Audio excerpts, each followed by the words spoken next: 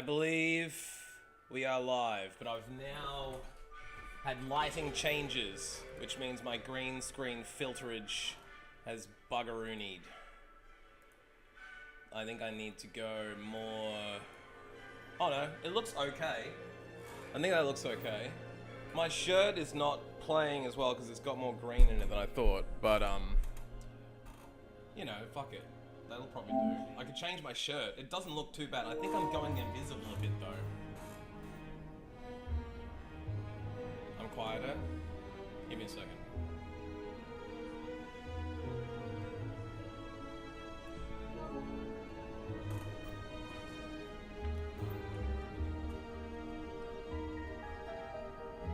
Go away. Here we go. So, desktop audio off. How am I going now? Testing. I'm gonna test my output on for a second here. Monitors on. Test that. Okay, give me 1 second. Test that. Ah! Probably too much mic. Might have to move my microphone closer to my face. Move a little bit closer, baby. Yeah, I'm just fiddling with me audio levels. You know, it's always different with a capture device. Blibbity blah. How are we going now? I think we need more game audio. That's probably now fucking washing me up. Okay. What I'm gonna do is what I used to do in October and do around that. Is that audio is a mini game. Okay. Let me actually off my phone. Hang on. Get muted phone, bitch. Okay. How is that now? In my ears, it sounds like a lot of music and not enough mic.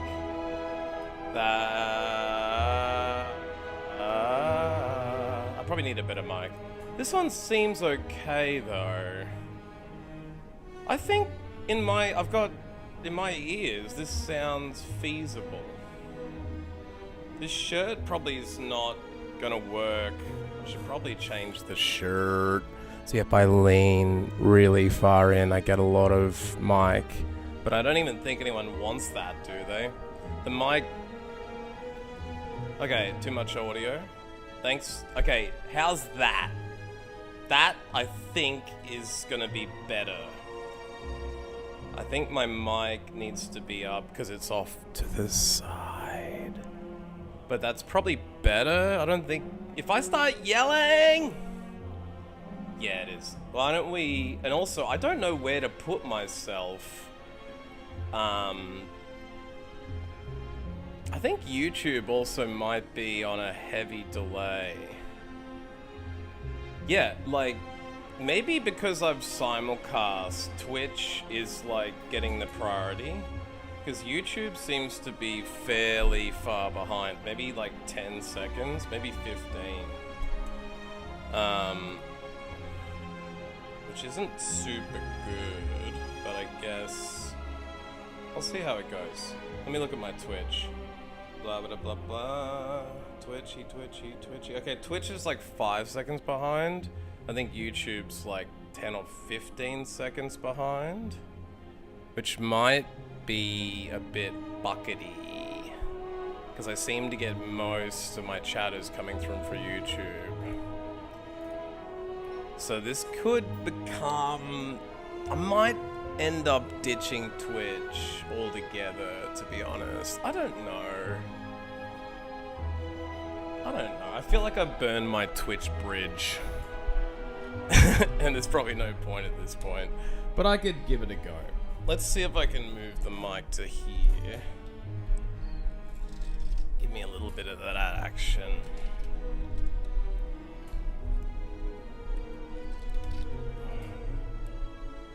Yeah, there really is no music in this game, except for the menu screens. I don't think there's much music. That reminds me, a circle, a mask thing, or a clear circle in a green box. Interesting.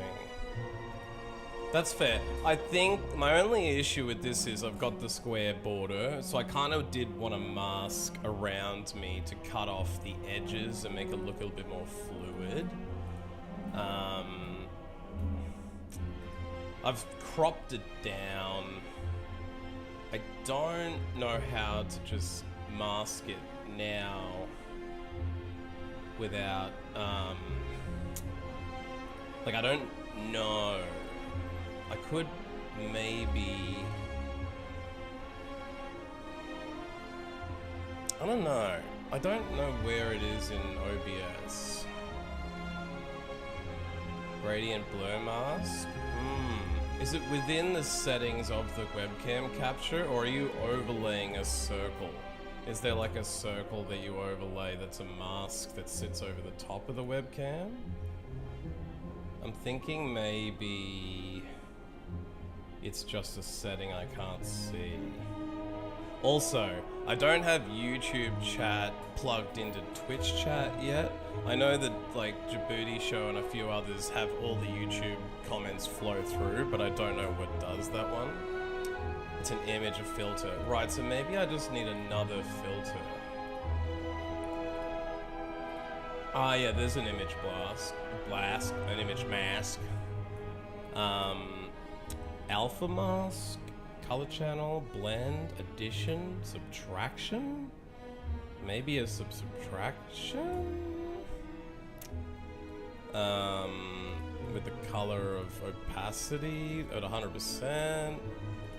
I probably need an image of a circle that I overlay. Not really important for today. Then sit an image for the mask, like a circle. Yeah, I need an image.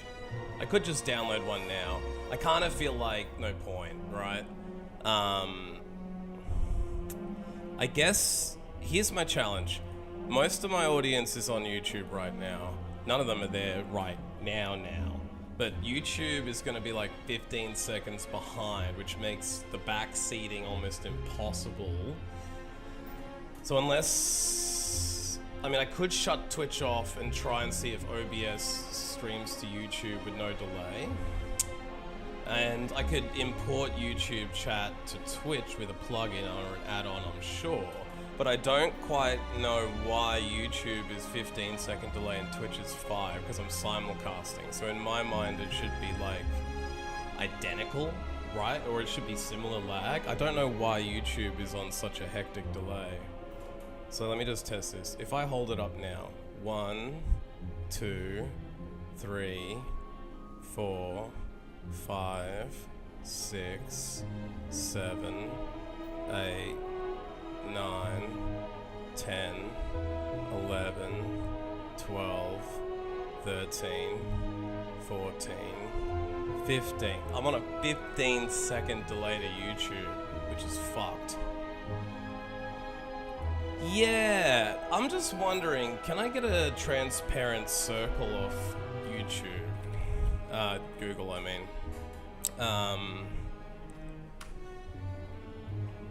Yeah, like 15 seconds is fact. Don't you reckon? Like, that's too much. Why would it ever be 15 seconds is what I don't get. Don't make no sense to me. Don't make no sense at all. No, that's cool, Boston. Don't worry about it. Circle, transparent, image, mask, OBS. I'm sure there's one on the Google box. That's one right there. Stream Shark. I don't have Stream Shark. There is probably one with Streamlabs. Is there one with Streamlabs? Can I save this image? Let me save it.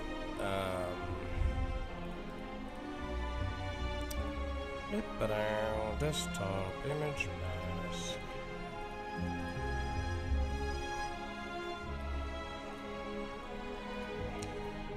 You don't know much about YouTube. It could be the multicasting software. It could be.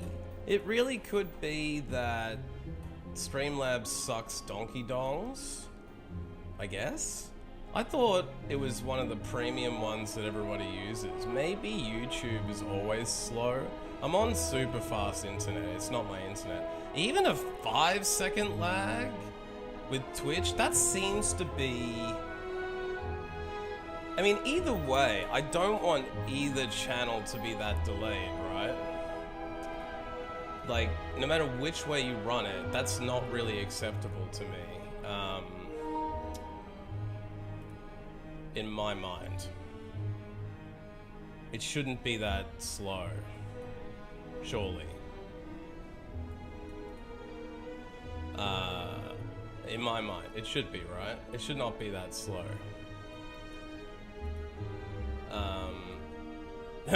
That's not working. It's gone black instead of... Yeah, that image is not the one I want. Let's look at add Streamlabs.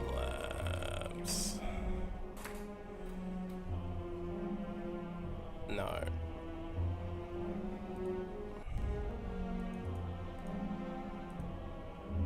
Oh. I'm thinking it should just be... Twitch has lag options to prevent stream sniping. Yeah, I'm just gonna have to ask an expert, I think. Oh, that's cool. Look at me now. I'm fully green. I think I needed just a transparent circle. That one looks like it worked, but it's like a little bit too...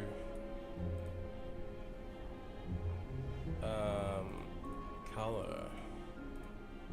Color might work. Just give me white. Okay, there we go. That sort of works. It circles, I think it circled me out a bit. It changed my transform crop. Position crop. Might need a little more right crop. It's kind of like half circled me out. I don't fully, it's probably the way I've cropped it. It's kind of taken a little bit of the left border off more than the right. I think the image is too big for what I've cropped under. It's slightly better? I mean, I could, the thing with Slay the Spire is I don't even know where to put my face because there's really nowhere good on stream to put your face in this.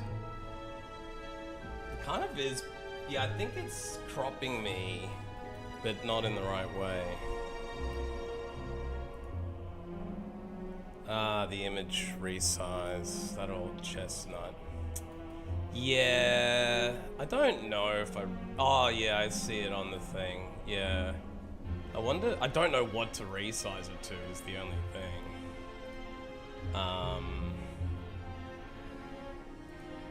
Stretch image.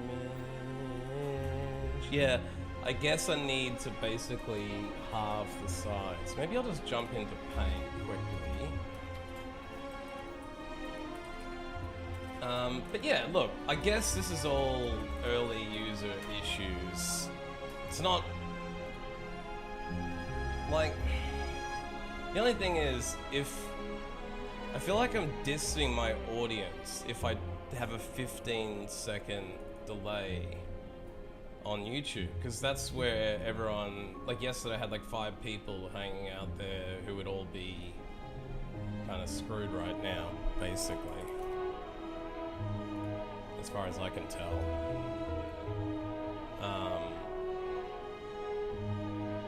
Right? Isn't that bad? Shouldn't I be respecting my core audience? There must be a way. There must be a way. Everybody on the internet does this shit. There must be a way. I would have thought. I would undo the cropping and resize the image to the same resolution your camera is using. Yeah, I think if I spent time on this offline, it's probably the best way for me to do it. I was just going for a cheap, quick fix here to see if that works.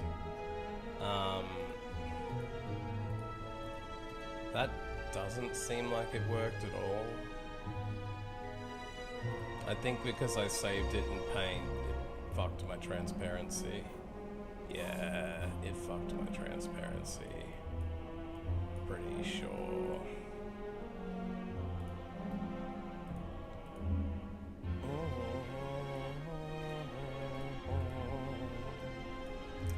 Music in... Oh, okay, I see where I am now. Now it's too high. This shit ain't working for me right now. That's fine. I'm just gonna leave it as a dodgy square for today. Yep. Okay. So, what do I do? I guess I just play. Because YouTube doesn't have anyone on it right now anyway, so I'm kind of worrying about something that doesn't really matter, because no one's here. Yeah, I'm like thinking ahead too much, but in my mind, simulcasting basically is saying to YouTube, you're in spectator mode only, which is not really the way I like to run my streams.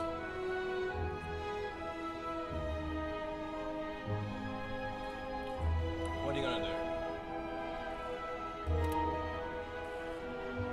Looks like I did not charge my controller as much as I thought.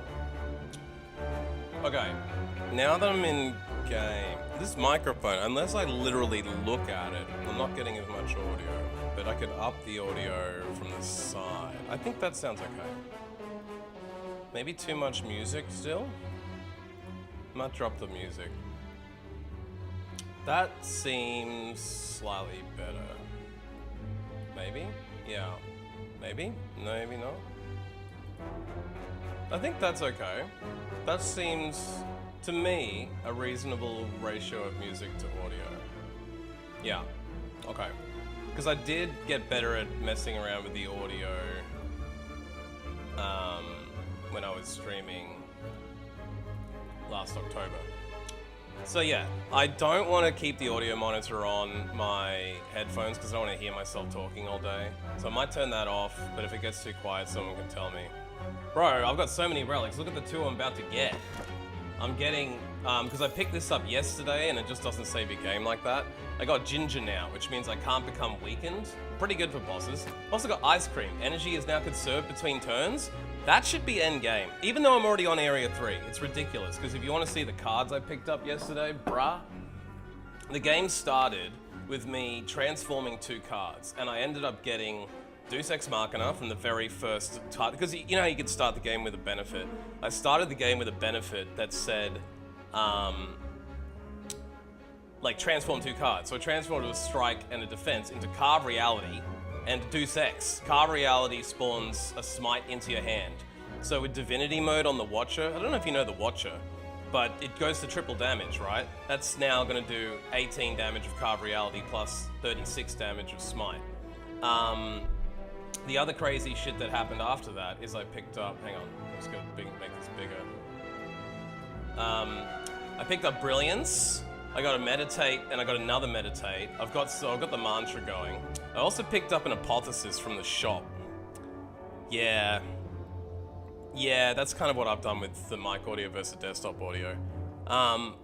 Yeah, so Apotheosis I picked up from a shop, and that literally, Apotheosis from the shop is fucking nuts. It's like, upgrades all your cards to the rest of combat. I also picked up a power card. Whenever a card is retained, reduces cost by 1. I also got Diva Form. At the start of your turn, gain energy and increase the game by 1. I've also picked up Vault, take an extra turn after this one, and Scry 4 at the start of every turn. So I've got so much mantra coming at me, and also so much energy.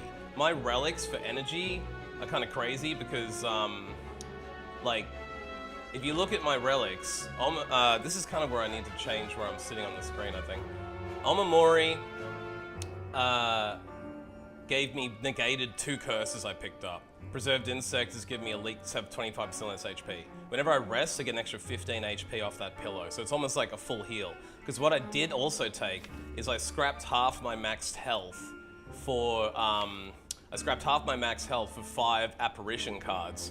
The apps actually give you an intangible, which means that you take all the damage down to 1. Plus, I've got Spirit Shield, which means I'm getting blocked for every card in my hand. So with all the cards that I'm retaining, I normally have 10 cards, which means I'm getting like 10 times 3 block, or at least 9. On top of all of that, the Frozen Egg, hang on. The Frozen Egg gives me every power card I pick up upgraded, so all those power cards I picked up were upgraded. The Slaver's Collar means in boss and elite combats I gain extra energy.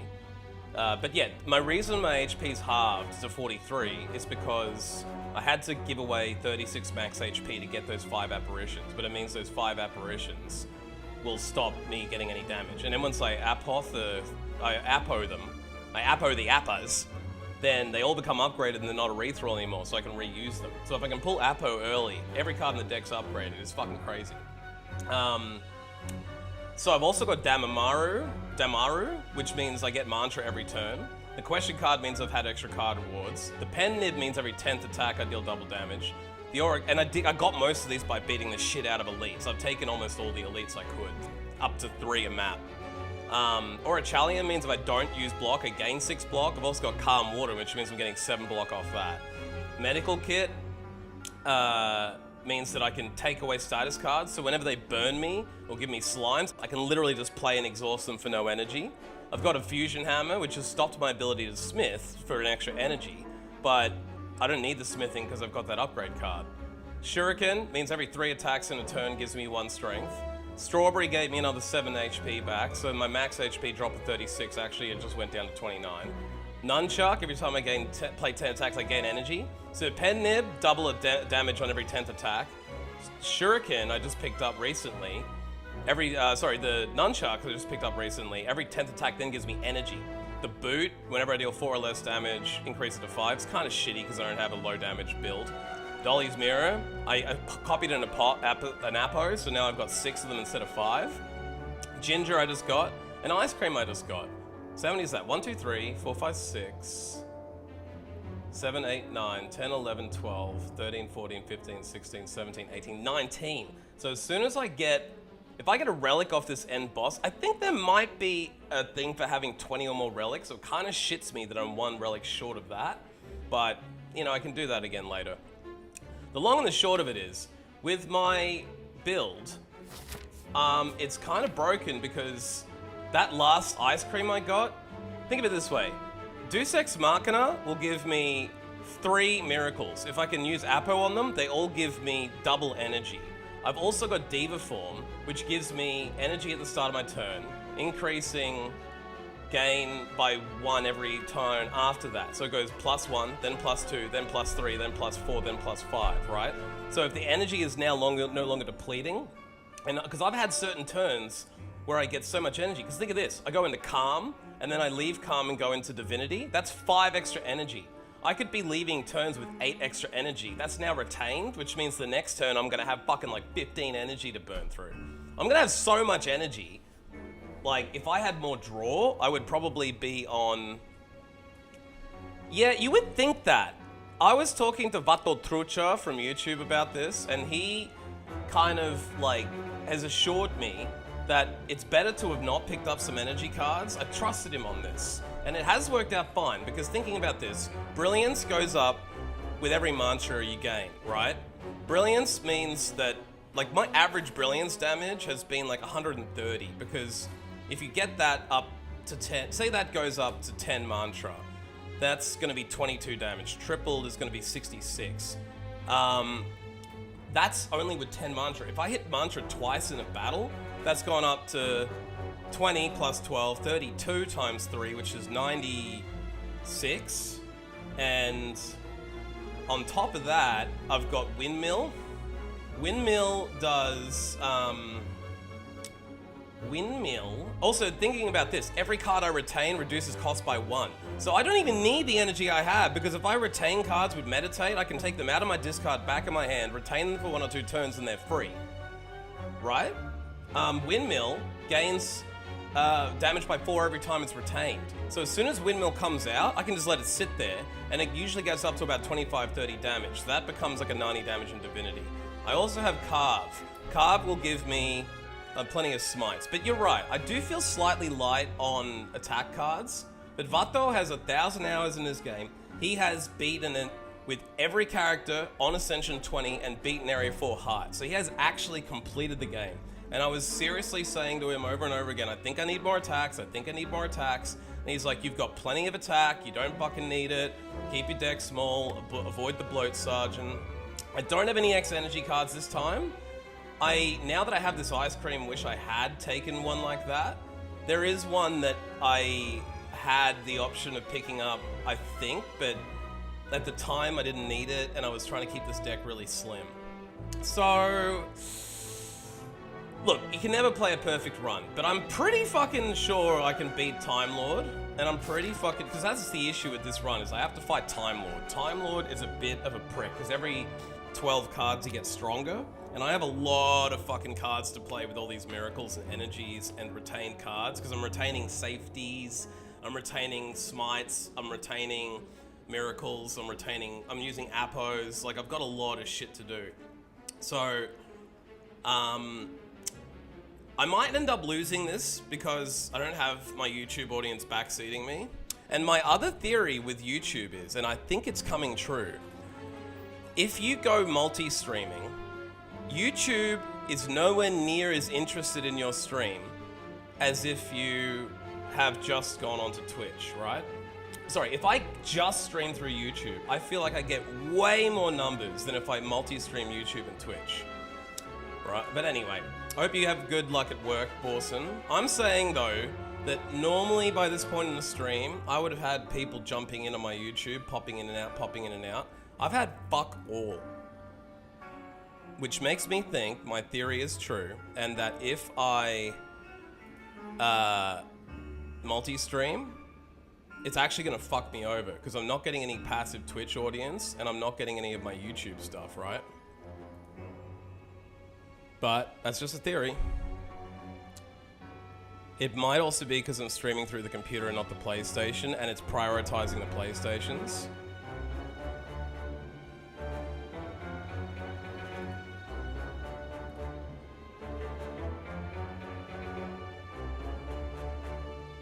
Yeah. I mean, the analytics do not look good. Can I add tags?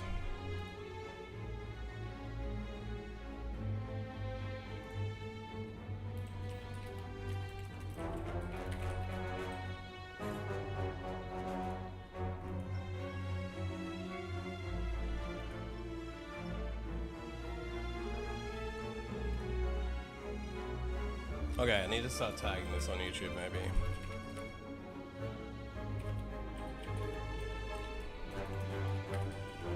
It might just be because there's no tags on it.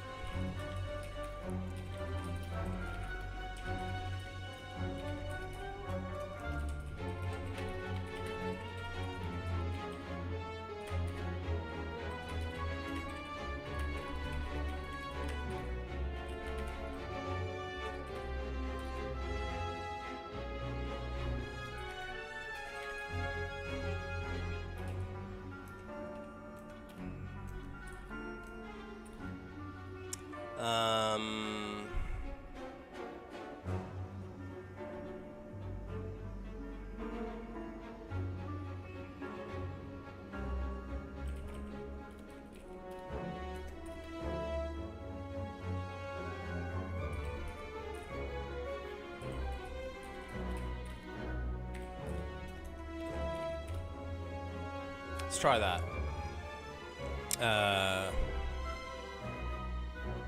I think that's all the ones I did.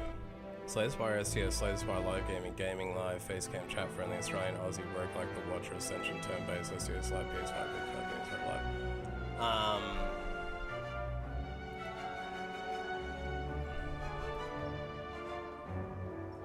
Let's save that.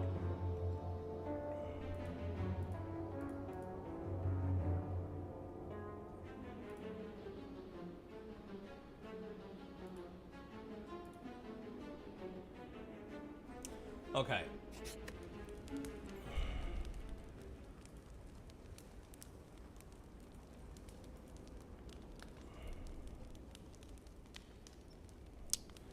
Testing now with the lag, see if that pops through quicker.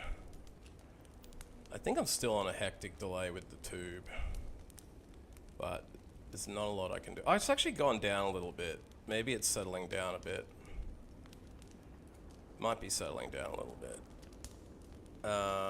Reload the chat, and I might also just put a post up.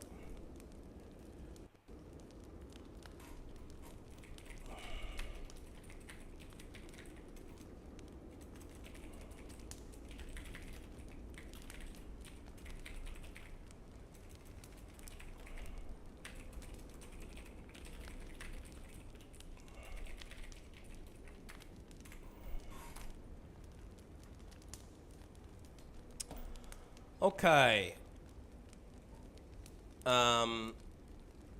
We don't need a rest, but we can't smith. Hilariously, this is a useless fireplace. I've got full health, but I can't smith because of my relic. I'm just gonna pull up my thing on Twitch Doodles and see what it looks like on my thing. Hardcats channel. Live.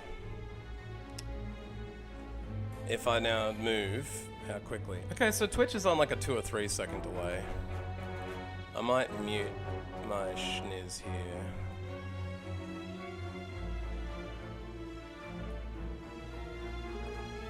On new site. Okay, so I can do that. I can mute this site. Yep.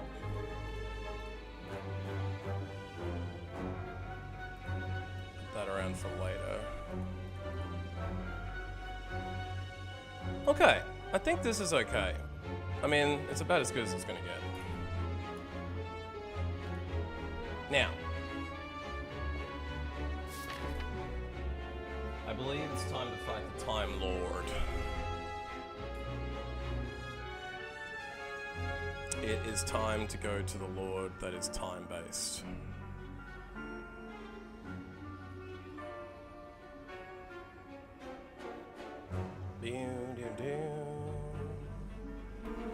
Okay.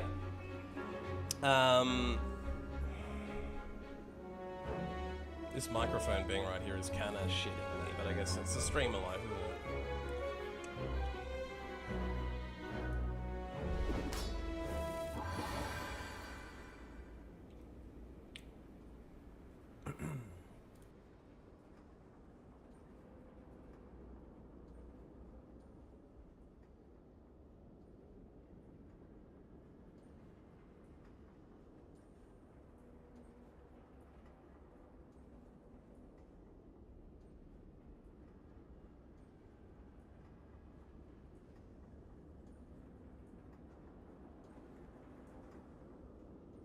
Okay, this is pretty fucking crazy as far as the first turn goes. I'm pretty confident now because I've pulled Apo on the very first hand. That is the best case scenario. I've also pulled an Appa, so I can take his damage down to 1, use Apo, use Establish. I can probably enter Calm within a piece, but I might scry first and then see if I get something else that puts me into cards, then I can draw. But I think that'll do. Okay, it does look like YouTube is on a hectic delay. I'm going to go to the bathroom before I get started in all this, because I need to pee. Be right back.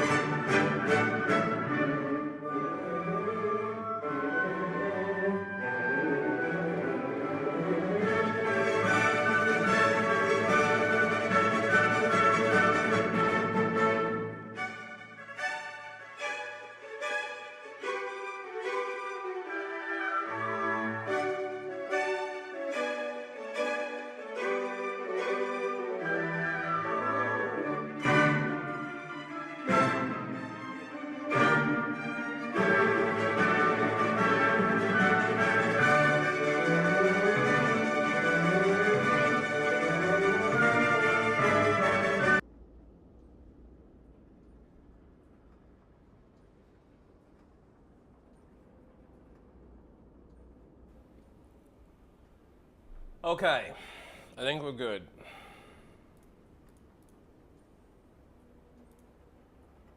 I think we're good now. Enough fucking around. I will edit this out of the VOD. So that it, like, I'll edit it out so it just starts here, I think. So, I don't remember the Time Lord that fucking well, but I think that's okay. I think we can still do this. I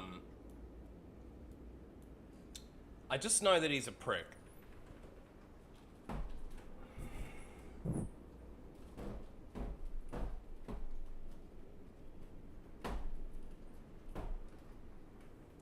I just know that he's a real prick. Because of the play 12 cards to get screwed everything, but we gotta play Apo. Now that we played Apo, we wanna play Apa. I'm thinking we may as well just play Establishment. We can probably just enter the code. This is a pretty goddamn good first turn of cards, so let's scry and deal some damage.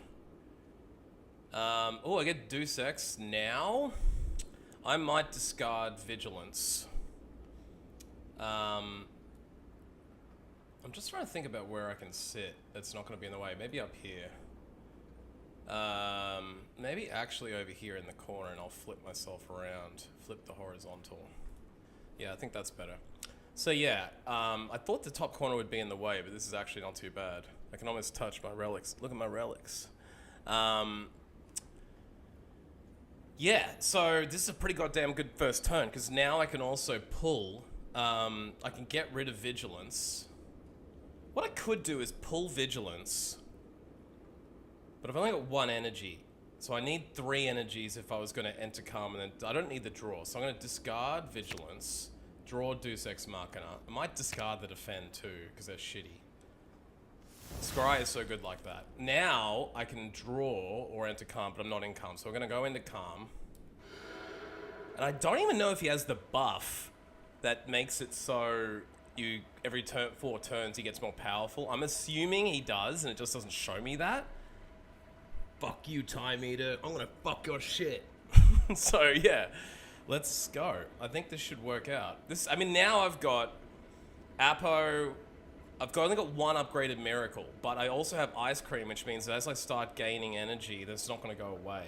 So if I have to burn Miracles, they're not going to be useless anymore. When I was playing this yesterday, I had to burn some Miracles in order to not have... Because if you're drawing more than 5 cards... If you have 7 or 8 cards retained, you're only going to draw 3 new cards, which is a big fucking problem. So I think...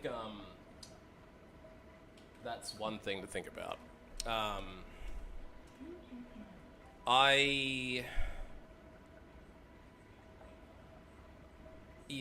I think basically,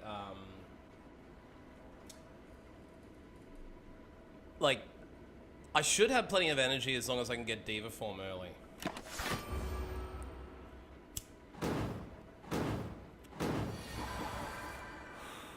Now, because I have Orachalium, I didn't need any block. You might be asking yourself, why didn't you pull the block card? Don't need it. Because I've got the relic that gives me minimum 6 block. Hopefully I can get Calm Water soon and get it even better. Now, here's Diva form. Fucking hell, this is the best randomized selection of cards I've started with in a while. Pulling double Appa is probably not so good because he's not going to attack me this turn. I think this is the turn he's going to put a negative effect on me. I don't know if he's going to keep getting stronger. Like, I thought it would show on his character what he does, but it's a very Slay the Spire thing to not show that. Not all mechanics are shown. I thought the Time Lord restricted you to only playing 6 cards, but I think that is a different run I had where I had something that stopped me on that front because I got a relic or a particular something. I'm thinking, yeah, like, I just don't know. I know the buff he's going to do is probably a negative effect on me. Hopefully it's weak. Because if it's weak, I think we're good.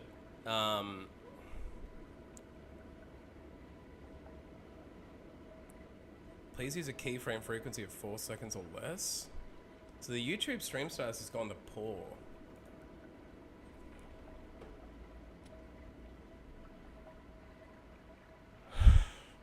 I'm definitely gonna have to fucking change. I might even just go back off Twitch altogether.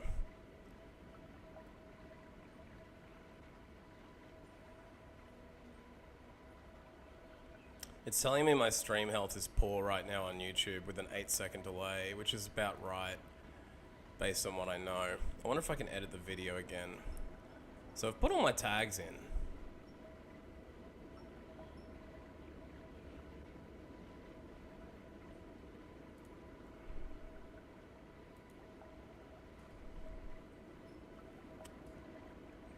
Damn, bro. Well, like I said, I'm pretty sure by going live on YouTube and Twitch at the same time, it's specifically hating me on YouTube. I'm pretty sure YouTube fucking specifically punishes you for, like, yeah, I think it's punishing me. I really do. I think they specifically want people on their platform, so if you're simulcasting, it's like just down to, I don't think you get algorithm play. Which is kind of bullshit, frankly, but I don't know, maybe people are busy, it's Friday night, maybe people are busy. I don't know. I just wish I knew whether I was getting recommended on YouTube or not, but look, fuck it. Gonna have to do this one solo. No backseating chat to help me today. So, I guess I just have to assume he's gonna keep getting more powerful and try and just play the cards as if I would anyway. I just don't know whether I should double Appa or let one go back to the discard pile, because at this point if I play double Appa, it's wasting one on this turn. I've got 3 more coming though.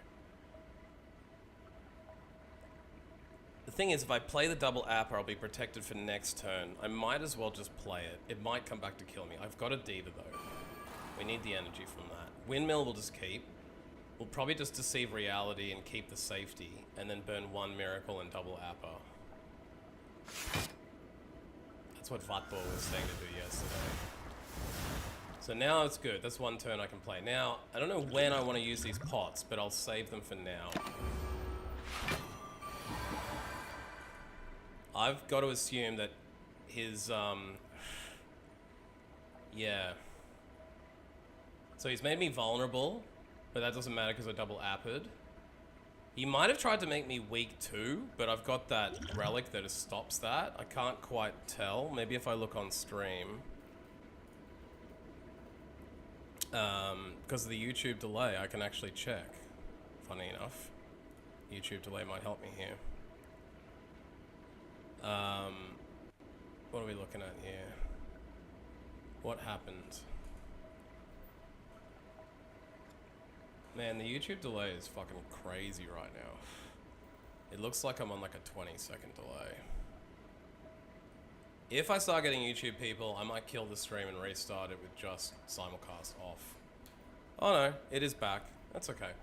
So now windmill's only gonna cost one. Oh no, I haven't played. Yeah, it should be 0 cost next turn. The safety's also free. Now I think I probably need to. I might want to end this turn in Vault, but I might also want to end it in Meditate and pull back. Nah, there's nothing to pull back right now. But I could play Prey and pull Prey back. Let's just play everything, and if I die, I die. If she dies, she dies. I don't know whether I should be limiting the cards I play, but I think I can fuck his shit up anyway. He is pretty powerful, though. He is pretty goddamn powerful. So let's get the Like Water going. Let's get the Foresight going. Let's pray. Now I want to save Windmill, save Safety. I'll have 7 block plus the 6 block off for a challenge, so I'll have 13 block, which covers me more than enough. What I think I might do is Vault now rather than Meditate, because I don't really have anything good to pull back out. I could pull Prey and cut back out, but I think rather than ending the turn, I may as well Vault. I've got the chance to Vault, I've got the energy to Vault, so I may as well Vault. I am retaining 5 cards, so I gotta be careful of that. Oh, there is a 2 up there, that's the Ascension. I got mistaken on that. Okay. So here's what I'm gonna pull. I wanna scrap the defense. I probably... What am I on? Well, 1 Apo. I might scrap 1 Apo back to the discard and keep it for later. And just Apo 1 turn ahead. The other option is I just play all my apparitions. I'm just worried that I might run out of them. And this could be the thing that fucks me. But I'll keep Meditate coming, and I think... Here's where I really could use chat support. I mean, yesterday Vato was telling me that if I play... He said there's no problem with stacking up the apparitions. My thoughts are this, though. I've only got 11 left in my discard pile. So I'll be, in 3 turns, pulling more apparitions. I can reduce that down by playing a Calm Water. If I play both apparitions now, I'll be covered for the next 2 turns ahead of me. I have to assume he's going to attack me for the next couple of turns. But I kind of wonder what will happen if I do that. If I do that, I'll be pulling on this turn 2 of my 3 apparitions. There's only leaving me 1 left. At the risk of fucking this up real bad, I'm going to scrap 1 Apo, take 1 Apo, and confirm on that. Okay, Spirit Shield's basically useless on this turn. If I Prostate, I'll be going into Divinity. And I don't really have the need to do that this turn because I don't have enough attack. But I could Insight. May as well burn the Miracles because I'll retain the energy anyway. So at this point that doesn't matter. And Insight, 2 more cards out. Okay, now I've gotten Carve and Worship. So maybe I should just start attacking him early. I've got... Hey, Kia, how you doing? I suspect, Kia, that YouTube is on a delay. So you might get a slightly delayed stream on YouTube. I've just been saying that I don't 100% know why, but I think YouTube is running like 5 or 6 seconds below Twitch, because I'm on Twitch and YouTube. But I can see your chat straight away, I think. I just think your reactions are going to be slightly slower. Yeah, I think I'm on like a 15-second delay with YouTube, so you're probably getting my voice 15 seconds late. I might type that into the chat so you can translate it.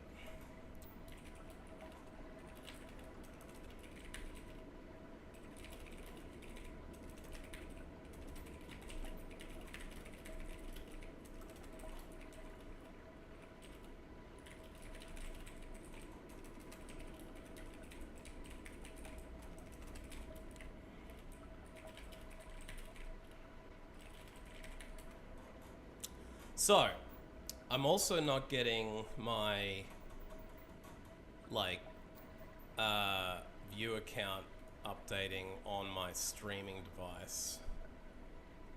That's okay. It doesn't really matter. I can see it on YouTube. This is the final boss here of Area 3, and then hopefully I can go on to Area 4 if I do this well enough. The question is, I don't have Brilliance, so if I can't play Brilliance, it's probably not worth going into Mantra this turn. But I can't pull any more cards right now. I don't have any more draw. I wish I had meditated Scry back in, now that I think about it, because Scry would have helped me. But maybe what I can do is the thing is, okay, so if I do go into Divinity, that's going to do 60 damage. Carve will do 20, and then that will do 36. So I can still do 100 damage even without Brilliance. I might just play this the best way I know how. And we're just going to go for it.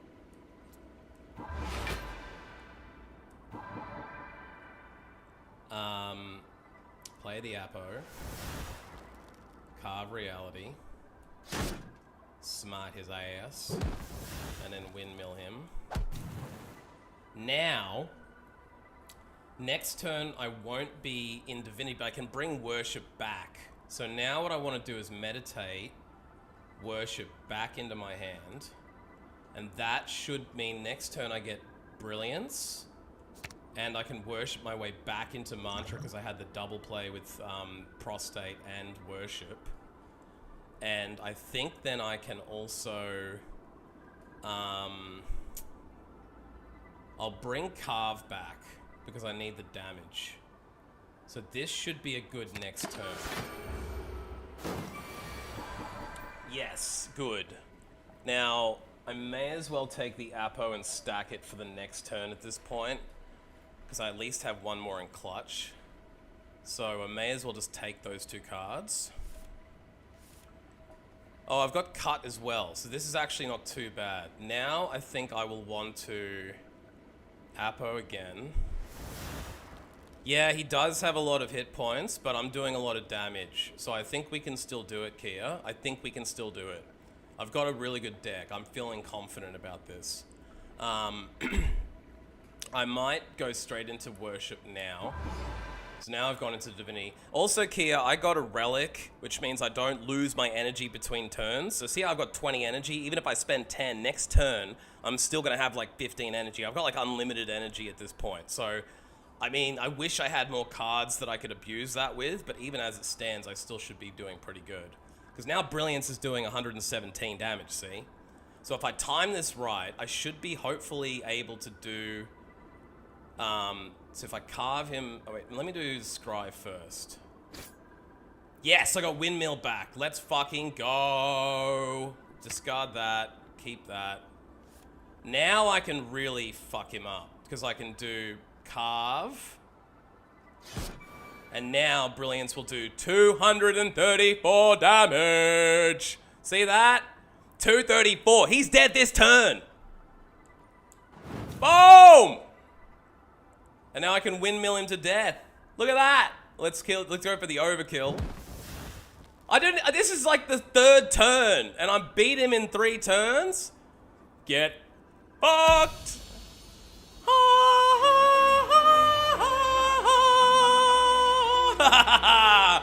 That was literally like 3 turns. I literally beat him in like 3 turns because I vaulted on one of them. Fuck yeah! Fuck yeah! That was too easy. Too fucking easy. Strong as fuck, y'all. Now we're going on to Area 4. So you can see there's a new... You prime your staff with Divine Energy. I did 1190 damage. That's better than I've ever done on any other run. My average is like about 850. Yeah? Oh, here we go. You ask yourself, have I been here before? The heart pulses louder and louder as your consciousness begins to fade. A sudden burst of energy emanates from inside you, jolting you awake. The heart retreats upwards. A large door is revealed in its place. So because we got the 3 keys, if you look up over there on the left side of the screen, we got the 3 keys. So now we're going to area 4. See? The bing, bing, bing. Area 4. Let's fucking go. Okay, so I only have to do a shop, and then an enemy, and then the heart.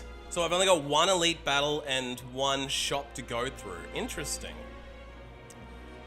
I guess the thing is that this is kind of a useless rest site. I don't need to rest, but we gotta rest anyway.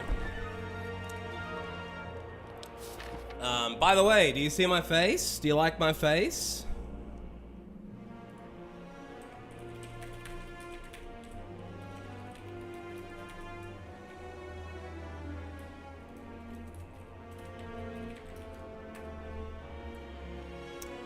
Bing, ging, ging, ging. Do you like my green screen? Do you see how I'm invisible?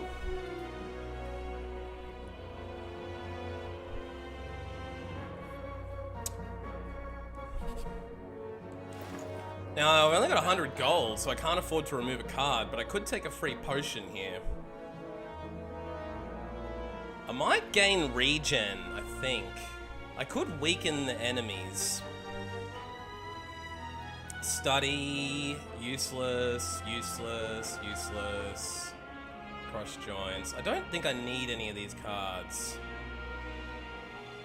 I don't need any of those cards.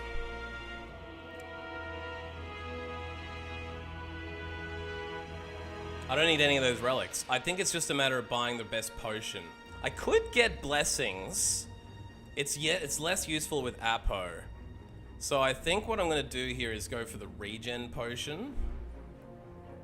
Because it's free healing. It might keep me alive. If I'm thinking about the 2 options, I think regen potion works better than weak. I've got a fair bit of block. I think being able to regen health might be able to keep me alive if I start to get hurt. If I get hurt from this elite, I can regen potion on the boss.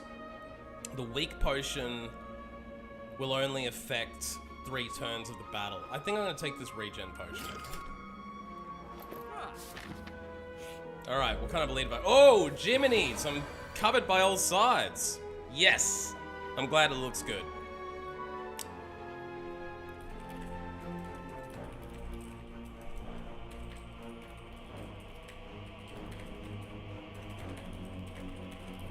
I might need to switch back to YouTube only to avoid this delay. I think YouTube algorithm hates me too because I am going on Twitch. Better traffic if YT only. And I'm not getting any Twitch people. So it's kind of pointless for me to be on Twitch right now. But what you gonna do? What you gonna do with all that junk? All that junk inside your trunk? Yeah, like right now, it's giving me... Yeah, I'm pretty sure I've got nobody on Twitch right now. So I think Twitch hates me, and YouTube hates me. Hated by the 2 channels, because I'm simulcasting, but I've never been attacked on 2 sides like this before. Spire Spear, Spire Shield. I don't know anything about Area 4. I wish someone from my regulars was in here to tell me what to do. But I guess this means I have to go alone. Like, I wish someone who had played this game before knew I was here right now.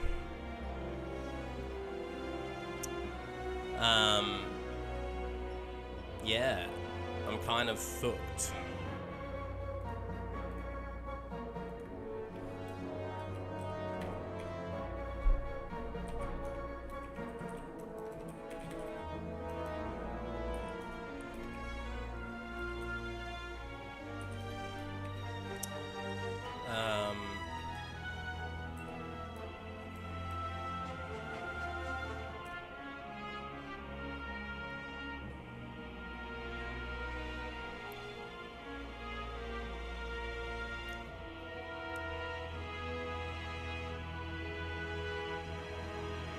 Hmm.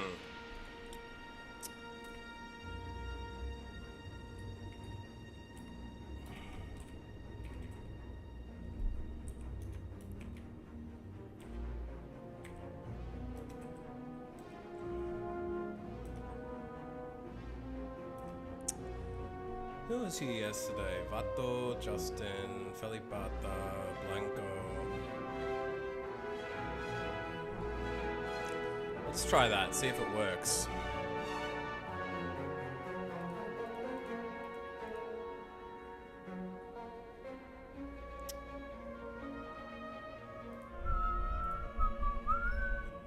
Okay. Alright, so what am I gonna do? I got establishment, and I got Apo first off again. That's crazy.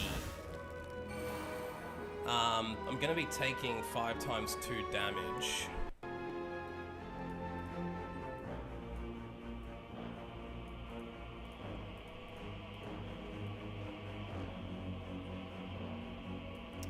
That's not so good. Oh, Justin. So Justin, I think I'm gonna have to kill the Twitch stream because I'm like 15 seconds behind YouTube. So if I like do this now, I think you'll see it in like 15 seconds. And I don't know if YouTube is like, it's probably fucking like, I think YouTube is negatively impacting me because I'm live on Twitch as well. Like I honestly think it's fucking me.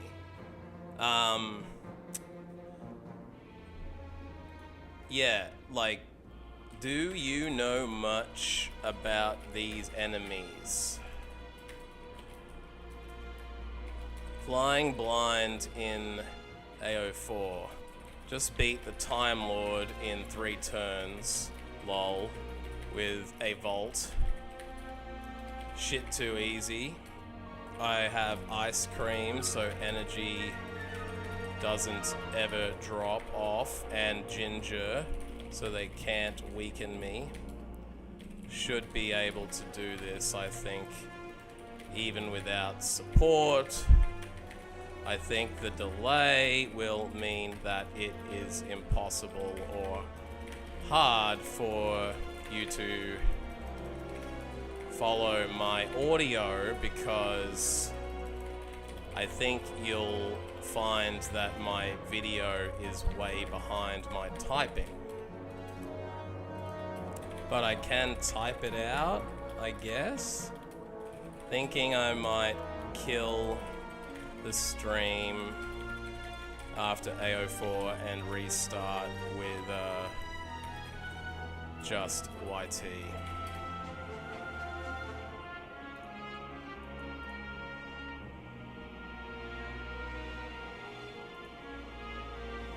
Actually, it might not be as slow as I think.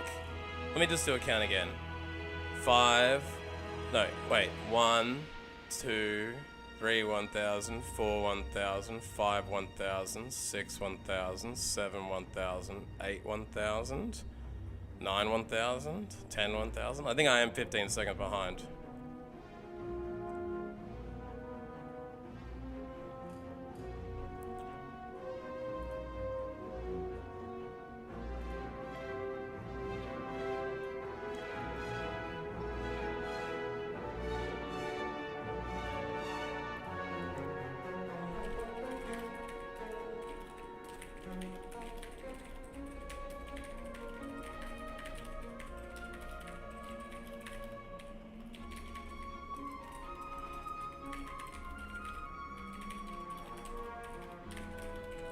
Yeah, by going live on both, I think the algorithm hates you unless it's Stream Labs needing configuration.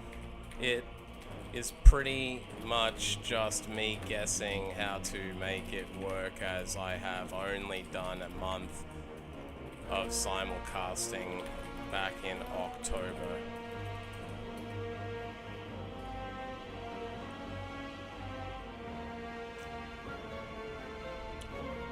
Yeah, okay. So, I'm guessing all we really want to do here is... I didn't pull an Apo, so I should have probably done this earlier. Let's Spirit Shield now while we still can. We'll Prostate. And then we can Deceive Reality. Ice cream is the food you enjoy the most. Ice cream is really good. I do like ice cream. I like milkshakes probably more than eating the ice cream. I'd rather drink it. So I think that's good now.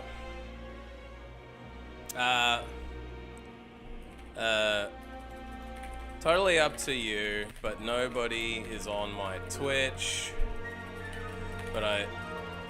So it feels like I am downgrading my YouTube for the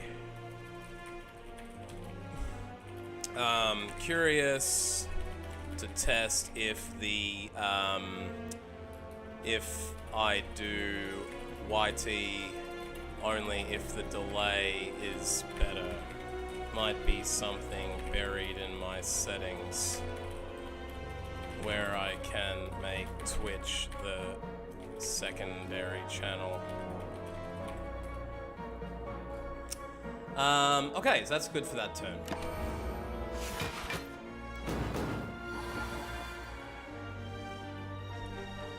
Okay, I pulled an Appo and another Appo. That's good. Appa. Not Appo. I think I Appa. Appa again. I'm gonna go into Worship if I use it, and I don't see a point. But I could Brilliance Worship him for... it'd be 26 times 3 if I Divinity now. It's still not gonna kill him, unfortunately. They got ridiculous block. So... I might just... like water and then end the turn and try and meditate Brilliance back into my hand. I can retain Worship anyway. I think I'll leave it there. I am going to continue gaining, and I have a skill and a color, so I might save those for the heart if I at all can. If I at all can. If I at all can, I will. Yeah, these seem pretty rough, but luckily this elite is 25% weaker, so I might be I might still be fine. Also, just got a regen pot at the shop. Yeah, I don't see the... I mean, here's the question. Maybe I Brilliance him just to take down some of his block. Because it's going to go to discard anyway, and I've got the point. It's not going to hurt for Pen Nip or anything like that. So I might Brilliance the dude behind me, who's weaker still. Kill one of them first, I reckon. Get some of his block down. Unless he retains or regains block, I don't know. But it's not going to hurt to do that anyway. So I think we do that, and then next turn, hopefully we can go into Divinity. If we get Meditate, I pulled another app. I pulled 2 apps. I may as well keep stacking the apps while I can. I can scry. I may as well just burn all my miracles right now, because I'm not going to lose the energy. My energy will stay the same because of ice cream.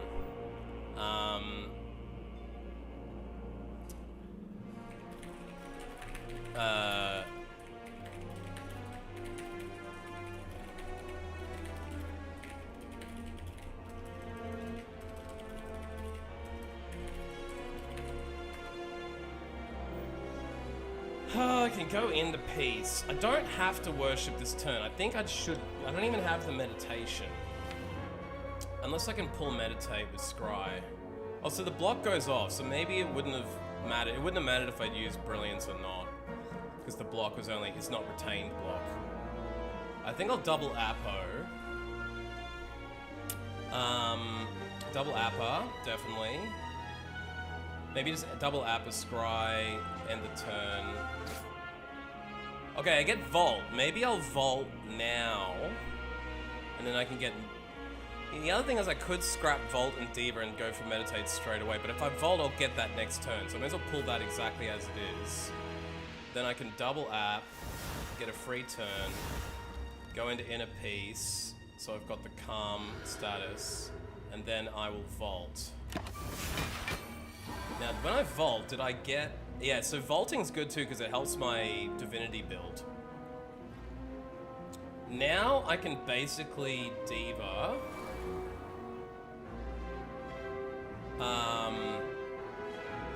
may as well get the Death. I can Foresight. And then, actually the Death was a mistake because I'm just wasting energy at that point. Hi Haley. Is it Algie? Algie? Welcome. Welcome in. First time chatter. Welcome in. I'm live on YouTube and Twitch right now. If you prefer one channel over the other, that's cool. You can go where you like. And this is Area 4 of Slay the Spire. You're JH. Hello, JH. I'm JH too. Those are my initials. A fellow JH.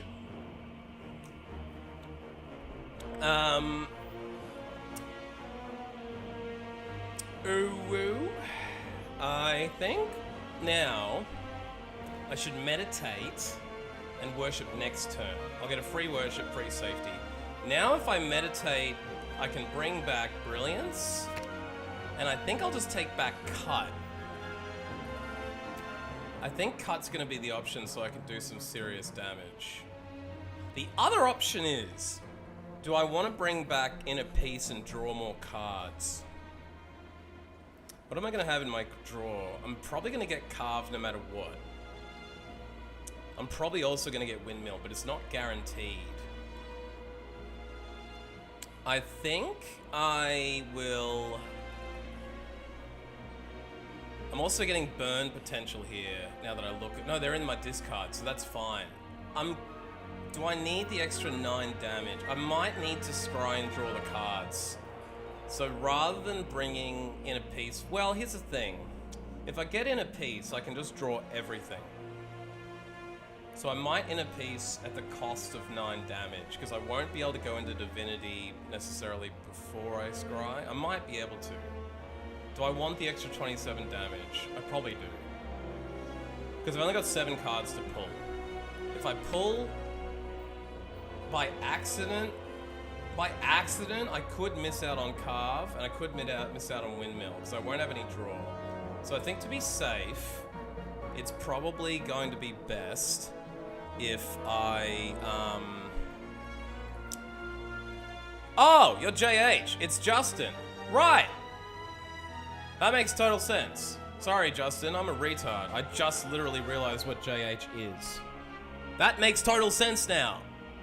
I never realized that our initials are the same either, Justin. JH. Also, are you finding it's only like a few seconds delay on Twitch? I think, like, when I'm looking at my Twitch screen, like, 1, 1,000, 2, 1,000, 3, 1,000, 4, 1,000. I think I'm about 4 seconds behind on Twitch, so hopefully this is a slightly better experience right now.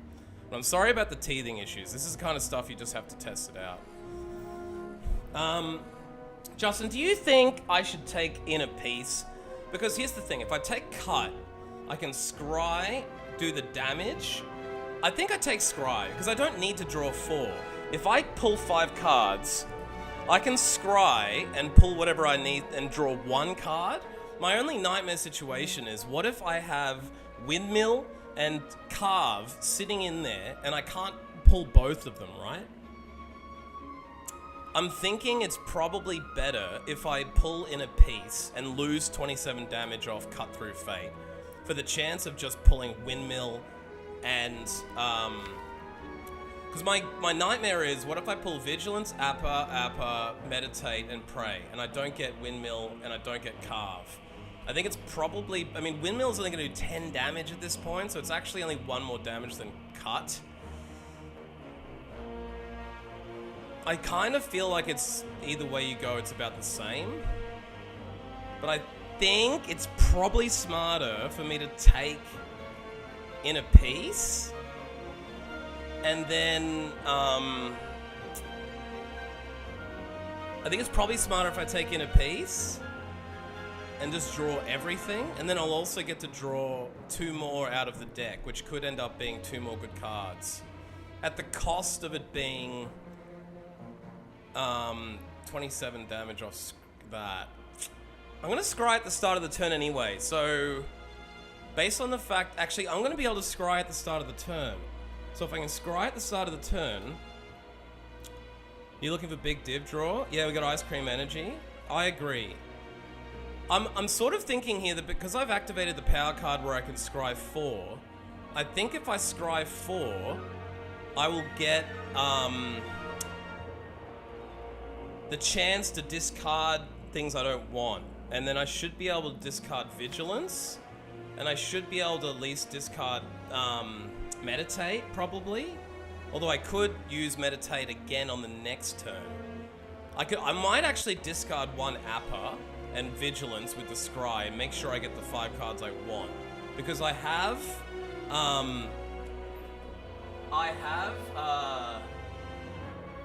3 Appa anyway, so I could actually discard the Appa and still get 1 through, and I'll then have 1 in the clutch to pull back in. So I think what I need to do here is pull Cut Fade for the extra damage. And with any luck, I won't have to scry too hard anyway. Right, so here's the thing. Vigilance can go. And then I'm getting Windmill, Strain, Cub. So I'm getting the 3 cards I want anyway. But I might pull double Appa. I got 1 Appa. Not too bad. That's exactly what I wanted. That's exactly what I fucking wanted. Let's go. So the dude behind me's only got 1 block. I don't know why only 1 block. It's weird. Why did he only get 1 block? That's so weird. Maybe it's because I hit down his block before? Don't understand that at all. Now we can really go to work here. Unfortunately, I've been weakened.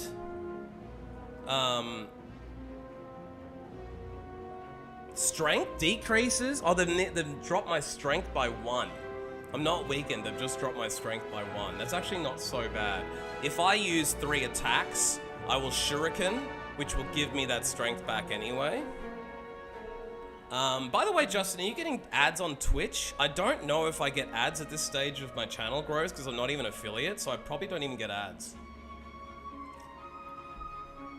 May as well Appa first. Then go straight into Mantra and just start fucking him up. I think it doesn't matter which order I do it in. Let's go straight up Worship. Then I can Pray. Now I've got Brilliance doing 96 damage. That'll kill the dude behind me. But I want to try and play this out so that I don't waste. So if I get Carve, that's gonna do... So I got 27 on that. Carve will do... Smite will do 36. 27 and 36 would be 50... That'd be 57 plus 6 would be 63. That's not gonna kill him. Windmill's another 27. Scry will do 24. What's 27, 27, and 24? That's 60. Plus 14 is 74. Plus 4 is 78. That'll kill him. So maybe I should Carve him. And then Windmill him. And then cut him. I think I may as well stack the Appas at this point. And just draw that card. Or no, I might ditch the Appa and draw Insight, and now draw 2 more cards for a chance at more attacks. I got Prey, so now I can make Brilliance do even more damage. Although, will that put me into double Divinity? What would happen? I think he's dead anyway. Am I in double Divinity? No? I can't Divinity from Divinity? Doesn't matter, because now I can do 111 damage and 36. So let's fuck his shit up, homies. Oh, it's too easy.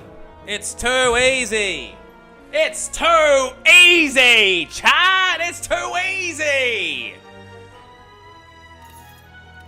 How come I don't get a relic off these motherfuckers? Justin, do you know?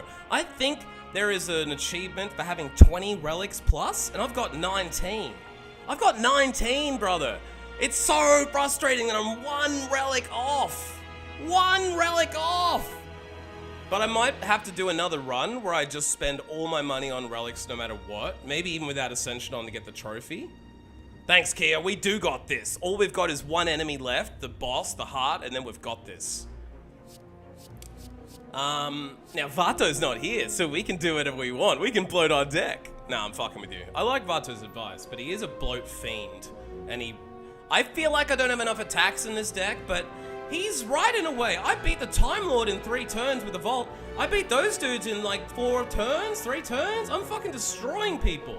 I don't even get the chance for Ice Cream to come into play. Between retaining cards down to 0 cost and Diva, plus the extra energy, plus the extra energy, plus the extra energy. I don't need energy. The Ice Cream's superfluous. Now, Justin, can you think how crazy it would be? Shovel Dig Run? Yeah, what's Shovel Dig? Shovel Dig Run? What's Shovel Dig? Can you imagine how fucking crazy it would be if I had pulled one of those cards that has an X cost? Because I would have like 15 fucking energy. I could have done like a 15 times attack. So I actually feel like that card I was looking at that does 9 times X damage, if I had pulled that, right now, I would be killing enemies off even quicker. So I'm a little bit pissed that I didn't pick up one of those X energy cards. But lessons learned. I didn't know I was gonna get Ice Cream. I didn't know. You never know what's coming. It was better to reduce the bloat. Who knows, if I had bloated it with that card, I might have pulled the wrong card at the wrong time and died. We don't know. I'm just saying I wish right now I had an X energy card. Because I'll have like 20 fucking energy on turn 5. I could destroy people with that.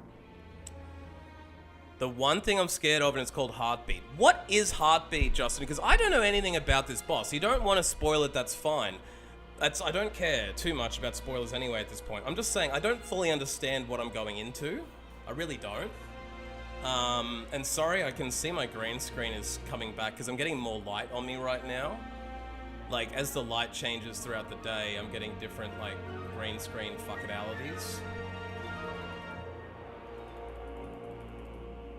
I think I have to maybe go up on my filter. I think it's the other way, 72. Maybe make this 440. Yeah, because as the lighting changes, the green screen gets more and less fuckety. No, that one's the wrong one.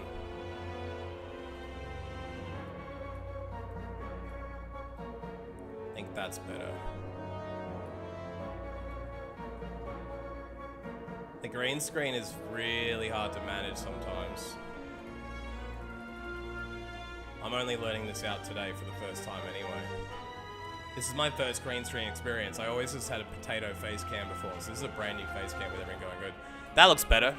That looks better. Does damage every time you play a card. Ugh! Oh, fuck. If that does damage every time I play a card, I might be fucked. I might actually be fucked, because I have a fucking hardcore card build. If I have block on, though, maybe I can avoid it. The other thing is, do you think we take any of these cards? I don't think we do. I guess the only one I'm thinking about here is Scroll. Because Scroll, draw cards until your hand is full. That would have been less useful when I was hoarding all these miracles. But think about this now. I can burn all of my miracles as soon as they come out and retain the energy forever. So I don't need to hold miracles anymore. So I can only really I'm only going to be retaining Windmill, Worship, Smite, and Safety. And that's if I pull all 4 of them. So I almost feel like I could, with the extra energy, play all my cards and then scroll a whole bunch of new cards into my hand and effectively double the length of my hand, because energy's not going to be an issue. So without energy being an issue, I'm thinking about taking my 28 deck to a 29 deck and picking up Scroll. Yeah, see, I don't know anything about Heartbeat, brother.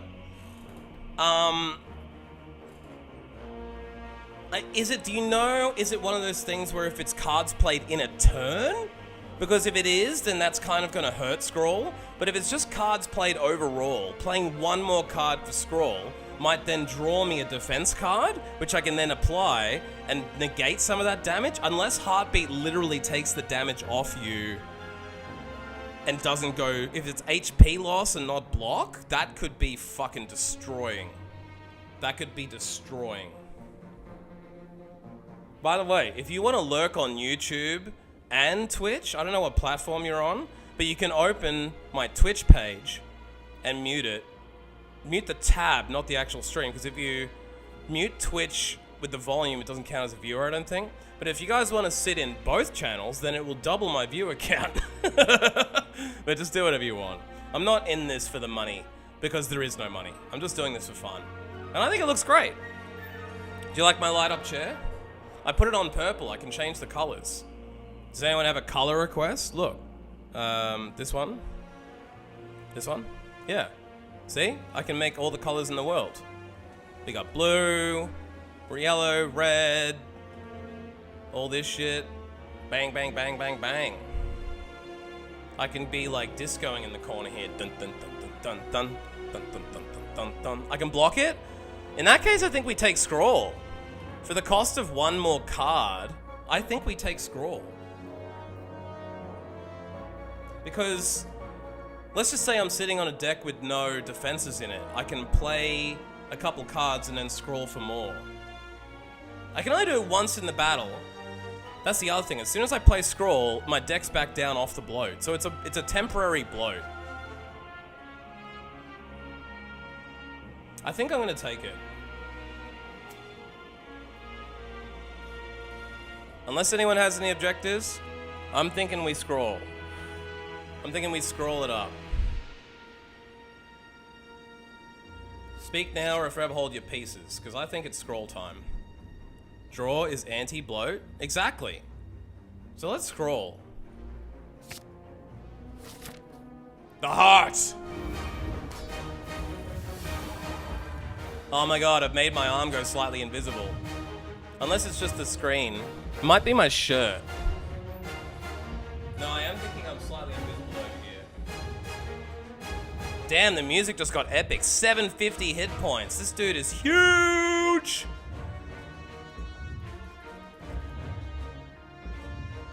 This dude be huge. Okay, I think I fixed that.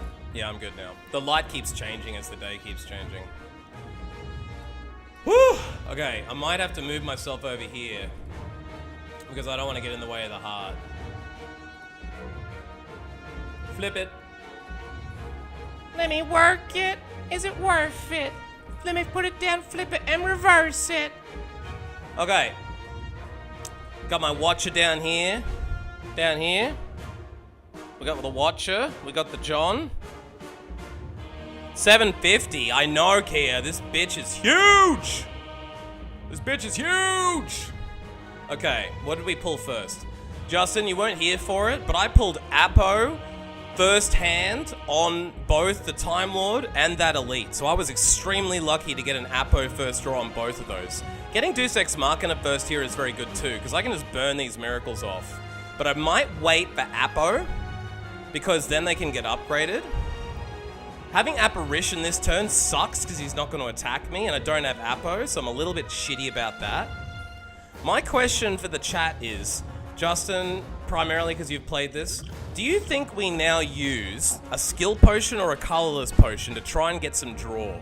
I don't fully understand the deck of colorless cards, but my assumption is, if I draw a skill pot, there might be a card in there that gives me draw. And if I pull a color pot, it might be like a power that changes the battle. So my almost thoughts are here that we pull color and pull skill now.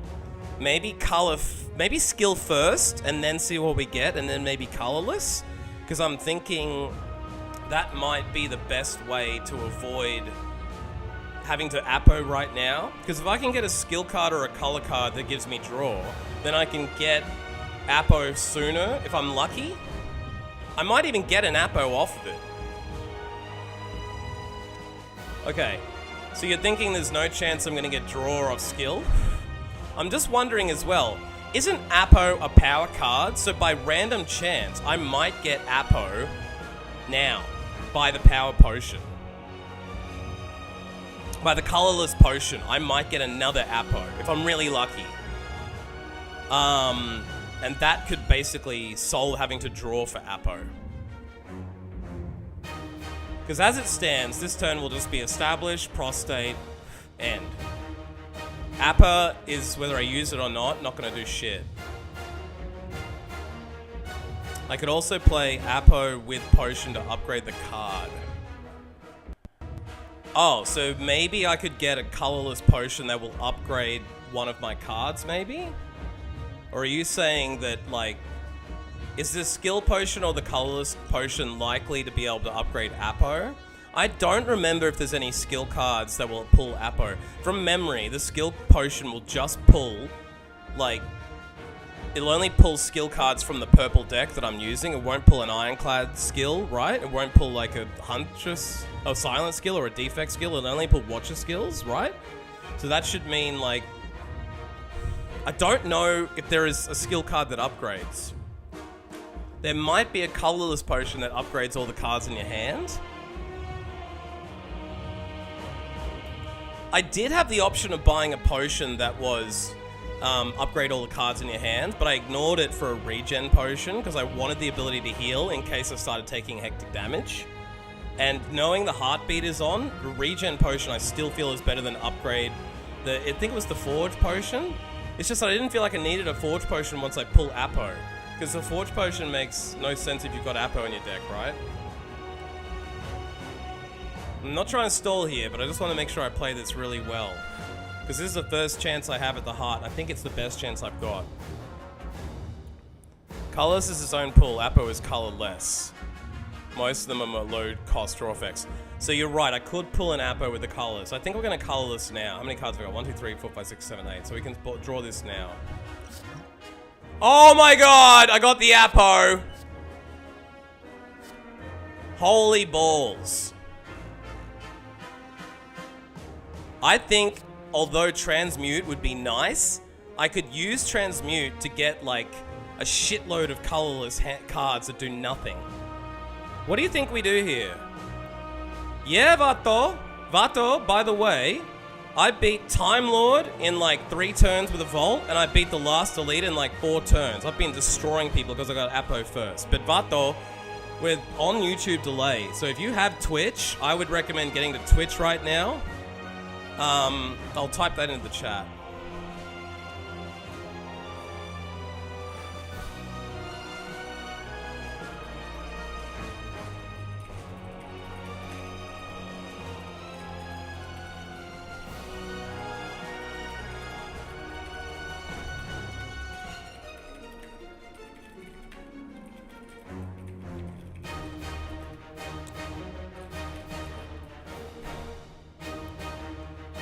Mayhem is a bad idea with 2x med. What's 2x med?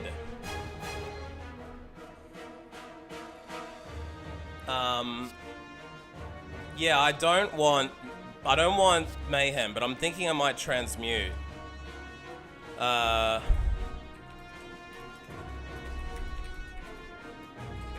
It's same as YouTube, hard cats only.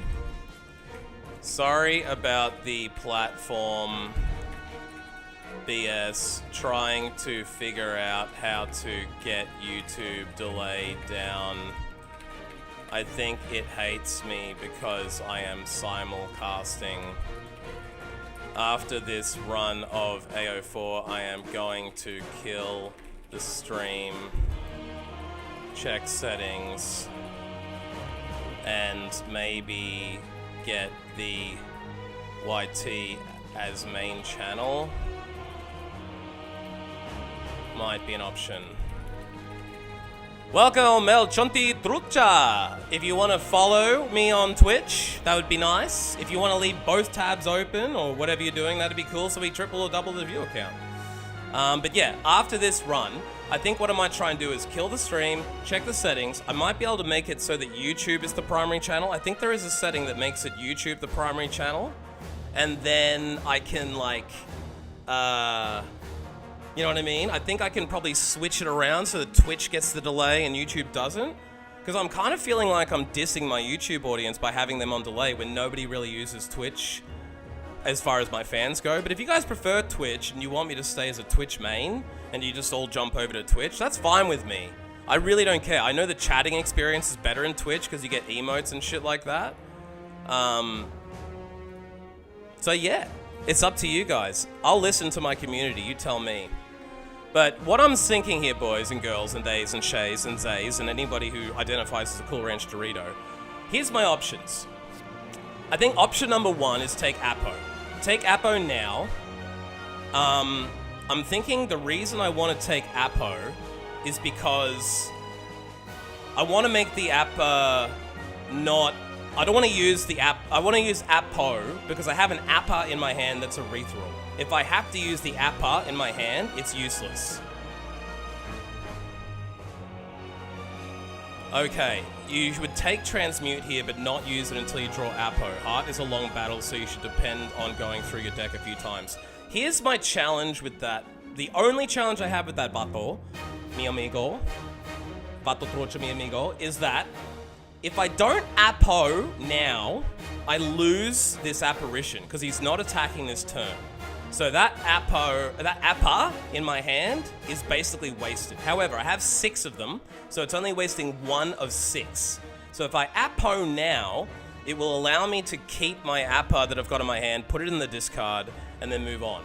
My theory, though, is Transmute's probably the best option, because I could Prostate for free, I could Establishment, and then use Transmute with all the miracles. The other things you've missed here, Vato, is that I've picked up Ginger, so I can't be weakened, and I've picked up Ice Cream, so energy doesn't expend... Energy is not going anywhere. So between Ice Cream, retaining cards to 0 cost, getting the extra energy on the boss battle, getting Diva Form, I will have like 20 fucking energy pretty soon. You know what I mean? That's why I'm kind of pissed we didn't take an X damage card, because I kind of feel like that would mean now I could have done 9 times X damage and burn all my fucking energy, right? So, I'm a little bit pissed I don't have an X energy card, because if I did, this would have been game the fuck over. But we never knew we were going to get Ice Cream. We never knew how much energy we were going to have. I'm just saying if I could go back, I would have done that. There is a max attack per turn for Heart. This is what I didn't know, and I'm not trying to cheat here, but Justin was saying there might be a damage for playing cards.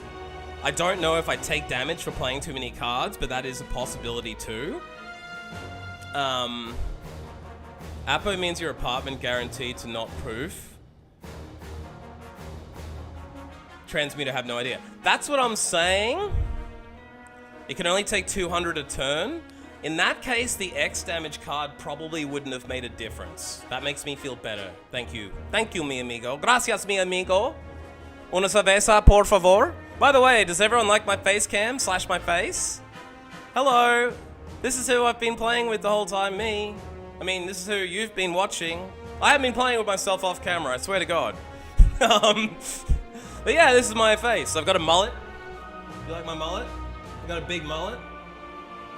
I was working in the sun, so I mulleted my hair. And I've got the beard with the mustache you can twirl. Got a big twirly mustache.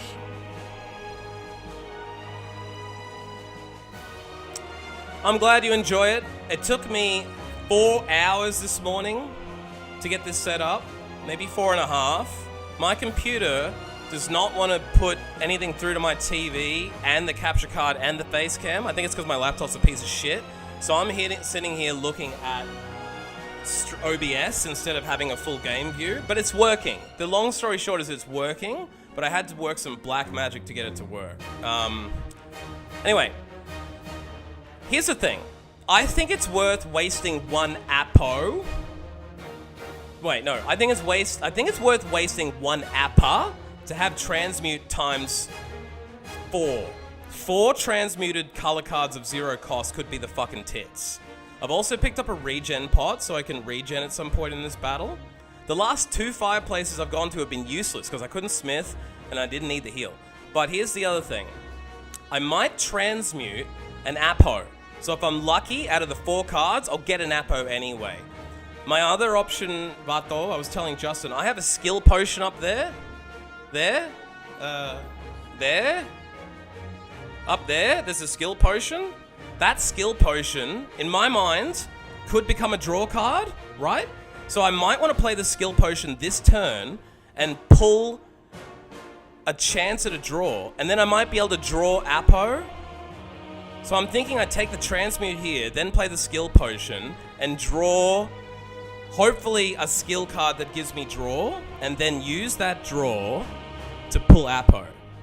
I also think that transmute has a 4-card thingy, so that's actually more than that, because I can burn all of my miracles and fucking, like, do, like, 8 transmuted if I wanted to. I could transmute 8 colorless cards and just go without the extra energy. You would go for that. Make sure to give yourself a little block before playing cards. I do have a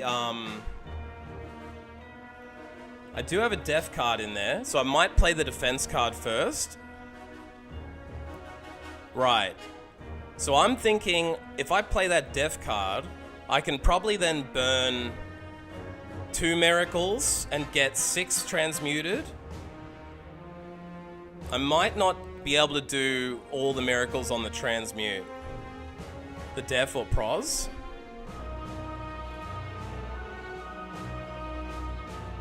If I def and pros, I think I'll have enough defense to then burn all 4 miracles and transmute like 7 or 8 colorless cards. I think that's the play. I might not want to burn every miracle, though, because if I'm counting it up here, the death card I think will give me... I think the death card will give me 5 block, because it's not upgraded, and prostate will give me 4, so that's 9. 9 block. Let's count the cards. Establishment, prostate, def, APA. I might not want to play APA. Then I'll be playing transmute. And then, so that's already half my, that's 7, 4 plus 5 is 9. So I could then play transmute, and then I'll have 5. I might only want to burn 5, unless I think I'll start taking damage. Let's just get into this. I think we take transmute for the sheer ridiculous power of having that many colorless cards. Now, I think I should start by playing defend or pros. Let's start with pros. Okay, it blocked it that turn. That's good. Now I can play def. Okay. Okay, we're good. Now I think I probably want to... Don't forget establishment. Yeah, let's play that now too. So I've got 6. I can play the skill potion now. It's just that if I play that, I'm potentially not... It might give me block. I think I play the skill potion and hope to get block or draw. Because here's my theory. I could burn 4 miracles... I don't have to use all the energy. That's the other thing. Because I've got ice cream, I may as well just burn them all.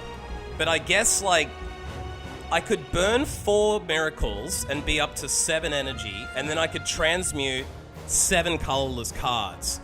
My thing is, though, if I don't play 7 cards, it's going to not cost 0 this turn. And if I play 7 cards at this point, I'm taking 1 damage, right? So I might end up taking 1 damage, but I do have a regen potion.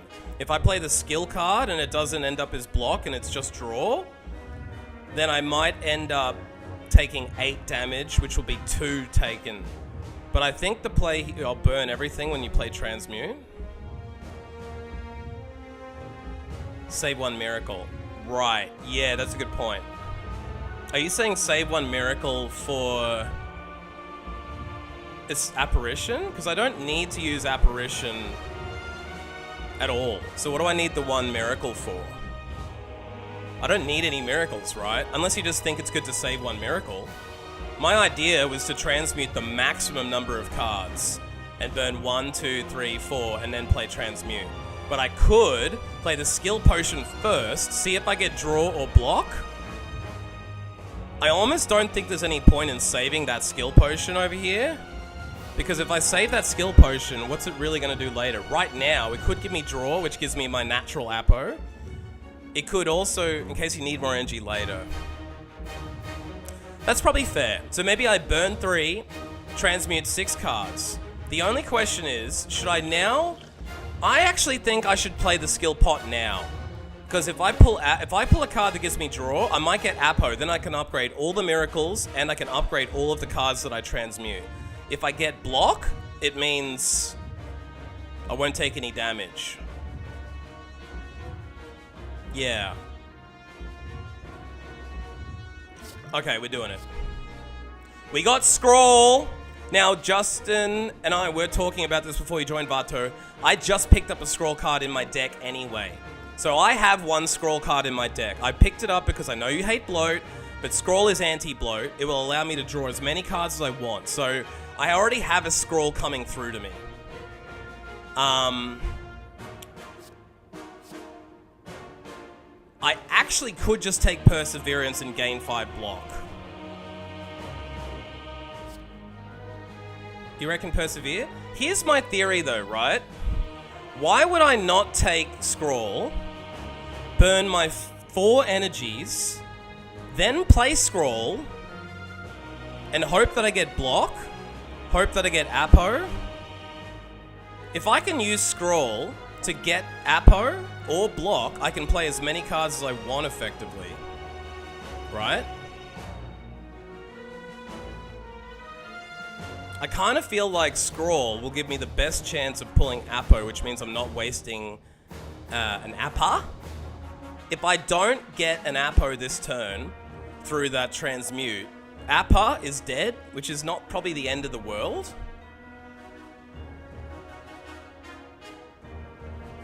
This is another really good point, actually, Vato. You're right. You're right. It is a really good point. If I don't pull Apo, I'm fucked if I pull all my apparitions. So I have to take the risk, lose 1 Appa now. I do think it's too risky. I think we have to take Perseverance. Now, to make room for the transmute, let's gain the block now. And that also goes into my discard, so that might actually come back and get retained and be a clutch block card for later. That's actually a great card just to have as my card to have. And the other one is Scroll would have been exhausted. And as I said to you, we do have a Scroll in here already. This is the Scroll we just picked up. So I'm pretty happy to have Scroll. Regardless, it'll come through later. It might come in clutch at a better time when I've already burned all the Appas. Once I burn my Appas out, Scroll will be much better used. I'm thinking that now I burn 3 miracles and transmute and see what I get. I think you're right, save 1 miracle. It's a shame I don't have Apo to upgrade all these miracles into excess energy, but I'm gonna get a fuckload of energy once I play Diva anyway. 3 or 2, it'll become a free stacking block card. Exactly. A stack, it'll be basically like the block version of Windmill. What I'm wondering is there... In my mind, the best thing to do would be to max out Transmute to the fullest. Because every Transmute I pull will be a better chance of getting another Apo, right? That's what I'm thinking. With 6 Transmute, I might get Apo. I've got a pretty good chance of getting Apo. In that sense, it would be better just to use 2 miracles and get 5. But you never know what you're going to get. I almost want to play the odds, because I'm not going to run out of energy once I get Diva form, because Ice Cream's just going to keep whatever energy I don't use. So think about it this way. If I, from next turn, get Diva or something within the next couple of turns, and if let's say I don't use all 5 of my energy next turn, I'll retain the 1 or 2. Yeah, and I've got Ice Cream. So with all of the energy I'm getting from Ice Cream, combined with retaining cards down to 0 cost, combined with the fact I start with 5 energy on the boss rounds, because I get the extra energy off the collar, plus I get the extra energy off the fucking forge. relic or whatever it is. So I'm starting with 5 energy every round. If I don't use all 5 energy because I'm trying not to get attacked too much, that energy is just going to keep stacking and stacking and stacking with ice cream. So let's miracle now while we can. And then transmute the fuck out of this. Let's go! We didn't get Apo. Motherfuck. Although, I did get Discovery. That could end up coming into play. I could play Mayhem at the very end of this and maybe pull Apo. Enlightenment would be nice if I didn't already have a handful of 0 cost cards. Mayhem twice is kind of risky to play that, I think. Are you saying that because of the Appers? Yeah, it might pull Appers. Shuffle 3 random skills into my draw pile.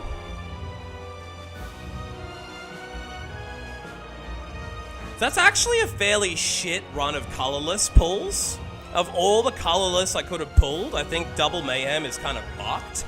16 damage to all enemies is not going to make any kind of difference. The 3 shuffled skill cards could actually bloat my deck too. I know my head's banned with Med, yeah. But thinking about Chrysalis, I'm almost thinking like, fucking hell. If those are shitty skill cards... I do have Scroll though. There's no point in even playing Enlightenment.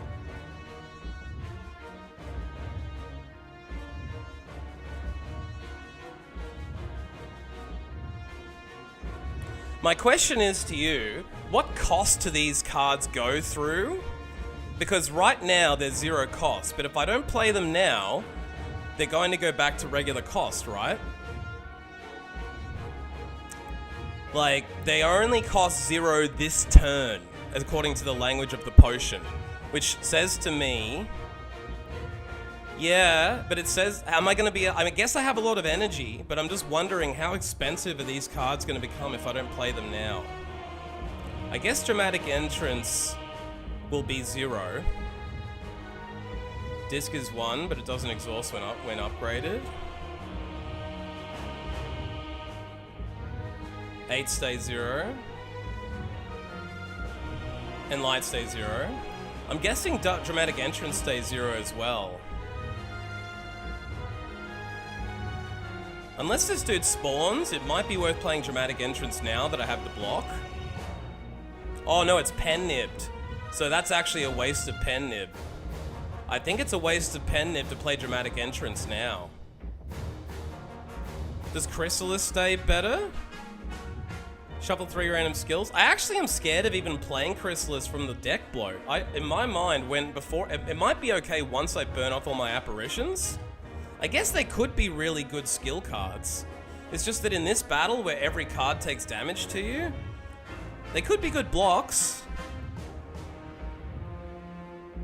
Alright, need to attack? Alright. I'm guessing this dude scales like a bastard.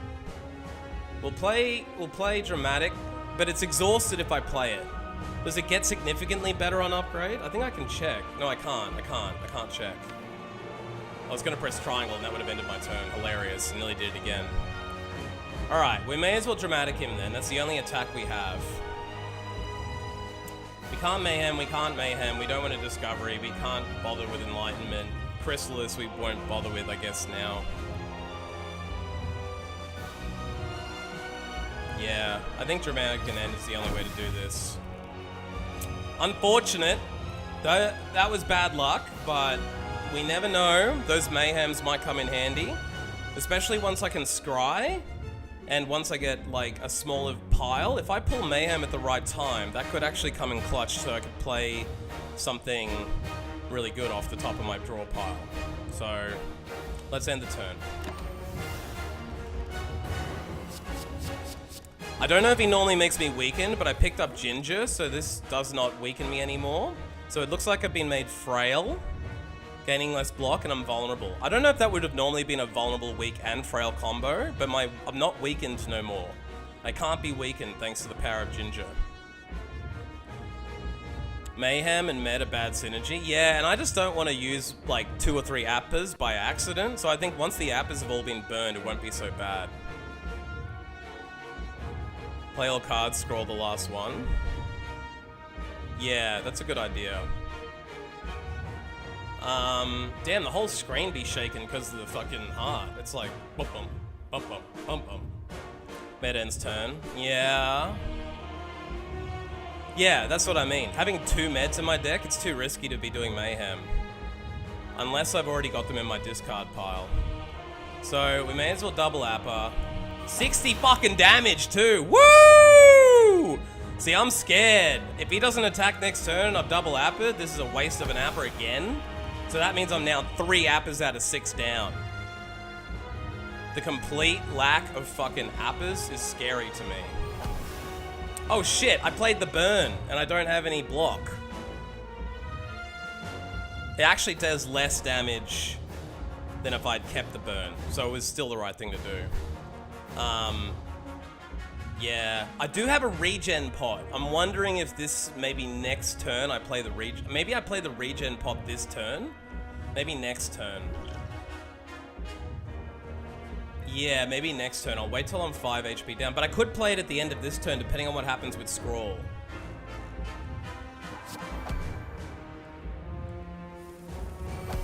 Okay, I've pulled me Appo. We've pulled me Appo. So I'm thinking what I want to do here is play Appo. Absolutely Appo. Maybe now regen pot? I could wait till I'm a little bit more damaged, but I kind of feel like keeping my health strong with regen's not a terrible idea. As long as I think I'm going to lose 4 health next turn. I get 2 energy out of Miracle. Okay, 10's a good idea. I'm thinking with the 2 energy I get... Yeah, the Miracle I should play. I'm just wondering if I can play block first, but I can't. I don't have any 0-cost block cards, obviously. Don't mind me, just thinking this through. I'm nearly down 10. I'm down 7 right now. The 2 best cards to play might be Inner Peace, Meditate. Mir, Inner, and Med. I was thinking Inner and Med as well. We're on the same page. I was thinking let the app go through to my pile. Worship's gonna be too expensive. No need to actually get rid of the slime or the days. Damn, this dude gives you a lot of fucking junk cards. How have I already got all these junk cards off of him? Did I pick them up off a different enemy? He's already put a wound, a daze, and a slime, and a burn on me. That's fucking crazy. Where did they all come from?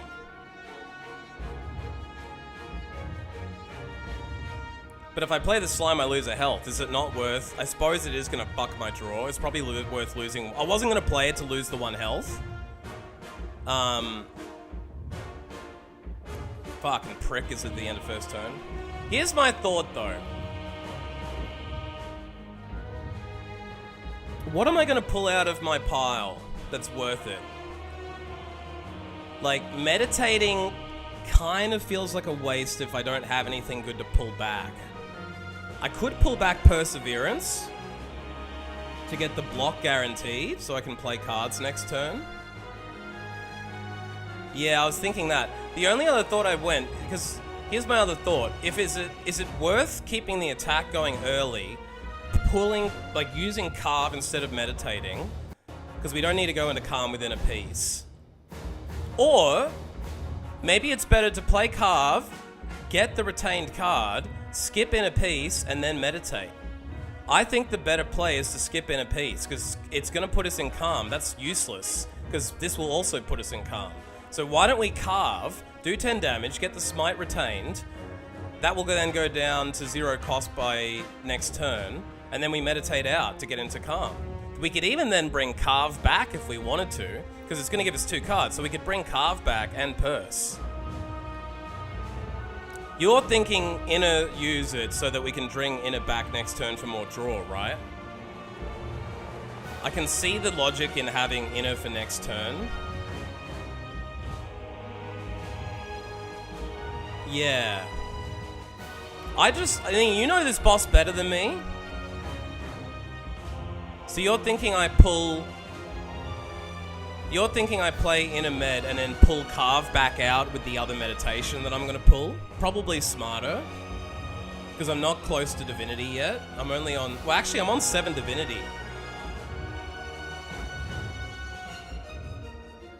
I guess I could pull Worship and Carve back out, but if Brilliance comes up too, then I'm only going to be able to pull one of the two. I'm listening to what you told me before, where you said it would be really good to keep attacking him as often as possible, and I'm kind of thinking it's not a great idea to skip on a Carve just for the chance of getting more draw. Because the whole point of draw is to get cards like Brilliance and Carve, right? So wouldn't I be better to skip the draw and have Carve, then I'll be able to pull it back again? Then I've got 2 smites.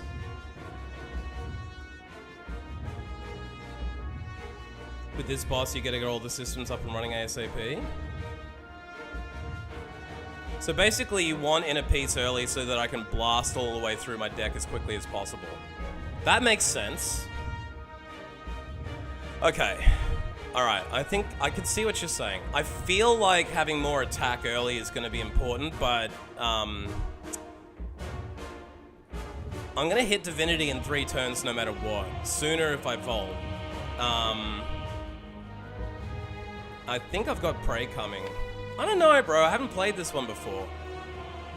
I have Prey. I think I already used Prey, so I've got an Insight coming for 2 draw. But I've also got a Void card here, a Wound card here. So my deck's been bloated out by this motherfucker. I think you're right. With 2 extra cards in there, I think we should Inner Peace and then Meditate. And bring back Inner so we can keep the draw going. And Perseverance. Oh shit, I didn't play the slime? Fuck, I didn't play the slime. Damn it. I guess I've got an extra slime in my deck, unfortunately. This is kind of what I was worried about, and the reason I pulled Inner is because I have Wound and Void. But I do have an Appa. 1 times 12! What the fuck? Times 12? But I don't need energy to play Slime. You don't use energy for discarding the cards. I could have just played the Slime out. I just didn't think of it. I just would have lost an extra hit point. I should have played the Slime out. Bro, I've been doing it over and over again. I've never used an energy to discard a card. Medkit doesn't cost an energy to discard. Is Slime 1 energy? What the fuck? What a son of a bitch! I've never seen that shit before. Because these ones don't have any energy on them. Slime's a bitch. Oh, at least I didn't make a mistake. I'm thinking I just Perseverance first to get the block in play. I might be able to avoid using Defend if this doesn't go too bad. Yeah. Why wouldn't I... Let's play the energy out here, though. We've only got 4 energy for this turn. Yeah, I know I want Persa stack, but it's gonna come back in my hand. The thing is, Let's play this out. Inner Peace is going to be free, but what 4 cards I might pull might need that energy more than Def.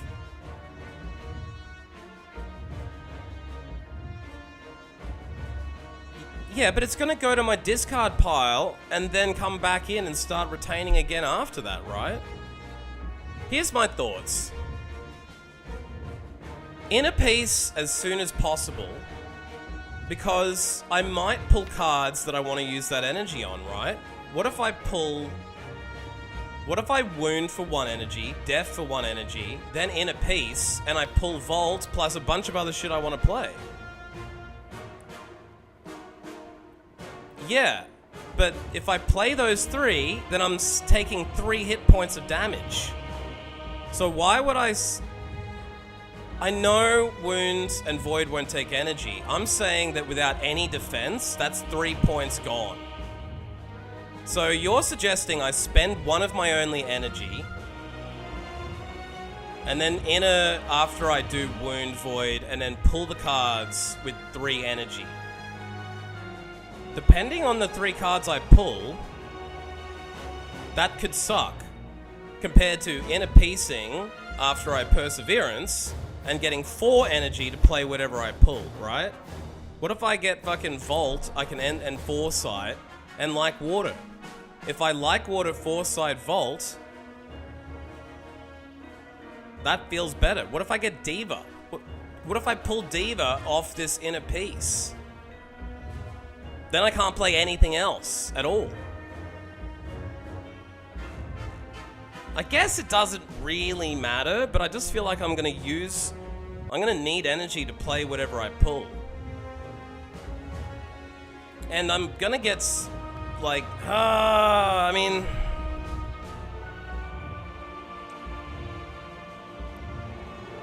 I see your point too, though. It's a really hard choice, because if I don't keep stacking Perseverance, I run out of Appers, and I don't get Spirit Shield at the right turn, I'm kind of fucked. Man, I'm just worried. I'm literally just don't know what the fuck I'm gonna do on this boss to do 750 without, like... It's possible with my deck, but I'm getting a little, like... stuck in a decision. Med is probably a good call.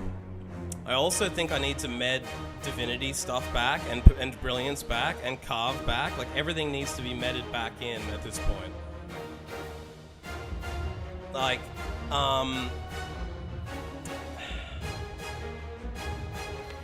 if I use that def and I pull 4 cards with 3 energy, the chances are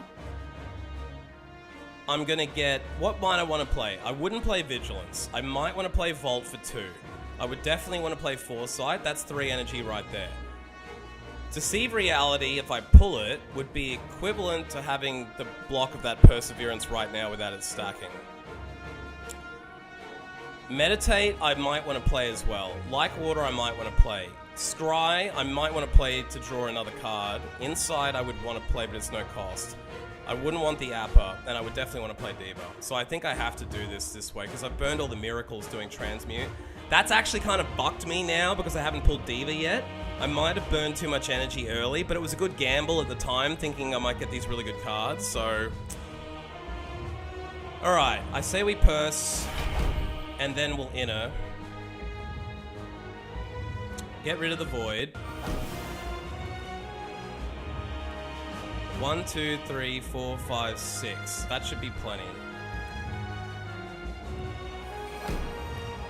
I didn't get Diva, but I could Insight after I play a few more cards. Yeah, I'll pull Wound now. Yeah, I was getting there. I just wanted to see what was coming in case I went into the negative on defense.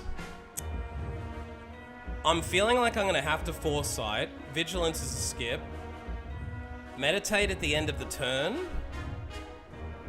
Leave the Appa alone, leave the Def alone. It wouldn't hurt me at all to play Brilliance, honestly. I'm thinking maybe, just to get the extra 24 damage on him, to play Brilliance, Foresight. Insight first, probably. Play Insight first, see what else I get. 4 App Brill Med is exactly what I was thinking. But I wasn't going to use the app. Is he going to now attack every turn? I think you're right on saving the Insight, because I'm probably going to pull Vault and Diva next turn.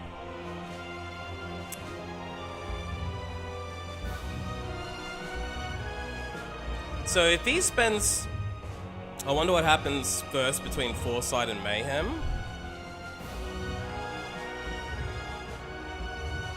That's a really good question. I think Foresight happens first. Because Mayhem you have to have in your hand. Oh, but it's a power card. Fuck, I thought Mayhem was a once-off. It's a power card? Shit, homie. I don't think I can ever play Mayhem then, because that could really fuck me with Meditates. But you're right, if Scry happens before Mayhem, then I can absolutely play the Mayhems with Foresight. Because I'll Scry 4. There's a really low chance that 5th card's going to be med. In fact, with Foresight, I can play them. I can play the Mayhems with Foresight. That's fucking pro. Justin! Justin with the pro strats! Holy shit, that's a good idea. Fuck yes, now we've got 2 Mayhems. We're going to be able to blast this guy's ass with cards really quickly. Really quickly. So I guess this turn, we don't need the insight, but we should probably definitely play out foresight. Appa. Now, do we Appa though? This was my original question. Does he attack next turn? Do we know? Because if we Appa, we've already got... If he's not attacking next turn, I think leaving that Appa to go into the discard pile is a better idea. You reckon he is going to attack next turn? I wish I knew what the fuck it was going to do, but I guess that would be cheating. Yeah, it could, Justin, but I'm willing to find out. And I'm pretty sure, from what I've learned of this game, scrying happens before anything. I think scrying happens first. Holy shit, my stream is just dying on me. I think we're okay, though. We still live? Are we still live? Am I live? Am I live? Everything on my computer just went... Probably background processing. We're still live. If this does die for any random reason, I'll just go back to what I was doing before, but I think we're still good. We're still good. Pretty sure he attacks next turn. I'll take your advice on that, Bato. And yeah, I was saying, Justin, that I'm pretty goddamn sure Scry is like a higher level effect that happens before the cards are pulled. And I would think it would apply before the power cards are pulled. It's like, Scry is like looking into the future, so I think it works that way. I think it has attack debuff, and the attacks are randomized. So what was last turn? This might be the second attack then, because this is turn 3, right? So maybe if it goes attack debuff, we had debuff first turn. This has now been attack. That's true. No matter what, we can app our way through with a vault. But then again, when we vault, it doesn't change his attack. He won't go from debuff to attack when I vault. It'll stay on the debuff. So if Justin's right and it goes attack debuff, this next turn should be a debuff, and playing the apparition's a mistake. It's our second last apparition, I'm pretty sure. Third last. We've got 3 apparitions left, including the one in our hand, including the one in the discard, including the one in the draw pile. So play this out with me. We app now, we're on 2 apparition. End the turn, we get vault next turn. That then makes it 1 app when he's on a debuff. We vault, he stays on the debuff, and then we lose the app when he goes onto the attack turn. So I don't see it just depends on whether he's going to attack or debuff next turn. Unless my memory is failing me, last turn was an attack round, this turn has been an attack round, because he did the 60 damage, I got down to 1. Now he's doing the 1 times 12. Always starts with Debilitate, uses buff every 3 turns starting from turn 4, otherwise he has a 50% chance of using Bloodshots, followed by Echo, and a 50% chance of using Echo, followed by Bloodshots. Name intent effect, Debilitate, debuff 2. You must have googled this shit. Applies 2 icon, vulnerable, 2 weak, blah, blah, blah, blah. Shuffle days, 1 slow voil, Bloodshots, intent, blah, blah, blah, blah, blah, blah, blah. Always starts with Debilitate, uses buff every 3 turns starting from turn 4. That's okay. I think that would indicate that next turn is a 50% chance of Bloodshots followed by Echo, and a 50% chance of Echo followed by Bloodshots. Is Echo an attack?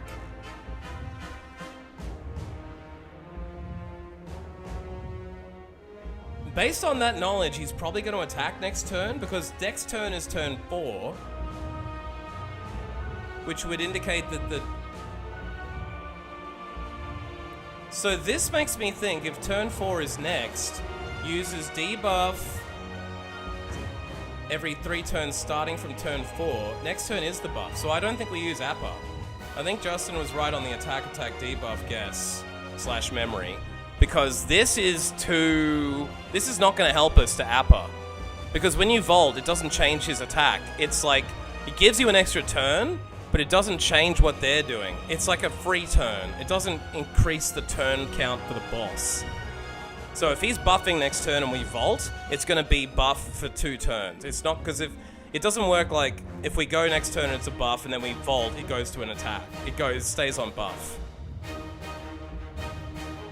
Alright. We are going to save Appa, I think. So I think it's Foresight, Brilliance, and Meditate.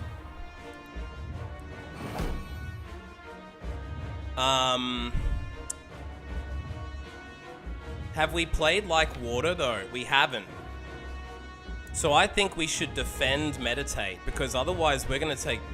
Oh, actually, we shouldn't, because we'll get Aura Chalium for 6, but we're gonna take 6 damage at the end of this turn. That's a bit fuckety. Yeah, we do have Ori. I'm just thinking that no matter what we do now, we don't have Like Water though. We don't have Like Water. Like Water's still sitting in my pile. It hasn't been played. So we're only getting 6. Like, no matter what, unless I can find more block in here, we're playing... Like... Hang on, defense is giving me 6 block because it's defense plus. It's gonna be regardless.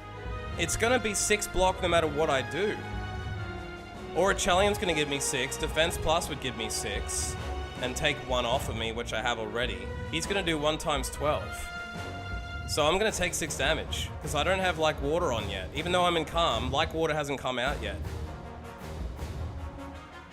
Maybe it's worth playing Insight to get the chance at Like Water, but the problem is, if I pull my high cost energy cards, they're getting wasted as fuck. So I can't avoid 6 damage. Yeah, I know it's normally 8. I know I'm frail. I'm just saying, I'm aware of that. I'm just saying that the fucking problem here is I'm looking at 6 damage. But yeah, there's no option. We can't afford to waste the Insight and pull Diva Form and not play it. That's too fuckety. Okay, so we've got to just meditate and end turn at this point.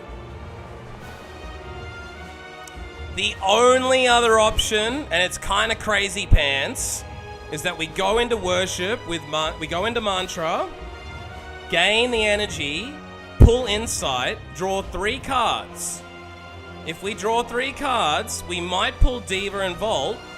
We might pull Cut Through Fate, which will give us the ability to scry through for Vault. We could just turn this into a big turn of playing cards to build the systems. We could also pull a Deceive Reality and take no damage. You son of a bitch, I'm in!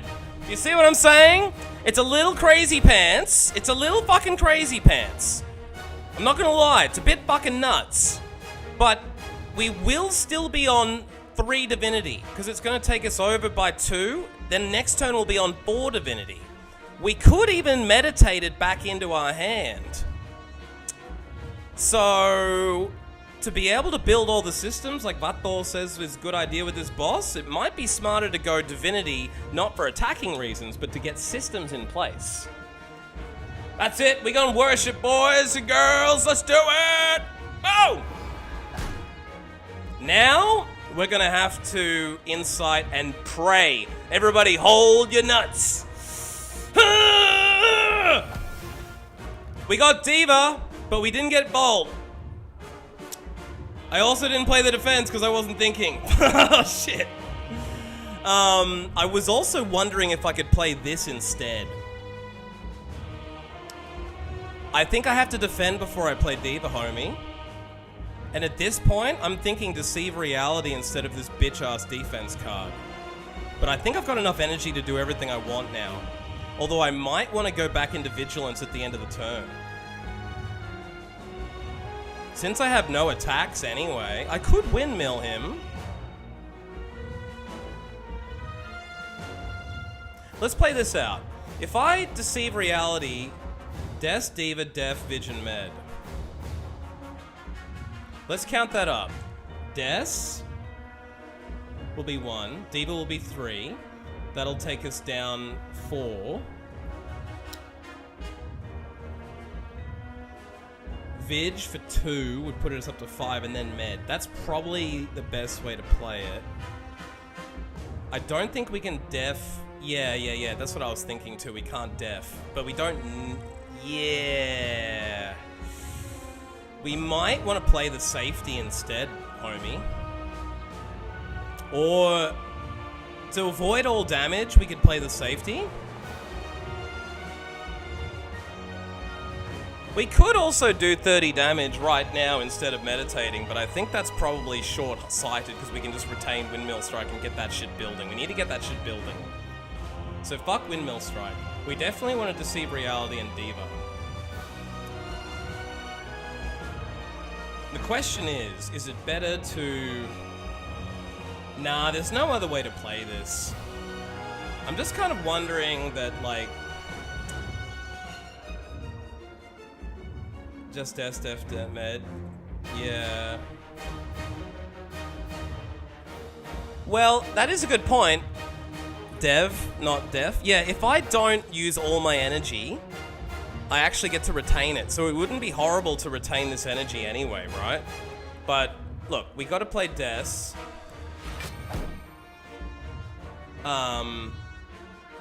We've gotta play Diva. We need that energy build.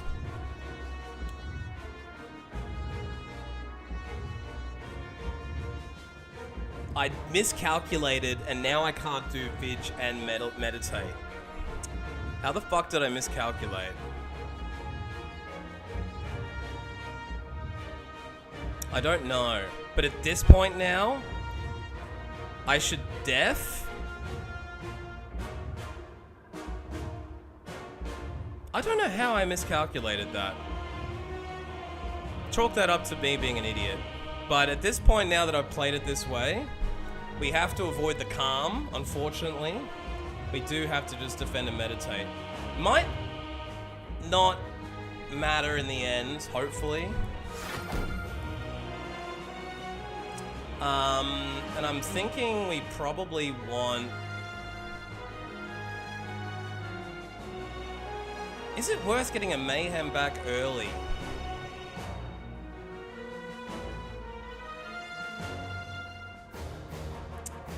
I could Spirit Shield back in for the block.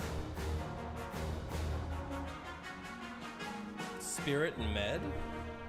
Yeah, medding the Med is probably worth doing.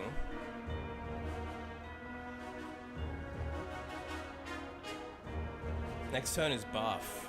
So we don't need the Spirit. I'm thinking we carve. I'm thinking we carve and get that carve building. Carve or maybe like worship. I'm almost wondering if we just try and abuse the fuck out of worship and get back into divinity ASAP. We'll be on 4 divinity next turn. Worship's not going to push us up to it, but it will make us into that the turn after. Yeah, I think worship and med is the best way to go here. The only other option is to get carve going as well, so, but I think it's going to be better to abuse the energy, because we'll have Vault coming. Yeah, it's the thing. I think to make Brilliance really fucking strong, it's better to get worship going, and the meditation for free will probably be good. Fuck! That regen potion's going to be coming in handy. Okay, so I don't know why the screen's fucked this. I think I've gone up to the relic bar by accident. I think I just pull that as is, but maybe ditch the apparition. Med loop. I've never done a med loop, but it's possible potentially. It's possible we could med loop. Yeah. That might be a good idea. I think I ditch the Appa because this is a buff free. It's a free buff. Like, we don't have to use the Appa. Bro, why would I scry Vault? Why would you ever scry Vault?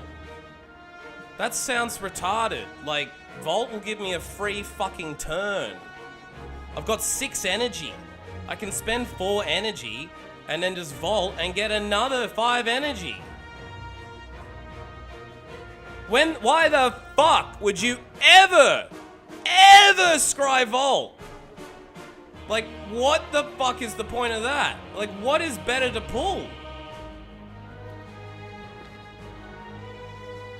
What possible reason? You use Vault, you draw another 5 cards. Vault is free 5 cards, homie. If you Vault, you get a whole extra 5 cards. If you ditch 1 card in Vault, you get 1 extra card. If we play Vault, we get 5 extra fucking cards. Yes, we can't meditate. That is a fair point, that we can't med. Is it more important to med loop or to Vault? Because that is a really good point. I didn't think about that. I'm gonna shut my fat mouth and say, is it more important to meditate the meditate at the end of this turn, or to Vault and get another 5 cards? That is the real pickle. Because I do like the idea of medding a med, because then we can med the med. And once we med the med, we can med the med. And then we can med the med with the med a med. Then we can med a med. Once we med a med, we can med a med, if you know what I mean? And that also means there's even less chance of mayhem fucking us up, because we always have a med in our hand and a med in our discard. Imagine you are in a scenario. You're about to be killed and you can't block, but you can Vault to get another draw.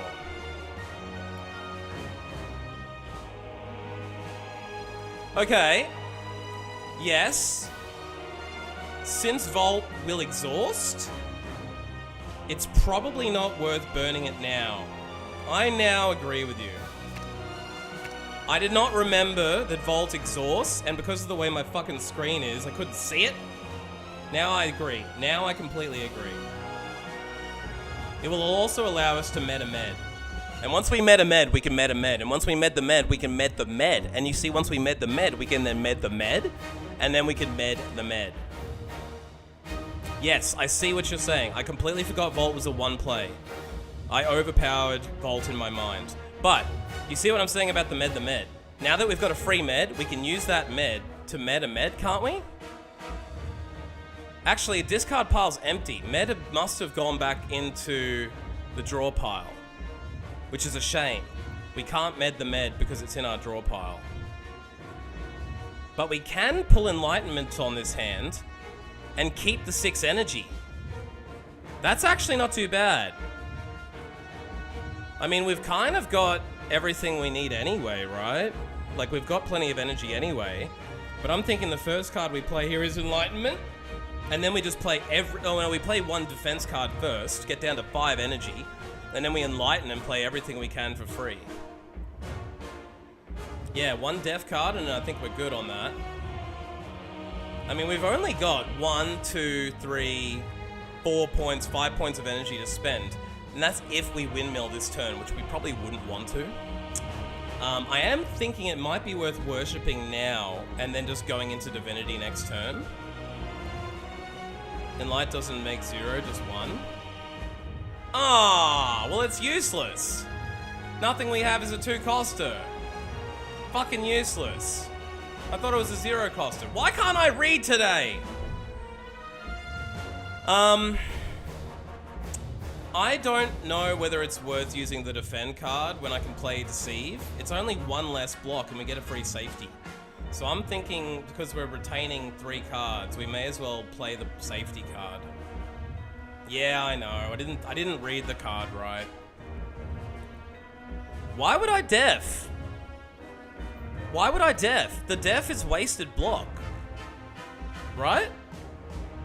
Defense is useless if I'm gonna get 7 block off Deceive Reality. I think Deceive Reality gives us... I don't need to play safety. No, I'm not saying we play the safety. I'm just saying we play Deceive Reality right here. Get 7 block off of it. If we play defense, we just, like, waste... There's no point, right? He's not attacking us.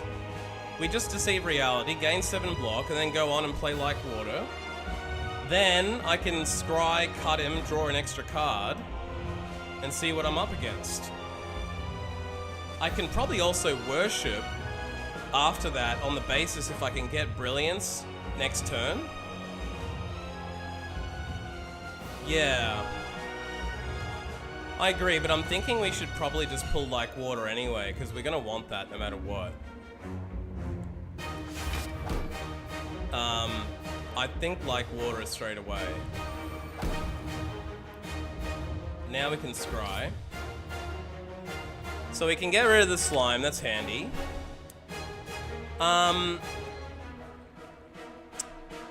Look, we're gonna hit, like, here's what we could do here. You don't want the med? That's a good point. Now we can med the med. That's a really good point. With the prey card though, are we not chasing more insight? Here's the thing. We're on 4 mantra. If we pray, we'll be on 8. That gives us next turn and the turn after. Yeah, I'm thinking we draw play and pray it. We won't go divinity next turn unless we have to with worship. We can, we've retained it. But then if we don't get the right attack cards next turn, we do it the turn after. And then we go hard on it. So I think we draw pray. I think we probably want to pray. Now with the 3 points of energy we have, we may as well just pray and med. However, we could windmill him for 15. It just kind of feels pointless when it's not pen nibbed and it's not divinity. Yeah, I think we just pray and med.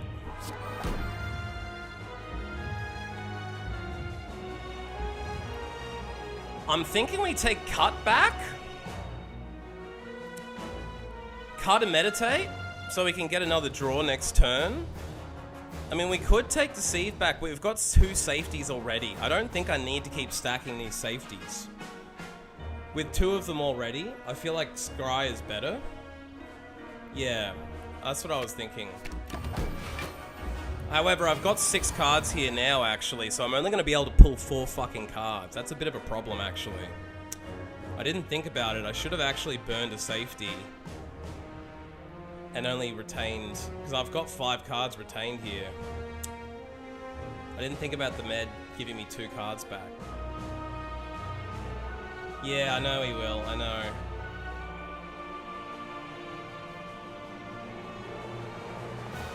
I'm thinking we drop the defend card.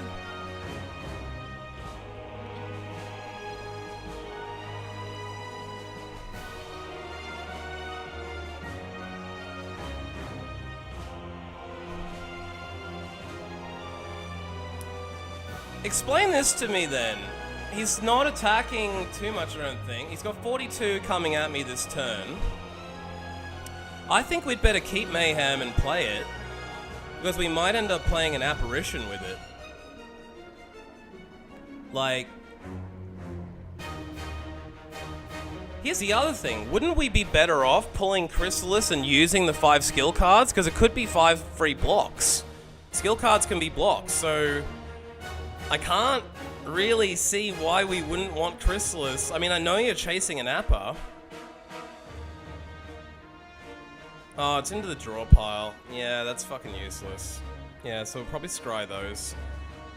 Scry May, Def, and Chris. Well, wouldn't... If we play Prostate, we're going into Divinity this turn. If we don't scry Prostate, why are we drawing it, right? I'm thinking we play Mayhem on the odds that it can start stacking. We've only got a couple Appas left now. I'm thinking now's the time to play the Mayhem. I think we potentially scrap Prostate. Because when you look at our hand, we've got 9 Divinity. We've got Worship already. So, if we do go into... Are we planning on Divinity this turn? If we are, we may as well keep Prostate and build again. Burn the Divinity and just go hard. But we don't have any attacks apart from Windmill and Cut. This deck is pretty low on attacks if you're not getting Brilliance, you know what I mean? Get it working and out of your draw. Yeah, I think Def and Chrysalis is the play. My only thing about getting rid of Def is if we need that 8 block. If we don't pull an Appa, we might need more block. Because we don't have... We've got 2 safeties though. My question is, if we're going into Divinity this turn... Are we going into Divinity this turn? We are. Then we might need the Def. Because we'll have, what, 12, 12, 24. The 8 will put us on to 32. I also forgot to use the regen potion, so I definitely need to use that motherfucker right now.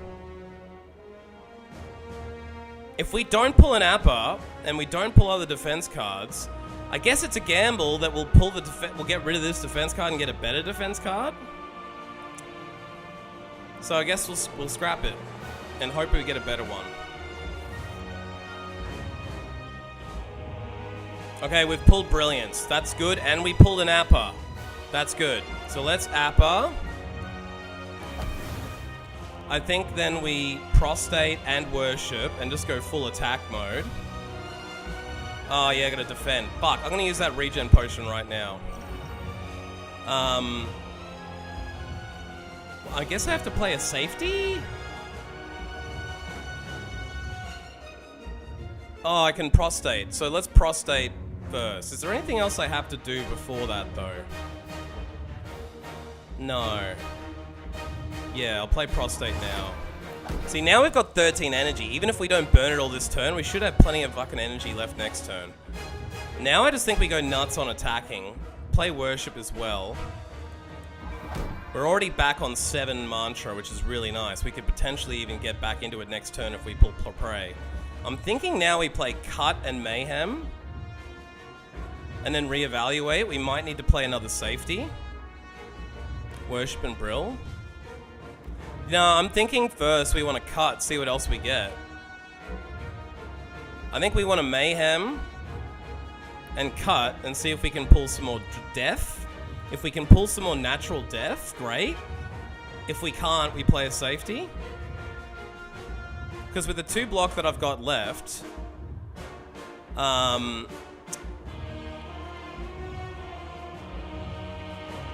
always think it's best to draw the cards first, right? Maybe cut even before Mayhem. I think either Mayhem cut or cut Mayhem. And then if I need it, play a safety. Safety and cut. Why would I safety now though? Why not cut and see what other defense cards I pull? I've still got 2, brother. I've still got 2. If I play Mayhem for 1 and then cut for 1, I can then reevaluate. I might be able to keep the safeties and play a different death card. Right? See, I'm getting Spirit Shield. I fucking told you I don't need to play the safety.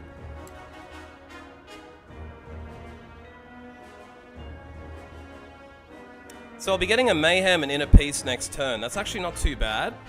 I should leave Inner Peace alone, draw the Spirit Shield, play it, and then next turn I can guarantee I'll have another Mayhem coming. So after next turn, we'll be playing 4 cards off the top of our draw pile, which I think is pretty good. Why would you draw the other Mayhem now? Because you want to play 4 cards every turn from this turn? That is an option. We could play 4 cards from this turn onwards. I'm just thinking, is it not better? Yeah, to get it working would be helpful. I'm just thinking if we play Spirit Shield... I'm thinking it's probably better to pull Spirit Shield and save the safeties, right? Spirit Shield will give us pretty much like 1, 2, 3, 4, 5, 6, 7 times 4, which will be 28 block for free.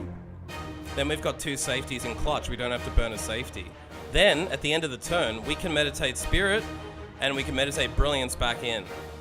Or, we could meditate,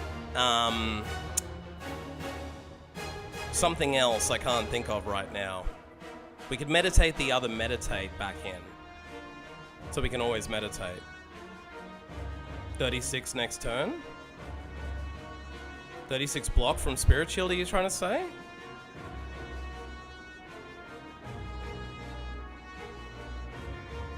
Since we know for a fact we're going to get Mayhem next turn, by pulling it now, here's the trade-off. We lose 1 defense card in safety, and we get 4 cards drawn next turn automatically, so we get to play another 2 cards.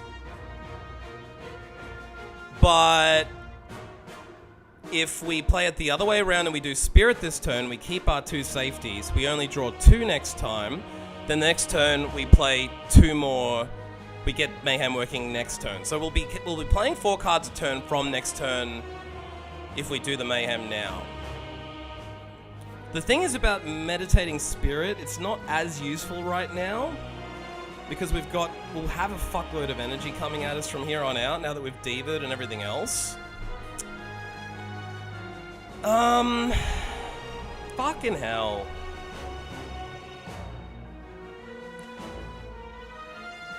I'm scared if I drop the 2... I think I need 2 safeties in clutch. I really do think that having 2 safeties in clutch...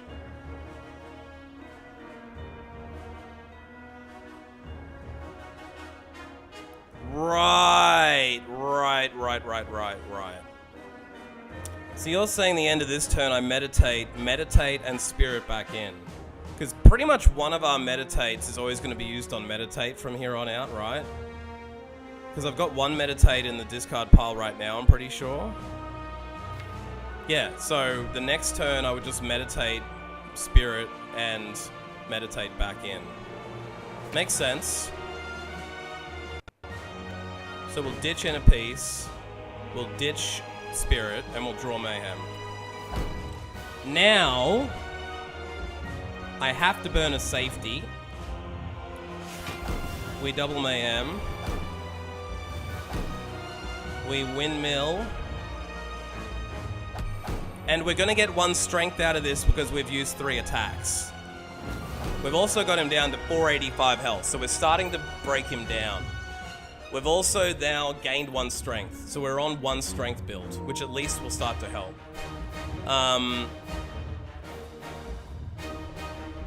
plug in my controller.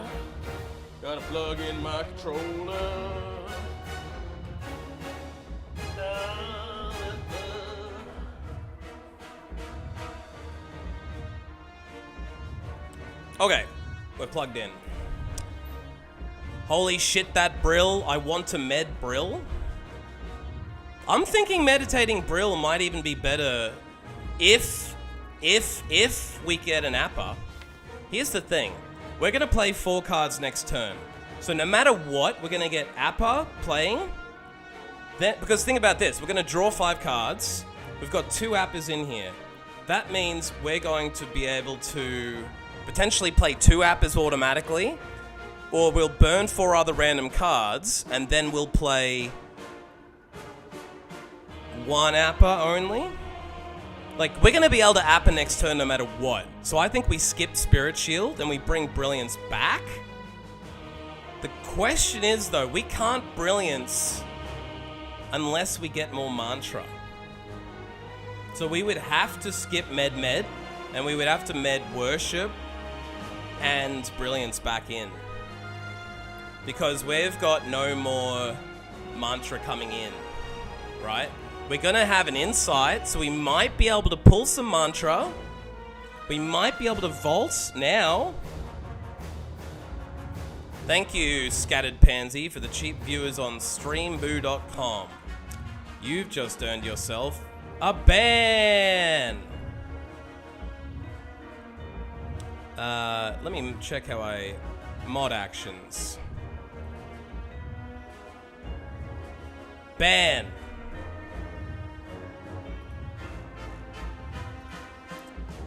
Sorry about that, everybody. Sometimes on Twitch you get shitty little scammer bots in there. I am thinking... Got him! Next turn, what we do is we gamble a little bit. Because think about this. If we Vault next turn... So next turn we're going to be on 8. If we Vault, we'll be on 9. We'll be 1 off Divinity. If we just need to make sure that we get our fucking Divinity up next turn. Right? So, we'll have Insight to pull 2 extra cards. We might pull some Divinity by adding random cards to my hand. I don't know if that's random from the purple deck or random from any deck. Here's the other problem. I mean... If we scry some of these cards out at the beginning of the turn, we might get a better chance of Insight working in our favor. The thing is, by bringing Brilliance back at this point, if we're not in Divinity, it's only gonna do a little bit of damage. It's only gonna really do like 30 damage. So what do we meditate now? What do we meditate now? I'm sort of thinking like medding the med is working really well for us. But if we med Brilliant Worship, yeah, that is a really good option. It just means we have to drop the med loot. Are we willing to lose the med loot? Given the discard pile's nearly over anyway, probably not the end of the world.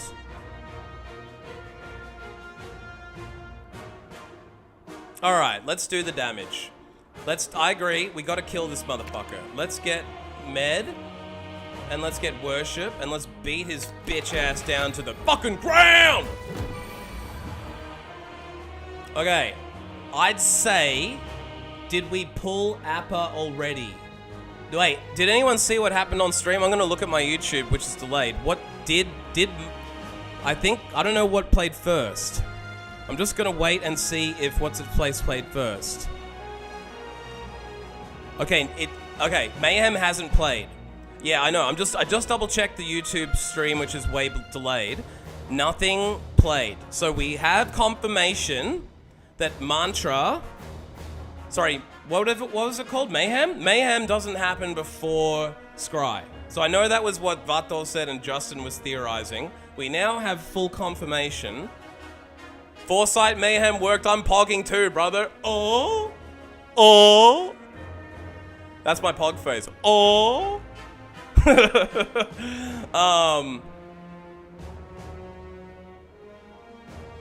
Right. None of you saw that. None of you saw me sucking dick on screen. What we'll play? App and Vid will play? Yeah. But we've got 2 Mayhems, brother. We've got 2. So I actually think we have to discard Volt, right? No. Hear me out here. Mayhem is going to play the top 4 cards. We've played Mayhem twice. That's 4 cards. That means if we don't get rid of Volt, Volt is going to play and end the turn immediately. We're going to just exhaust Volt. It'll play App, it'll play Vigilance, and then it will go Volt. No, it's 2. I'm pretty sure it's 2.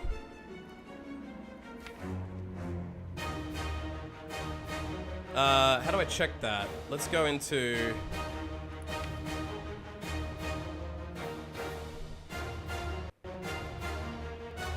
Where the fuck did you go, Mayhem? Fuck, I can't see it in the discard pile or the other exhausted pile. I'm looking under my name. Maybe it is 2. I see a 2 and a 4. I think the 4 is for Mayhem.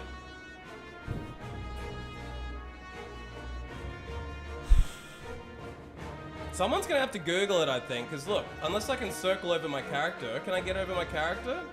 I don't think I can. Hang on, can I?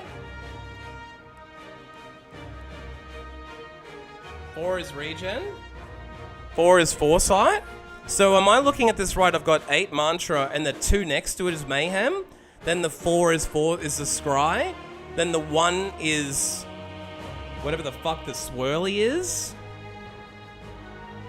Unless what's the 4 with the green?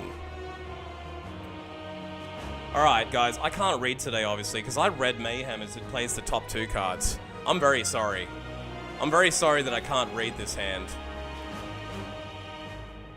Oh, it's the regen pot. Okay.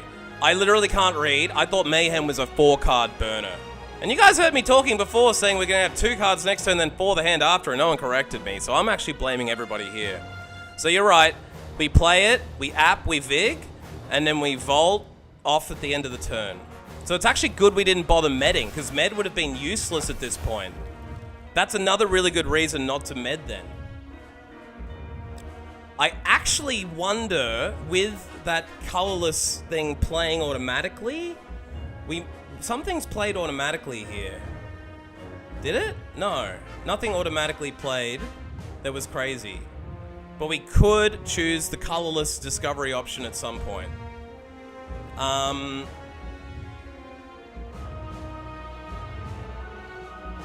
Do we stay in Divinity if we vault? I think Divinity ends if you vault.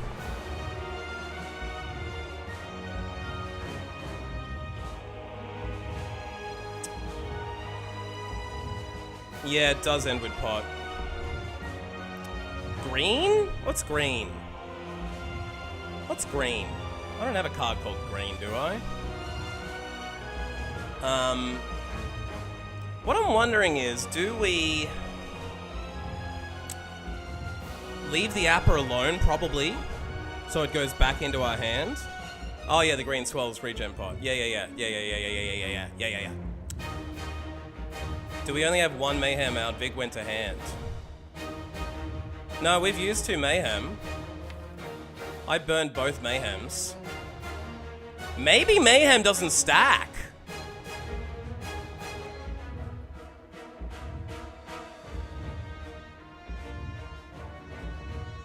Wait. Maybe Mayhem plays whatever after you scroll. No, it couldn't have. Mayhem is the cards after the Foresight. You're right.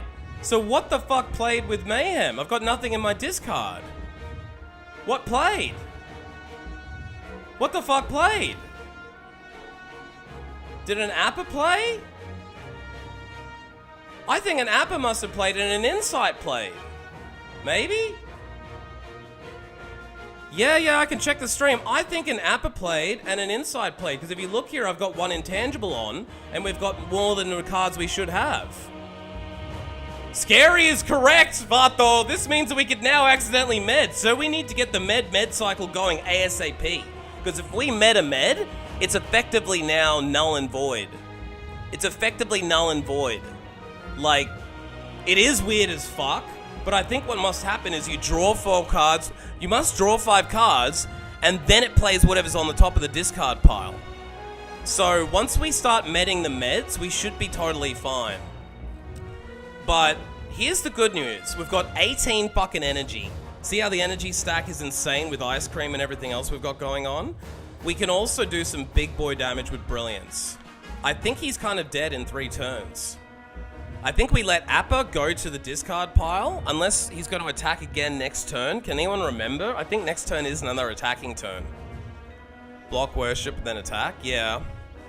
I'm thinking we persevere. I know you like stacking Perseverance though, so should we just leave Perseverance alone and burn the safety? Yeah, vault at the end, I'm agreeing with that. I'm thinking maybe at this point we burn the safety and leave Perseverance stacking. Yeah, exactly. Yeah. Play safe? Safe isn't a card. You're just telling me to play safe. I think the way to play safe is to burn... Oh, the safety! Yeah. We'll play the safety. Yeah, sorry. I'm an idiot today. I'm really retarded today. I think if next turn is the buff, we should leave Apparition to go to the discard pile. Worship is the next card I'm going to play. I'm just thinking we need to... I'm just trying to remember, and I can rewind the stream, but I'm pretty sure last turn was an attacking turn, wasn't it? Because I don't have any debuffs on me right now. So last turn must have been an attacking turn. Yeah, I agree. If the app... Next turn... So the thing is, if I don't play the app and I vault, this is still going to be an attacking turn. Like, he will not have... Like, if I vault, he's not going from attack to debuff. He's going to stay on attack until after the vaulted turn. Like, taking an extra turn does not advance the boss's timer. So... Yes, it is. It is. I'm saying there's no... It is an attack we can handle. I'm saying there's no need to Apparition, even if the vault happens, because the Apparition is not going to do shit. Vault probably won't reset his 200 is a really good point. We don't know though. Let's get busy with it and start worship. Now we're going... Look, 23 fucking energy? If it does reset, that's good. But what doesn't happen is Like, his 1 to 12, when we vault, that will stay 1 to 12. From all my experience playing this game, vaulting doesn't advance their timer. So he's not going to go to a debuff on the vault and then go back to an attack the turn after that. We just get an extra turn with the 1 by 12. That's what I have seen in the past. Unless I'm fucking wrong, I'm pretty sure that 1 by 12 is going to stay after we vault. Now, I think cutting is the next card to play. Cutting or carving. Because I'm pretty sure cutting now would be the right choice to potentially pull more mantra. Just Brilliance? Brilliance will do the 150. Why wouldn't we cut for the 30 and then Brilliance to get closer to hitting the 200? And then we could carve, go over, but have the smite for next turn. Yeah. You're anti-cut first, Vart, though. We always got to cut first. Now we can ditch the slime. I think Inner Peace is going to be useless, so I think we ditch that too. And I don't know whether we want to pull Chrysalis. Maybe we want to Chrysalis and then Vault. I'm thinking maybe drop Inner Peace, drop Slimed, and maybe pull Chrysalis right now. I don't need it. Oh, it's 300 this Ascension, not 200. I can't see too well. Where is... So the 2 Ascension at the top, I don't see any 300 limit. If the 300 is displayed on the screen, I can't see that. Yeah, I agree. Bloat is a problem. We don't need 5 random skills, really. Yeah, so we got 300. I think we're good. Yeah. Okay, we pulled Spirit Shield, which is kinda useless. But I guess we just play it. We don't need the block even. Yeah, I think we've good. I think we've got this. He's gonna take so much fucking damage from this next 2 turns. We should get it. I would play it for the lulz. I don't know whether I'm gonna regret spending 2 energy that I don't need to spend. Yeah, alright, I won't be stingy. Let's Spirit Shield. Now I say we carve his ass, because we might be able to get Pen Nib up. Can we get Pen Nib up for Brilliance? We can't.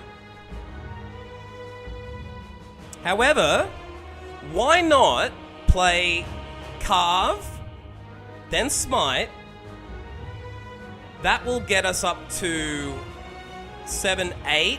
If we then play Discovery, that's what I'm saying. Yeah. So we can play Discovery right now. 1, 2, 3, 4, 5, 6, 7. Yeah, let's play Discovery right now. Yes, it is, but we probably don't even need Pen Nib after Vault if we do it on Brilliance. So let's Discovery. Okay, we can get Pen Nib this turn on Brilliance. We could do just Sands of Time because we've got the energy. Or we could pull Reach Heaven and get a Through Violence in the deck. There's my Reach Heaven. It's not as good as an X Energy card. Can you fucking imagine if we got an X Energy card? Can you fucking imagine? We could do 20 fucking energy on him and max out the 300 big time. But I'm thinking, is it better to take the Sands since we've got the energy? It's a guaranteed 60 this turn. Whereas this is only 20 this turn and it puts a 20 back in the pocket for later. But we're probably going to be able to pull it next turn with the 9. Next turn, we're going to be able to go back into Mantra, I think, because we'll be able to pull Prey and Prostate with the Divinity that we're on. We're going to have 2 Divinity turns in a row, I'm pretty sure, because we're on 3 right now. So with Scry and Mayhem, we're going to be in Divinity on next turn. So maybe we play Reach Heaven, because the overall damage is going to be better. So rather than Sands of Time for 20, this will give us 10 plus 20, so it'll give us more.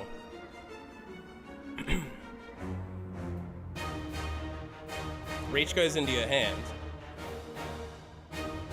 Yeah, I'm scared of 2 meds and discard too, but I don't think it's going to last that long, Justin. I really don't think it's going to last that long. I think he might be dead next turn.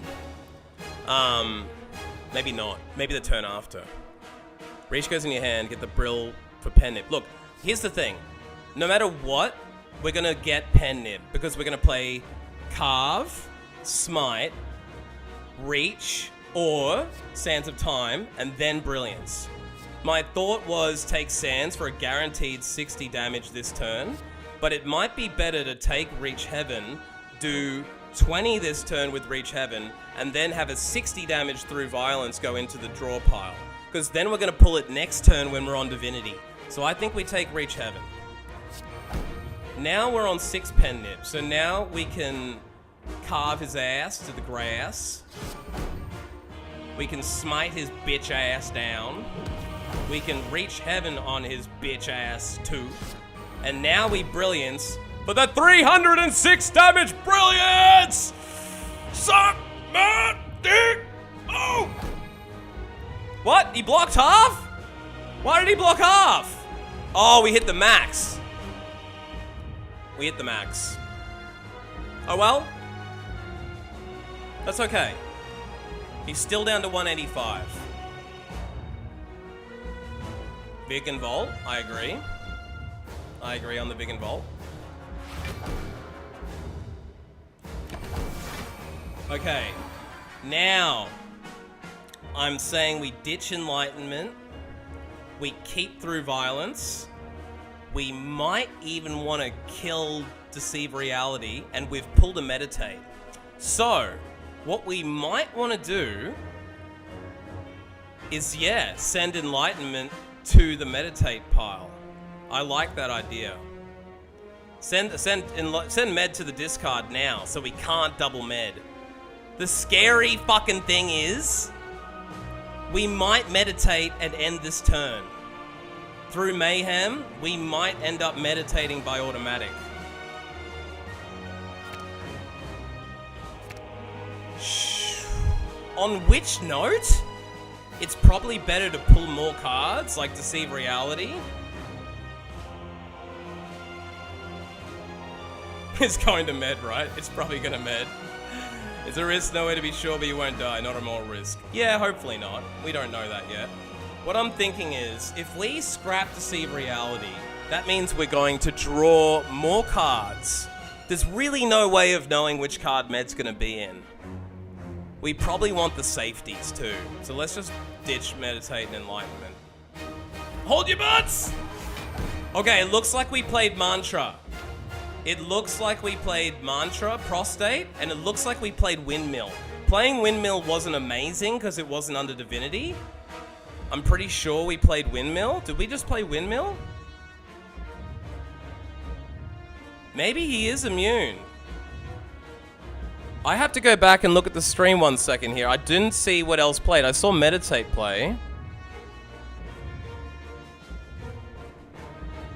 It did play Windmill. It did play Windmill, and I have a suspicion that because it played before the turn, what I'm pretty sure happened was Windmill did 0 damage because it was in the turn. It counted under the last turn's timer. Yeah.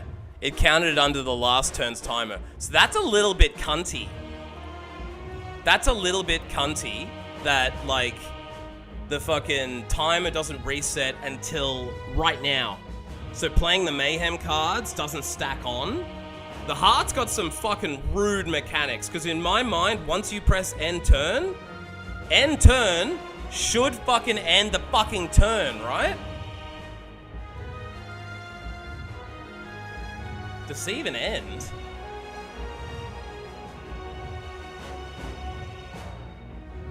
Yeah! I think you're probably right, but the problem is...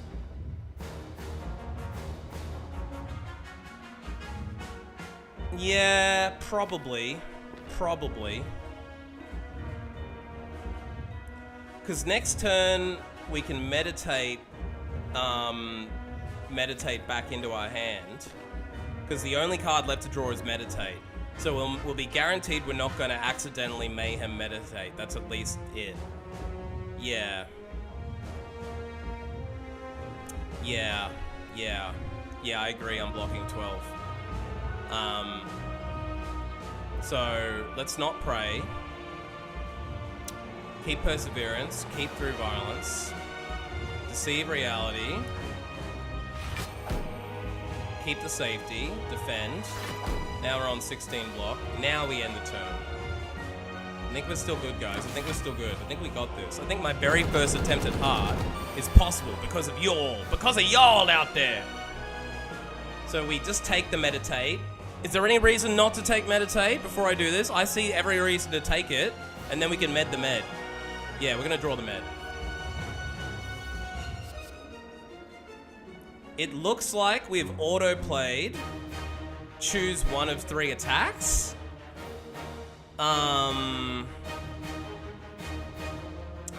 You think extra block?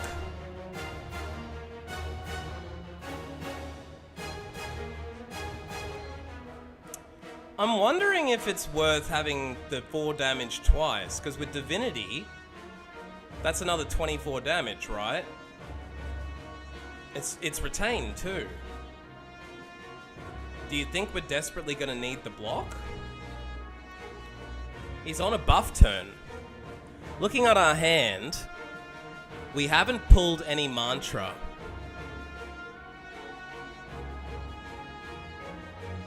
We did get Windmill back, and we did get Chrysalis.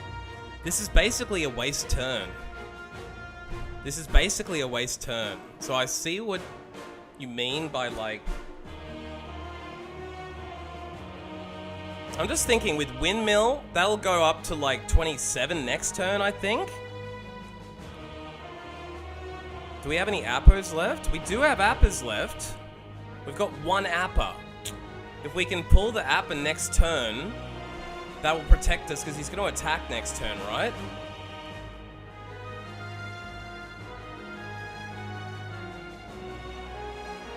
Yeah, I know Mantra's building. Purse build? That's what I'm saying, he's going to attack next turn. So what I'm saying is, should we not have... Oh, so I guess because we can't guarantee we're going to have...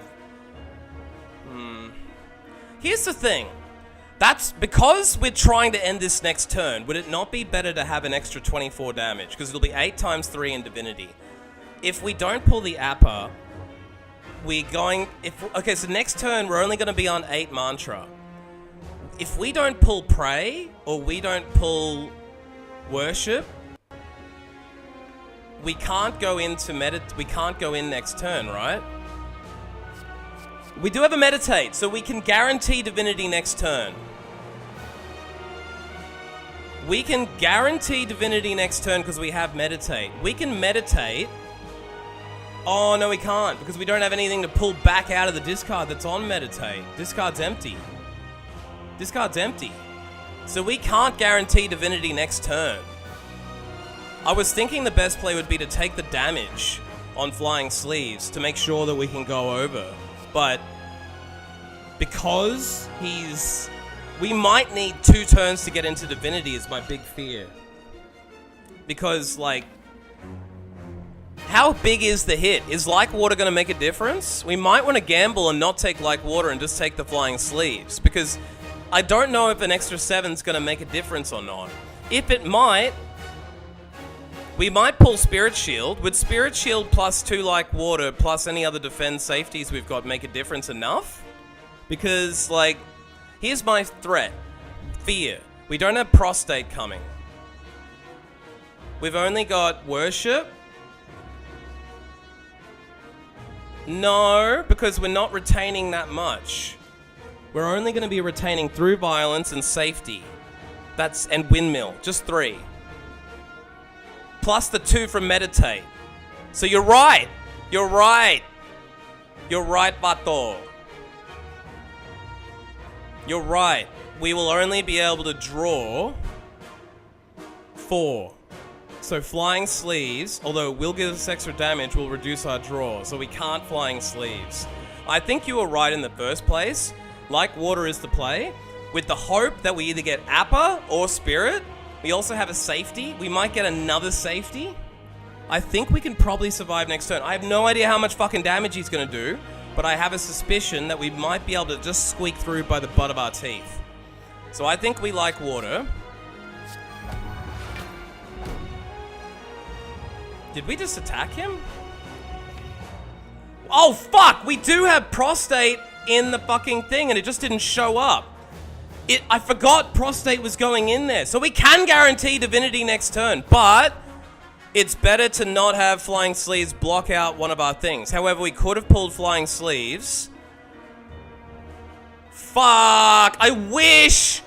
Because we played Discovery, prostate didn't show up in my discard and I'd forgotten it fucking played. Which means we can guarantee fucking divinity next turn.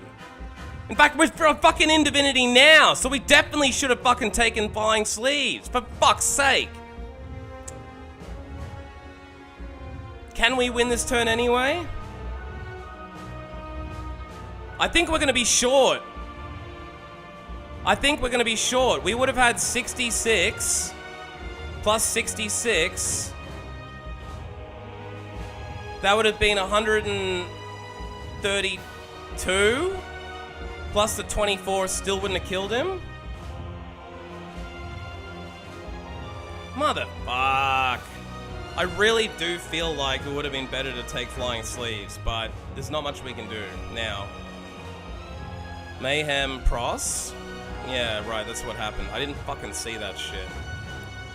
Okay, so just use a defense block, I'm thinking is the play. Yeah. Then maybe we like water. Why not? It's not even an upgraded like water, so it's only fucking 5 block. God damn it, like water was a mistake! Because we could have retained it for next turn and had 24 damage guaranteed next turn! Why did I like water? I should have fucking thought about it better and realized that Mayhem had already played, but that is one of the fucking things I hate about this game. After it plays, it should be in the discard, bro. The fact it played and sat in some fucking mysterious land while we picked a card is bullshit. It should have gone straight to the fucking discard.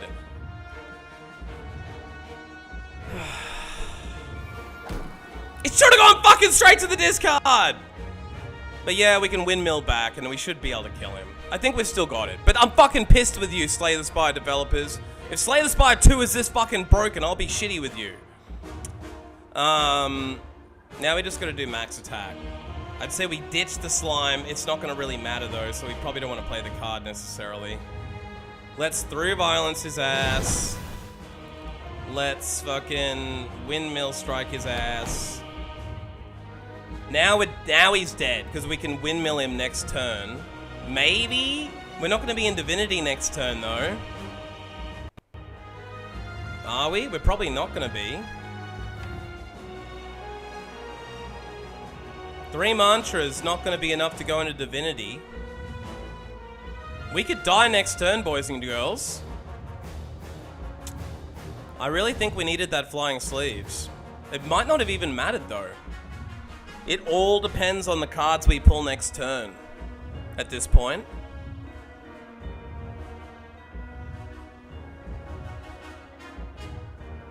I may as well burn the slime.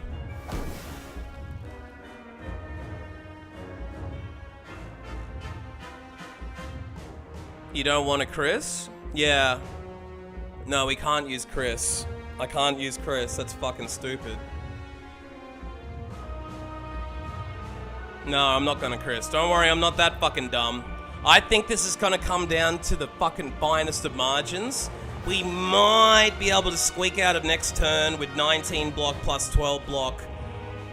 The question is, what do we meditate back? Windmill and prostate?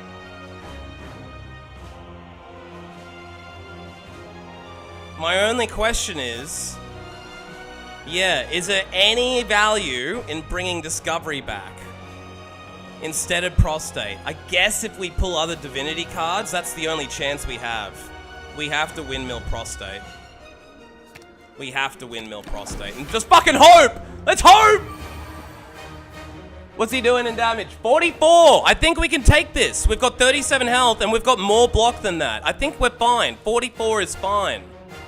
Div Brill app all wins? Yeah. I think we just pulled Brill. I think we've won. But we don't have any... we've got Carve and Brill. So maybe we ditch Meditate, though? Maybe we ditch Meditate just to get an extra draw? I don't think Meditate's going to matter this turn. Yeah, I don't think we need Meditate. I'm thinking we take Spirit Shield, even though, let's think about it. We've got Perseverance for 19 block. We've got a Safety for 12. That's going to put us to 31. 31 minus 44. We can take a hit. The cards that could cause harm are Cut. We could draw Cut.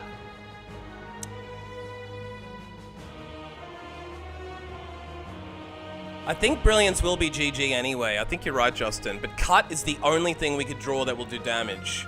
Because we're already pulling Carve and we're already pulling Brilliance. Yeah, I think we're good. But should I ditch...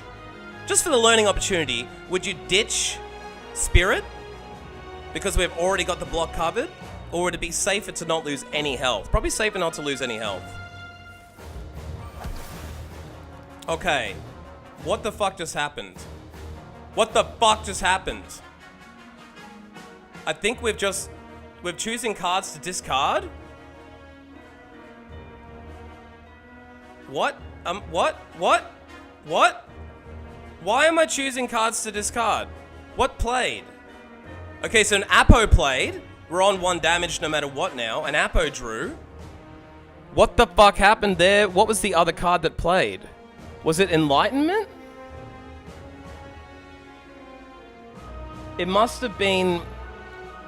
What the fuck just drew? Scry! Cut through... Okay, it's cut him. Right, this is cut Scry. Sorry, I just got really confused. This is cut Scry. I think it's regardless, it doesn't matter. So we may as well just take Reach Heaven. Or should we take Worship and go into Divinity? Yeah, nothing will draw. I think you're right. Yeah. Oh, we got Reach Heaven. We could have entered Divinity. We could have ditched Reach Heaven and taken Divinity. That would have been better. But it doesn't matter because he's dead.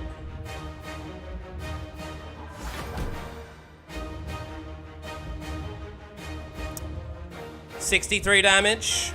Tempting. Tempting. Let's think about this first. Let's think about this carefully. We've got 44 energy to use. I'm gonna overkill him. Let's troll his bitch ass.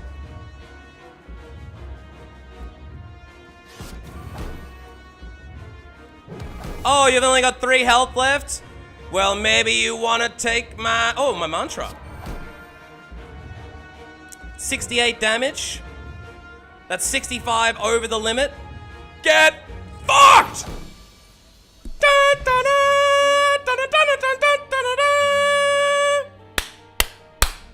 Ah.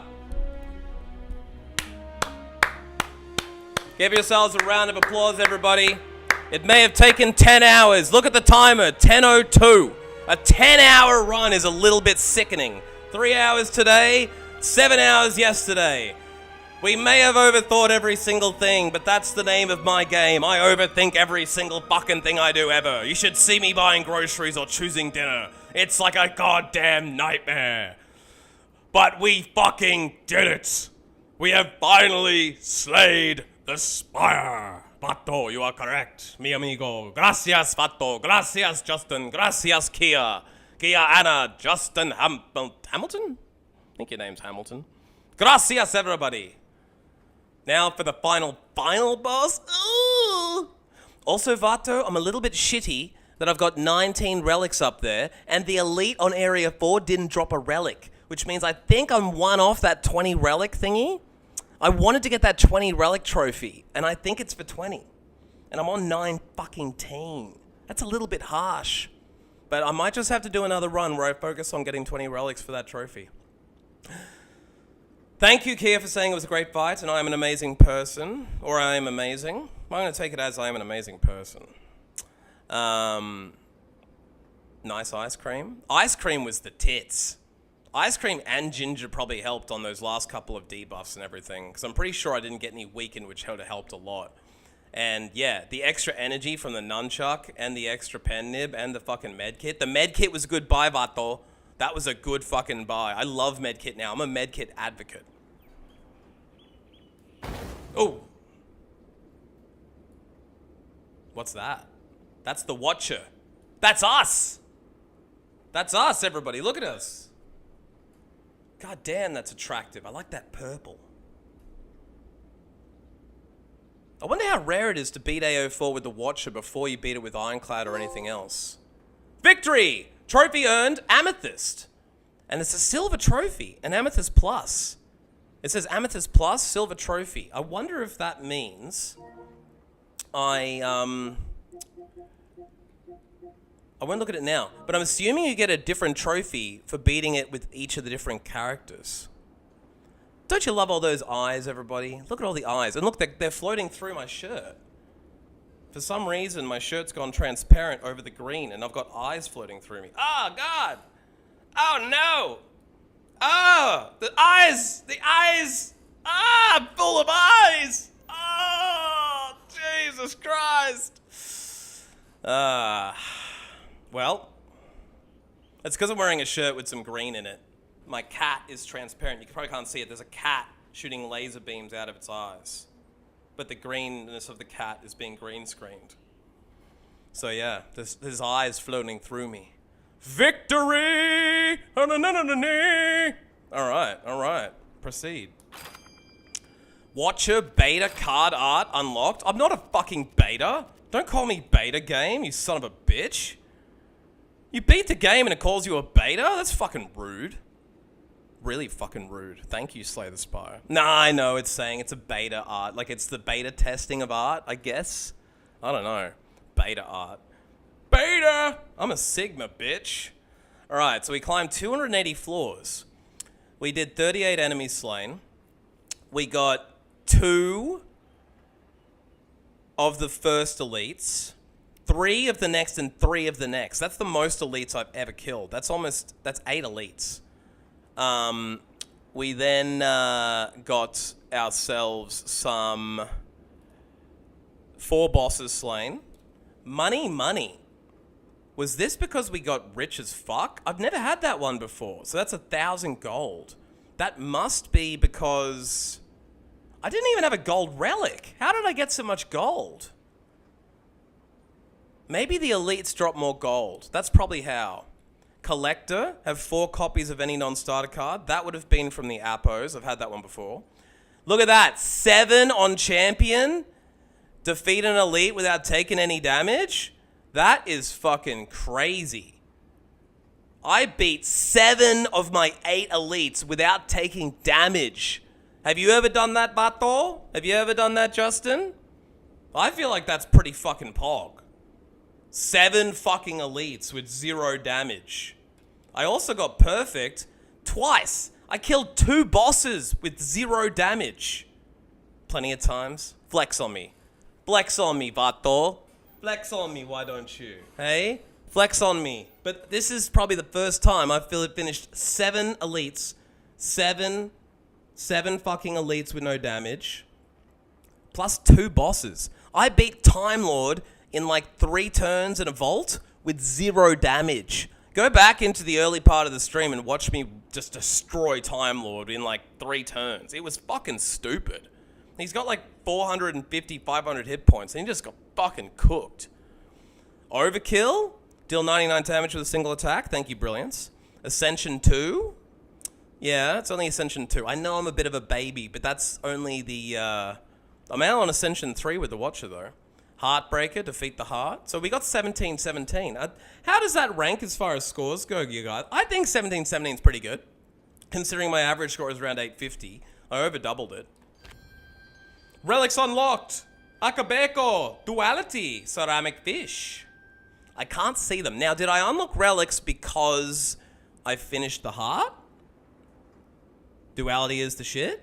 Are these rare boss relics? These fuckers here? Or are these just able to spawn from anywhere? So they're just spawning from anywhere. Damn, look at all this shining gold through my cat shirt. That's crazy.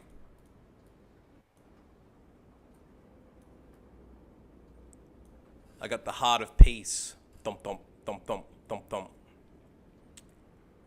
Look at the gold through my cat, though. Golden cat god. So fish is shitty. Ceramic fish sucks. AKA is okay, but only good in particular circumstances. Interesting. So it must be random relic unlocks? Or do you always get these from beating the Watcher? Because Duality looks like a Watcher relic. It's got the purple on it. Yeah, I figured Akabiko once you said Akka. Yeah. So... yeah, do these always unlock? It's fixed. So by beating the heart, I've now got these in the game, which could make other runs a lot easier. This could make a lot of other runs easier by getting Duality in the mix. And if Akabiko works out with whatever those circumstances are, I don't know. Proceed. Unfortunately, we didn't get an unlock. But, there you go.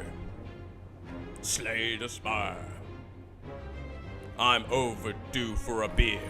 So I'm gonna let the music play while I get a beer from the fridge, which will only take 30 seconds, okay. But after that, do you want me to keep playing? I promise I could play more quickly if I wasn't on the Watcher. I could probably do an Ironclad, get his Ascension up. Could do another Watcher, keep the Ascension up. Could do another Defect run and not chuck the Whissies hissy fits this time and see if I can actually play the Frost deck. Or I could go for some more Silent. The other thing is, we could switch games. I've got other games. Or we could just stop right here. I don't mind if you guys need to go to bed. I think 3 o'clock here is, like, not too late, but I don't know if you guys are East Coast. If you guys are West Coast, it's not too bad. I think Blanco Blanco's Florida, so he would have been up real late yesterday. I mean pellets. What's pellets? Akabiko must be a Japanese word, because Kia Anna's jumped in with Akabiko with the Japanese flag. Japanese translation for Akabiko, please, Kia. What does Akabiko mean, Kia Anna? Pellets and Duality is an insane combo. I don't know what any of these things do. But Pellets, I think I have had once before. Isn't Pellets the one that gives you extra something energy if you play 5 cards or something?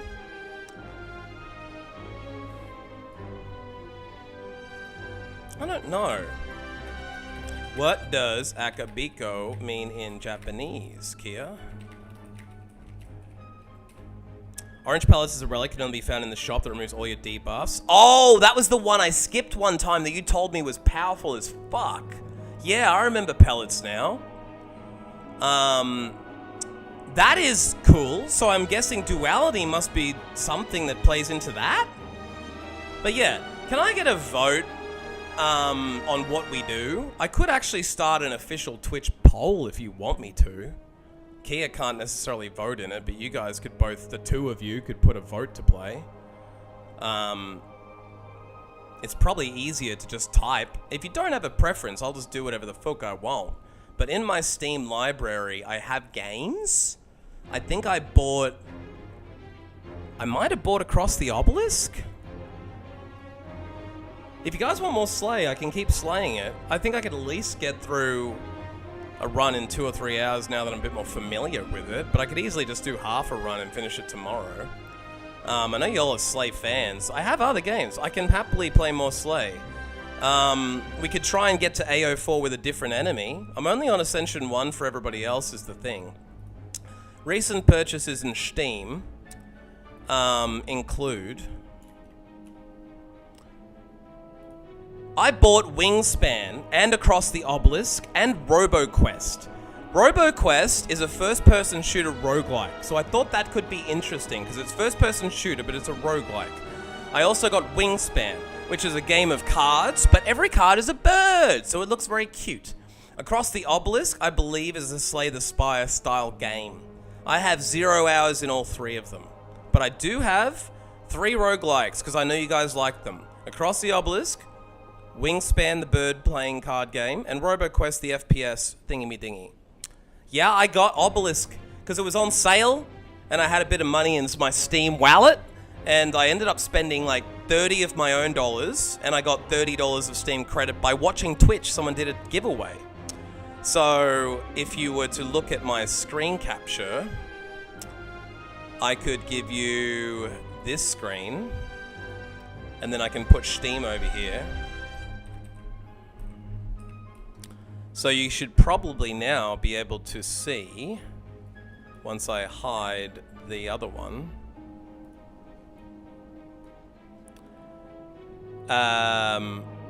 See here, Poggy's beer. It was displayed as a talisman against plague. So everybody who wanted to know, Akabeko in Japan was displayed as a talisman against the plague. That's awesome. Thank you, Kia, for teaching us that. So, as you can see in my Steam library, I've got Wingspan, which looks cute as hell to me. It's probably a silly, shorter game, but it's sort of like, where's some fucking screenshots? Have you got screenshots in Twitch? In Steam, I mean? Where the fuck do they actually show you what the game looks like?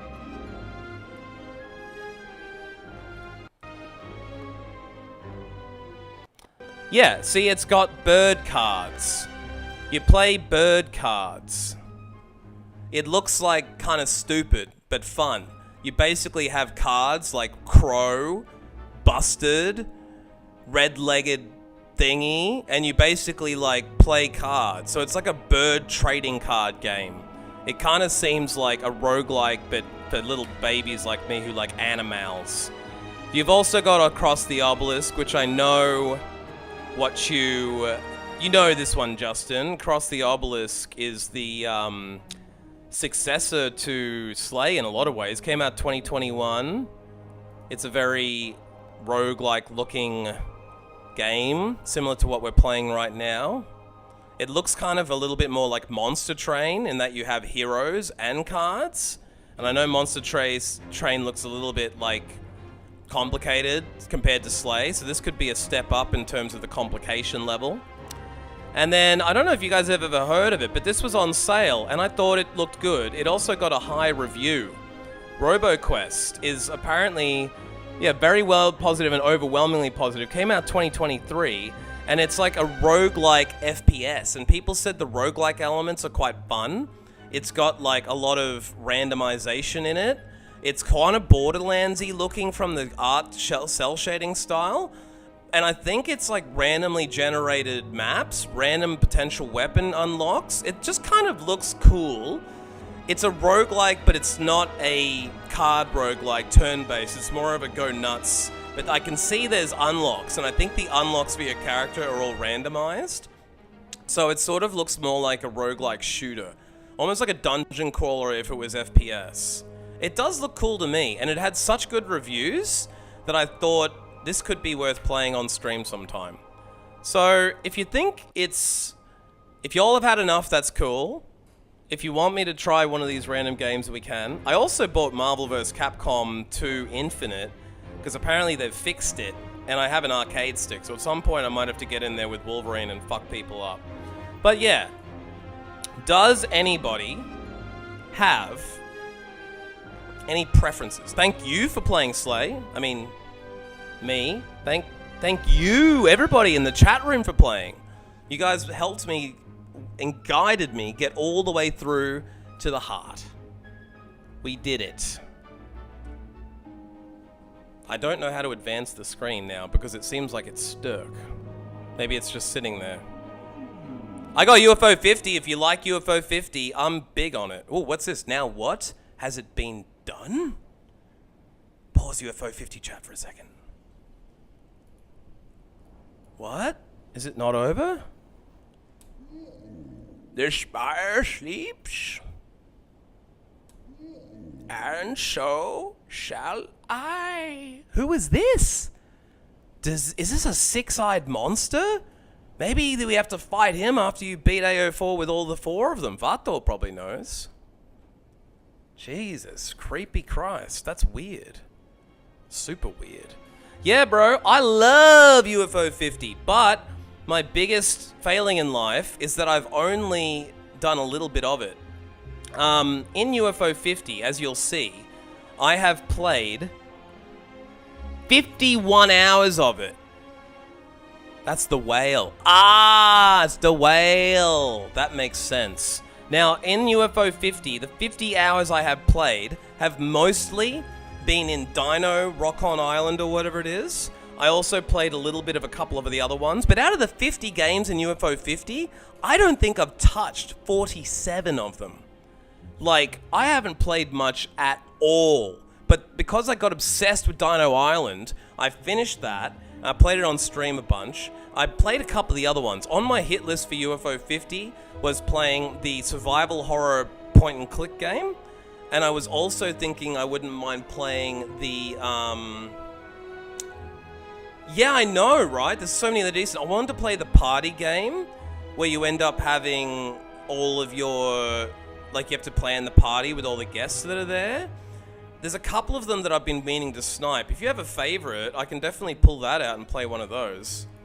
I'm assuming Vato is either off playing his own Slay the Spire, or taking a big victory shit. We don't know. And it's not anyone's responsibility to stay. If you want to all bail, that's cool. We've been here for 3 hours already or something, 4 hours.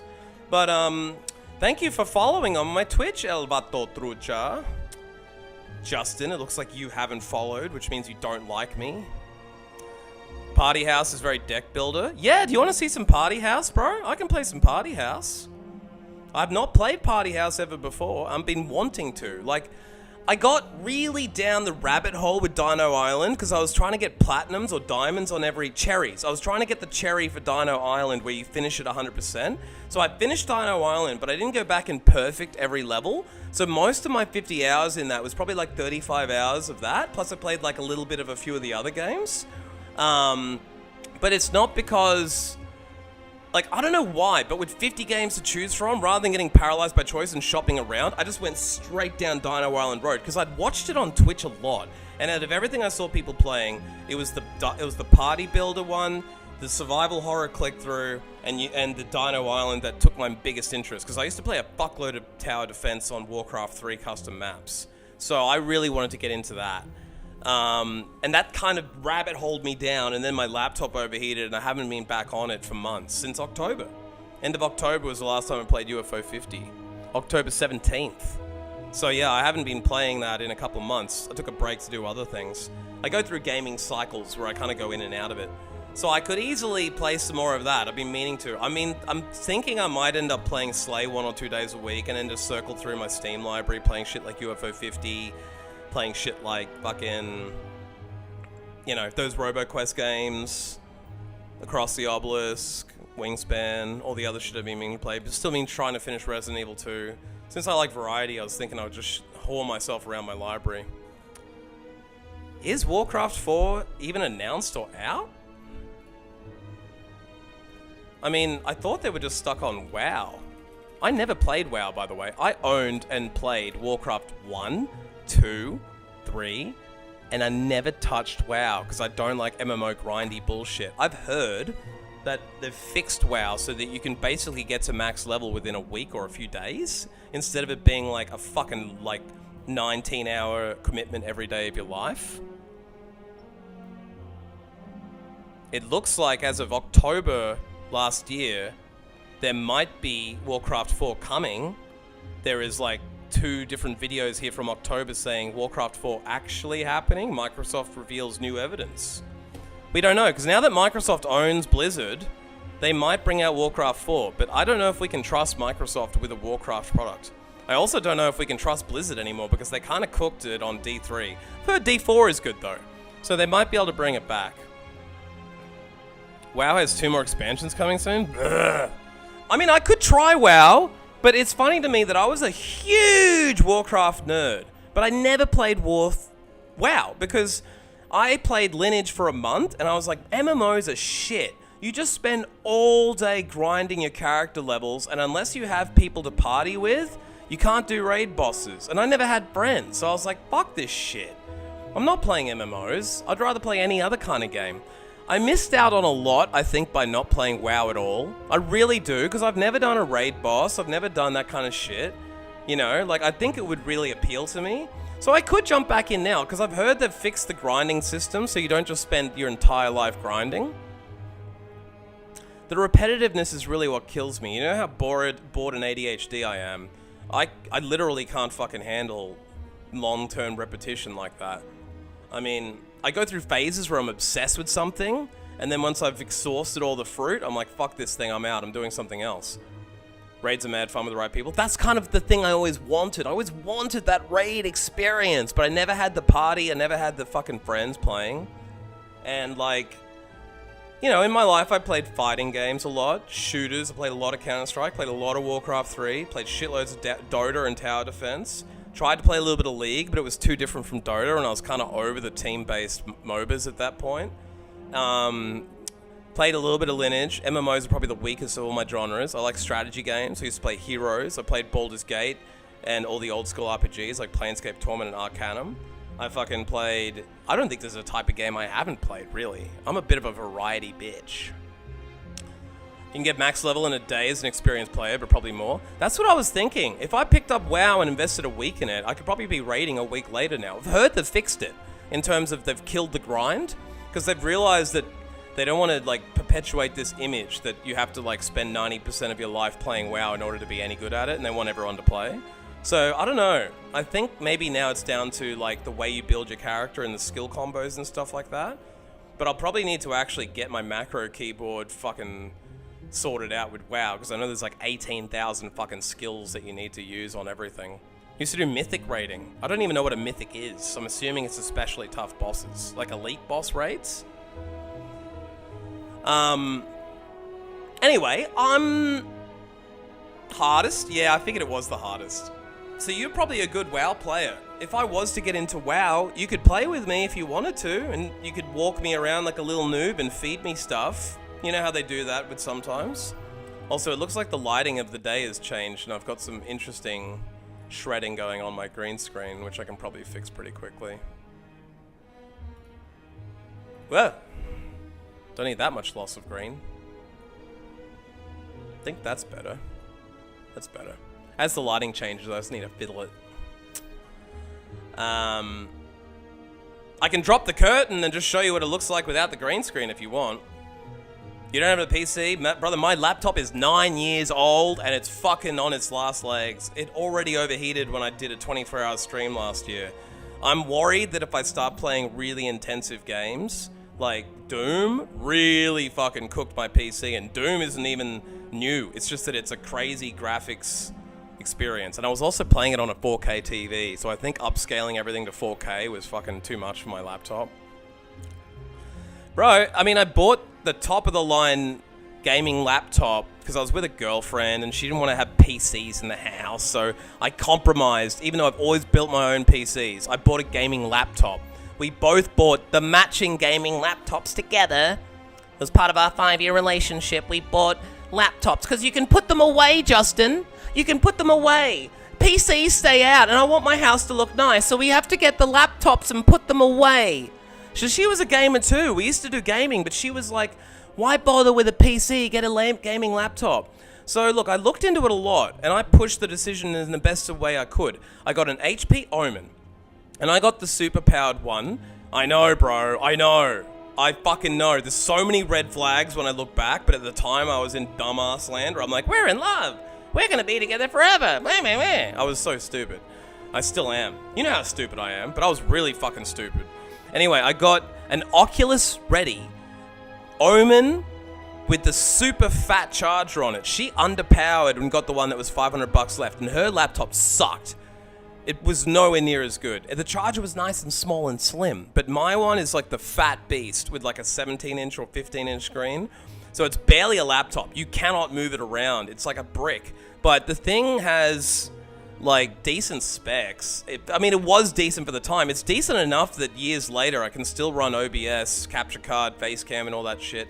What I was saying before though is if I try and plug my TV in at the same time as my face cam and my capture card, it literally shits the bed and won't play the capture card or the webcam properly. I can't do those three things at the same time, so I think it's literally overloading the GPU or the Mobo, or something is fucked in this. Like, it's already overheated and died to the point it would not turn back on, and then suddenly it's come back to life. Also, a couple, like 5 years ago, it had a problem with the hard drive where it seemed like it wouldn't turn on and it kept fatal erroring, and then it magically started working again one day. So I have no idea how this PC has come back from the brink twice. It's a bit fucking scary how, like, weak this thing really is. But if I was to pull the screen capture back, you can see here I'm running a Core i7 7700, which is 2.8 gigahertz, which I think these days would be a weak-ass CPU, right? But at least it's an i7 instead of the i5. So I think the i5s had less guts. There were good i5s, but this was like one of the better i7s. 16 gig of RAM is low now. At the time, a laptop with 16 gig was plenty. Now you probably want to have 32 or 64. I'm still only running Windows 10, but I've got the 64-bit on it. And I think the graphics card is fucking the weakest part of this right now. I'm pretty scared of how shitty my graphics card probably is. What is my graphics card? NVIDIA GeForce GTX 1060.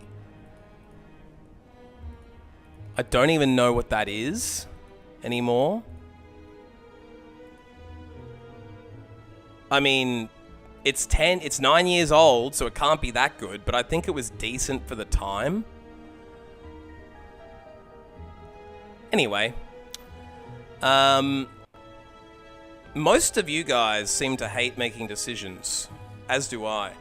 Since it's already 4 o'clock, or 3 o'clock here, and I've been in the chair for 4 hours, 1060 would be a few steps below 1080 Ti. Yeah, I just know that they've got those 50, like you said, a 5090. Isn't that the crazy new fucking one? I mean, how much RAM does this thing even have? GTX 1060. It's actually I think it might be a 60 gig it might be the 6 gig variant. Bro, I was gonna budget like 2,000, maybe 2,500 for my whole computer setup. Graphics cards are so fucking expensive. All hardware is so fucking expensive right now. But they're just taking the piss with gaming cards because they know that everyone streams and they're like making streamer money. And here's the other thing I heard. Crypto miners are buying up all the fucking hardware. So you literally have like fucking people who are Bitcoin mining buying hardcore hardware, which is driving the price up for everybody else. 5080, 1K. I think I will probably end up spending $1,000 on my graphics card. Probably 280 on the Mobo, 250 to 300 on the Mobo, I'm guessing. CPU will probably be up to 500 depending on the one. Might be able to score up to 350. I'm guessing a nice case will be about at least 100. Maybe 200 for a nice case. And then RAM, I'm assuming will still be around 250, 300 bucks for RAM, maybe more. So I'm probably gonna need a kit for the PC that's around 2,000, and then spend $1,000 on the graphics card and get a $3,000 rig, which means I'm probably about $2,000 away from affording that. Which means it's probably a month or two away minimum, depending on when work comes back and how much work comes back. If I can shovel dirt 5 days a week, I might be able to pull $1,000 a week and then save half of that and get it in a month. But it really just depends how much dirt shoveling work there'll be. Right now, I haven't had a shift since before Christmas, so it's looking like, what has it been, nearly if I don't get a shift next week, it'll be a month of no work. Ugh. Dirt shoveling king, look how fucking tanked I am from doing all that. Fucking yoked over here now. I'm also kind of fat. I've gotten fat over Christmas, but there's a lot of muscle under that fat. And I got my cat sleeve, all my cat tattoos. Got tattoos all over my fucking arms. It's like going to the gym for free, but when the gym's 35 to 40 degrees. So imagine it's 100 degrees in the gym, and you have to do it for 8 to 11 hours. So it is kind of good for you to sweat and get worked out, but it also sucks really, really bad. Some days are better than others. If there's a breeze, if it's some shade, if it's not shoveling mud. But I had to move like 2 tons of crushed rock and shovel mud. It took 11 hours, bro. It was really fucking hard. You want to quit over and over and over again, but you don't have a choice. It's not worth 35 an hour. That's one thing for sure. Anyway, I've been talking for a long time now. None of y'all are voting on anything. So what I'm going to do is I might slay the Spire. I might slay the Spire off, because I feel like if I start a run, I'll just end up, like, it'll be forever. I'll be on it for another 4 or 5 hours minimum. I know myself. I can't fucking hold myself back. I mean, the other thing is I could jump on and play something on here. XCOM is kind of fun. I could do some more XCOM, but since I've got my computer open right here, I'm thinking I might just dig into the Steam library. And also, XCOM's a bit of a fucking bitch. It's really fucking hard. Turn off the PS5. Goodbye, PS5. Turn back on screen cap. Let's bring the webcam over the top of me screen cap. And now we can really see more tearing on the white backgrounds. Sorry, the lighting keeps changing. I'm sitting right in front of an open window, so the light continually changes. And I haven't got my downlights adjusted properly yet. I'm going to get some dimming. They're already dimming, but I think I can get some color changing smart downlights.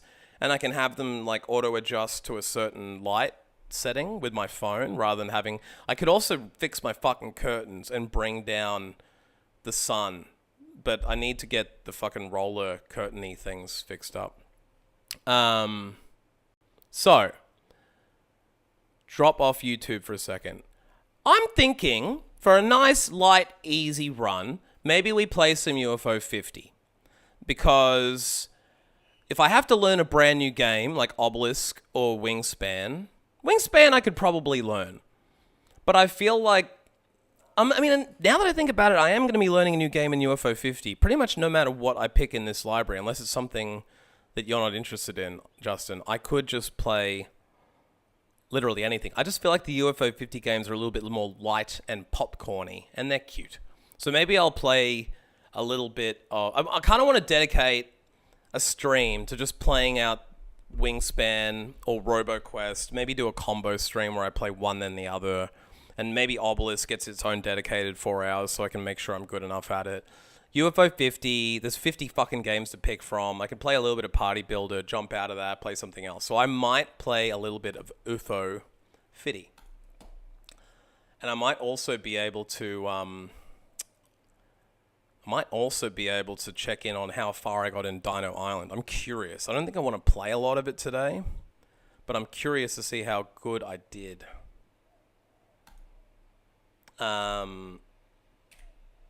Now, I've got to update this. Oh, the sound is loud on this one for me.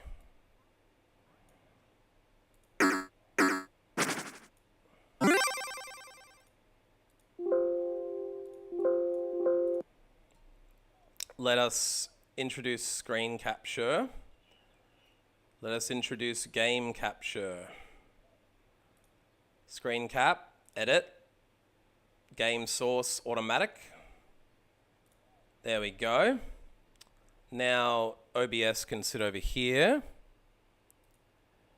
And UFO 50. I should also be able to update my category to UFO 50. UFO 50. What's it called? Party something?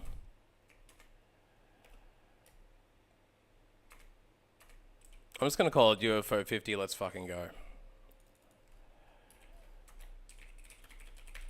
Go and check out the party builder game and whatever takes our fancy. Join us. Now my keyboard is missing keys. I don't know which keys I'm going to need for this. I normally play this with my arcade stick, which I could just get up and grab right now. Maybe I'll just grab my arcade stick off the table right in front of me.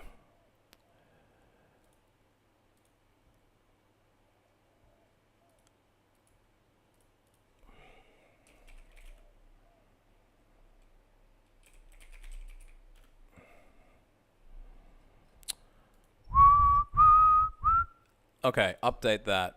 Now, that was the setting in there. The primary chat can be either Twitch or YouTube. I think I might get less lag if I swap that back over. Ironically, now the lighting has gone brighter again on me. I'm going to need to control the lighting. No wonder gamers just sit in a dark, dank hole. Because when you sit in front of a window, the lighting fucks you with a green screen every 5 minutes, right? I think now if I bump this up to 450... There we go. This should now work.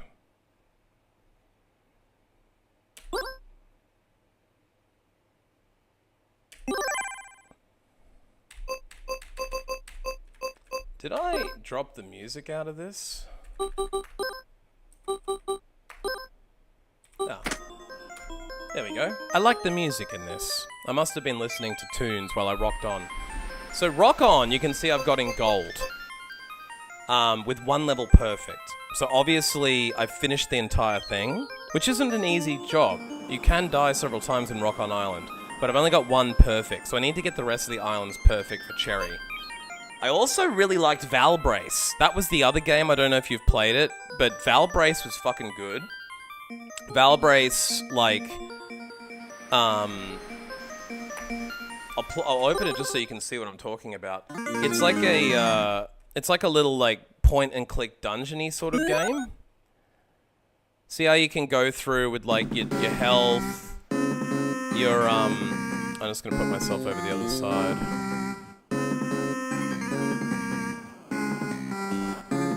Yeah, it's like one of these games where you just walk forward in single clicks.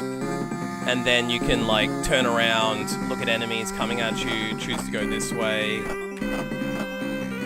It's sort of like one of the older school-style games, but, like, you would come up against, like, switches and stuff like that. And I just kind of like the aesthetic, you know what I mean? And then there's, like, a boulder crashes on you. So I kind of like this one. Valbrace was really fun. I never saw people streaming it, but I thought Valbrace was pretty cool. I also played a little bit of Kick Club, but I wasn't that good at it. Kick Club's just like a fun little, like, run-around shooter. No, run-around, like, bossy. It's pretty fun. I don't think I played much of Rail Heist at all. I played tiny bit of Overbold. Fist Hell was just like a random shooter. I don't remember Barbuta. Some of these games are just open and closed, obviously.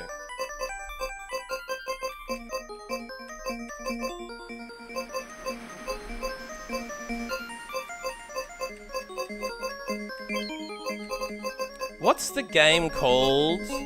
If you're still here, Justin. I don't remember the party one. Party House. I'm just gonna get my arcade stick.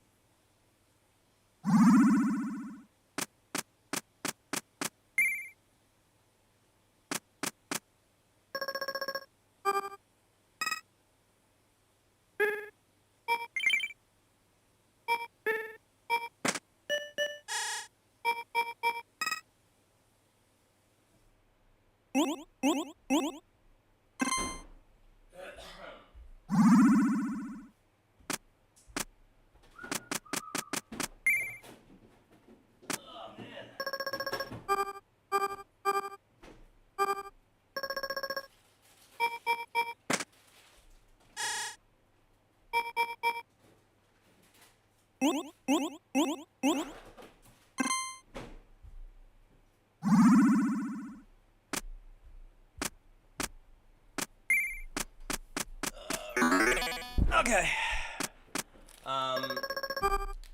I've had 3 eggs today, and only 1 cigarette in the last 4 hours. So I think I'm severely healthier by not smoking. I've only had 1 beer. So I'm unhealthy because I haven't been eating, but I'm healthy because Slay the Spire makes me so fucking concentrate heavy that I literally forget to eat.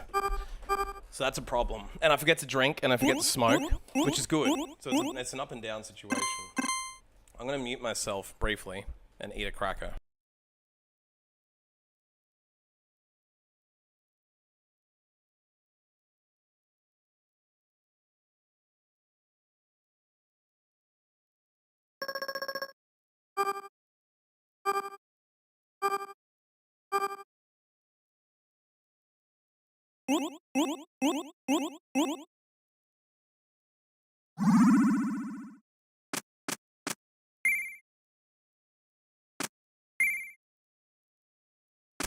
This is my arcade stick.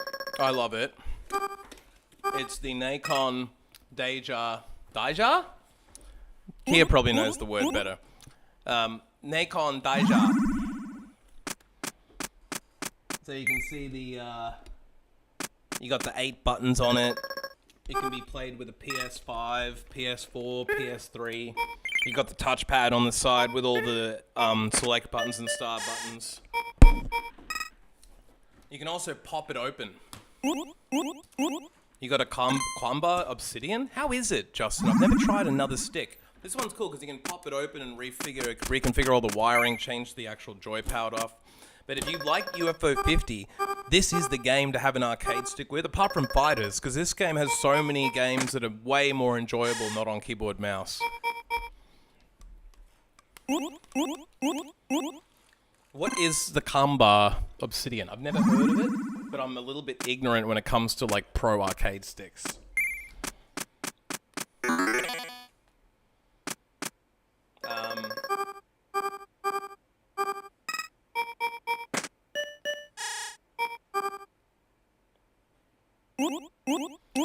Is my stream on YouTube fucked? It looks like I've got a stream inside a stream.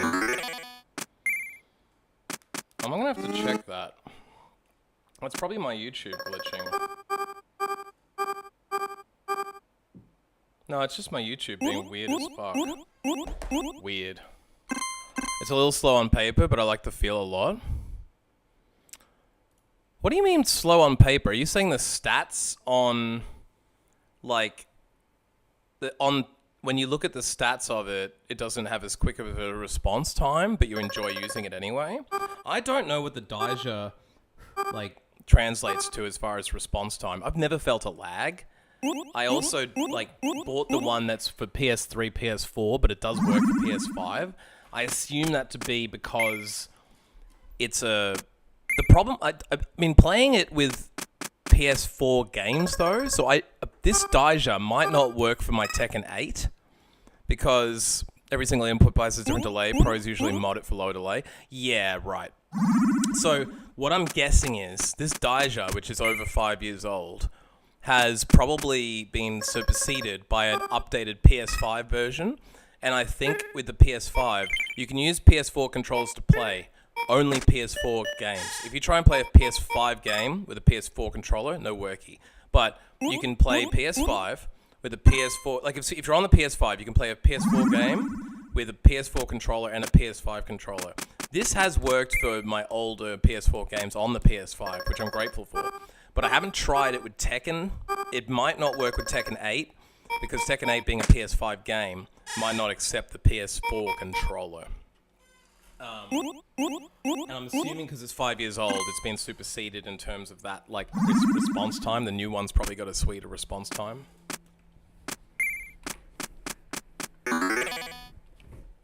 And I'm guessing it's like everything else. There's price points. You can probably get a Kamba. When you say you don't notice delay, it's a pretty small difference, like 2 to 5 ms. Yeah, exactly. Yeah. Like, the thing is, unless you're literally playing at the proest of pro levels, like, you're not gonna fucking notice, are you? It's not gonna make a big fucking difference, is it?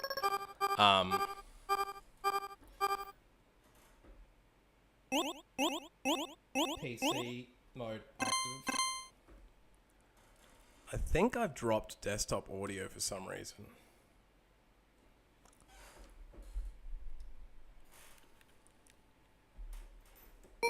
No, I didn't. We're good. So PC mode is on. The Daija is working. I'm going to adjust my keyboard to the side. Move my PS controller. You can sit up here. Here. You can get off my lap. Too big for my lap, Daija. It's a heavy bastard. Oh, you can plug audio into it. I never even noticed. I guess this thing has an audio plug so that you can plug a headset into it for when you're playing on PS5 or 4.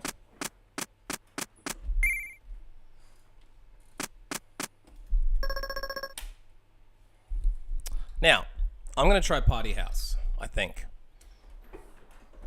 I don't see anything else being, like, super superior to that. But,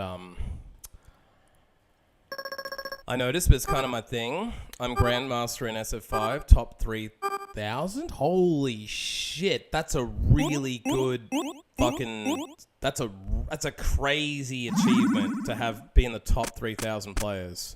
Because that shit is so fucking competitive, bro. The thing is, several different things across your setup can add or reduce delay, so all of them combined make a big difference. Right.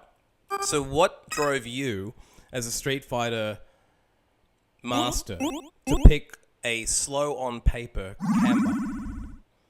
And can you tell me, is the Daija considered faster on paper, but in reality not as fast? I'm assuming you've configured yours in a way that negates that delay, or it's like, I used to play Counter-Strike with 3,000 ping, 2,000 to 3,000 ping, 4,000 when it got really bad. I could still hit headshots with AKs and AWPs, right? But I got used to it. I think if you had played your whole life with a specific brand or a delay status, it would be harder to retrain yourself to go with a faster delay because you're going to miss your inputs, right? So it's probably all about what input you're used to using, I'm guessing. You played at local tournaments where they had Obsidian at every setup and it felt very nice. So what drove you to get the Kamba? Oh, the Obsidian is the Kamba. Right. So it probably just came from having experienced it. Is the Daija trash tier then? I think I only paid $350 for this thing in Australian dollars, which is probably what, like 200 US or something? It might sell for like 185 US. I really don't know. This is the only arcade stick I've ever owned. I always wanted an arcade stick, so one time I just bought it because I wanted to play my fighters on PS4. Faster is always better because it brings you closer to real time. Yeah, that's the thing. Lag is never really a good thing. But I'm surprised to hear you say they're slow on paper. If they get used at all the tournaments and they're your preference, I would imagine that they would probably be the best one. I don't know how that got to be unless they've just got a brand monopoly or something. Or they've got particularly nice feeling buttons. How trash is Daija? Is a Nacon Daija ranked at all? It's a Nacon, N-A-C-O-N. I don't even know if they're tournament grade. I simply was at my local electronics store and this was the only one. And so I bought it. No, it was the best of what they had. There was a couple of cheaper, crappier ones. And I simply don't know how they rank in terms of response time. Or like, you don't have to look up my specific model. Like, they've probably updated the model. But I do have the PS3, PS4 version. It's PS4, but it's PS3 backwards compatible, basically.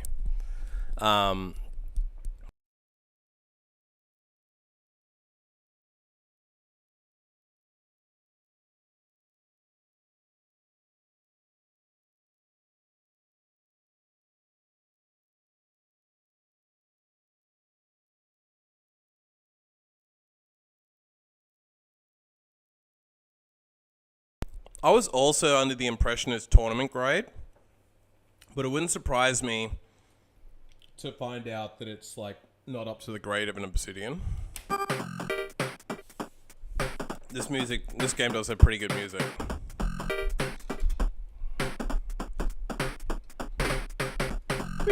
Beep, beep, beep, beep.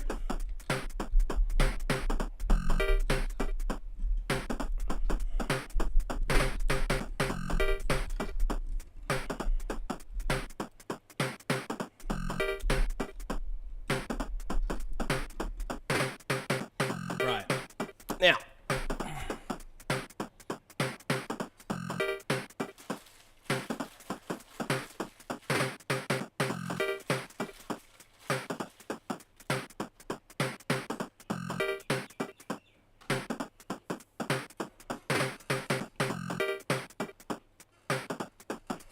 .4 millisecond? That sounds shitty, bro. But I guess you were saying the average board has 2 to 5, right? So that's like putting it at the upper... 17?! Shit, I might have... When you say old, are you talking about the one I've got? Probably the one I have is the old one, man. That's what I was saying 5 years ago. These things are probably eclipsed and built for the PS4. They probably had an upper limit. This is the PlayStation branded version of it. They probably have ones that are strictly like PC or Xbox. I mean, I can open the guts of it. I might be able to upgrade the rig. I guess this is the end of my professional fighting game career before it started, but to be fair, I don't have what it takes to do professional fighting games because it takes millions of hours of practice, which I can't be bothered to do.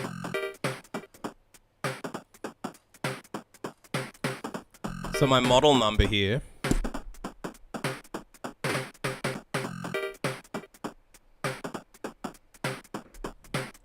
BB4465. So I've got the Nikon BB4465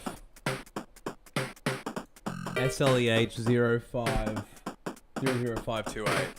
The Pros mod a custom PCB called a Brook UFB. Yeah. Under 1 minute. I'm sure if I rip the guts of this thing open, I could put a custom board in it. And, you know, I could mod it out. But here's the thing. I love Tekken. I've played Tekken since Tekken 3. I've played a lot of fucking Tekken in my life. The problem is, I always played solo with my friends after high school. I never played online. Every time I did play online, I fucking hated my life. Because you come across people that 10-hit combo you to death. Over and over and over again. I played a lot of Street Fighter, but I'd usually go to the arcade, I would beat 90% of casuals, and then the pro would come down and sit next to me and wipe the floor with my face over and over and over again, right? Probably your equivalent.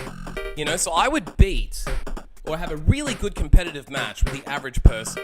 When it came to pros, I always got scrubbed, and it's because I didn't sit there in practice.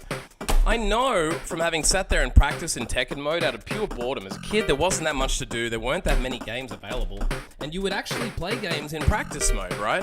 But to me now, why am I going to spend hours and hours and hours in the practice mode of Tekken learning 10-hit combos just so I can go online and hit a 10k combo over and over and over again until they lose? Like, to me, it's not fun. Not only is it not fun to have to learn the combos that well and to memorize the inputs, it's not that fun to school people. I like competitiveness, and I just noticed when you know... I can still kind of win a round or two on Tekken Online, because I do know a lot of good combos, but I'm not going to sit there and dedicate 500 hours in practice mode just so I can get up and play competitive matches, right?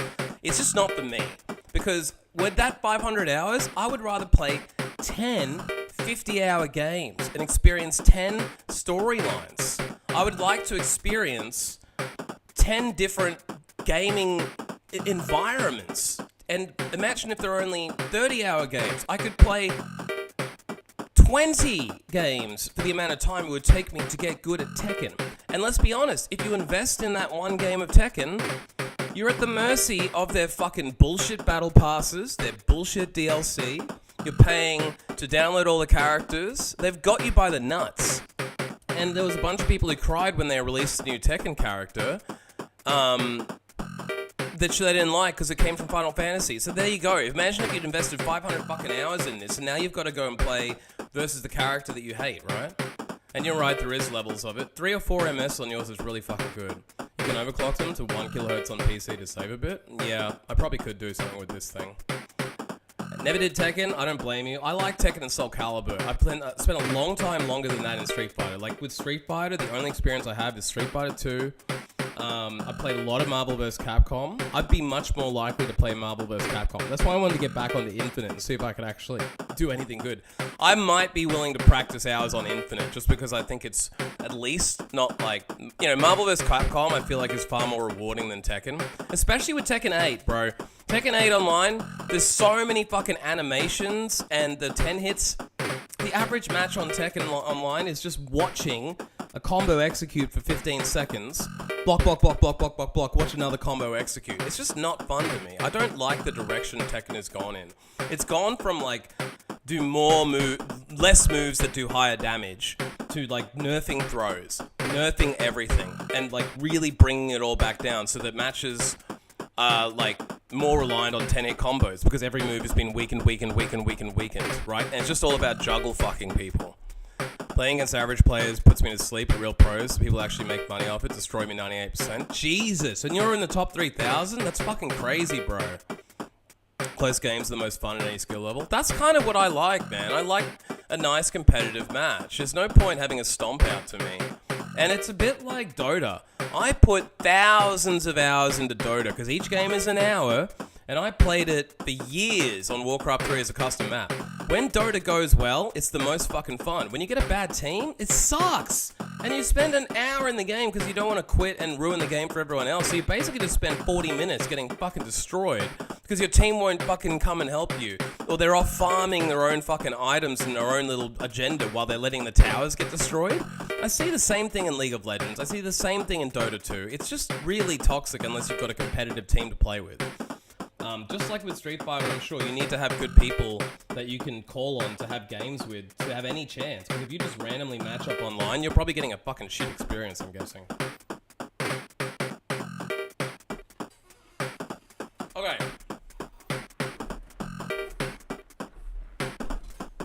Let's get this shit going. I'm going to try this out. I have no idea what I'm doing. It looks like I've got a population of 0 out of 65. Got no money. And 25 turns, I'm guessing it's a turn-based game. Let's open the front door. Now I see 2 people outside. Can I pick from them? Oh, I guess I didn't have to open the front door. Old friends? I guess I add them to my population. No actions? No actions. Let's just keep opening the door. You know what made me laugh about this game, and it still does? I thought this game was like... Hang on, I'll just make myself slightly bigger. I thought this game was standing outside the house. Audio quality's a lot worse. Is it the fact that it's pixel music?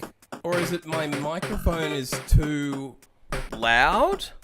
Could you use more descriptive language? Because I can happily fix it. Let me just check what it sounds like on my stream with my phone.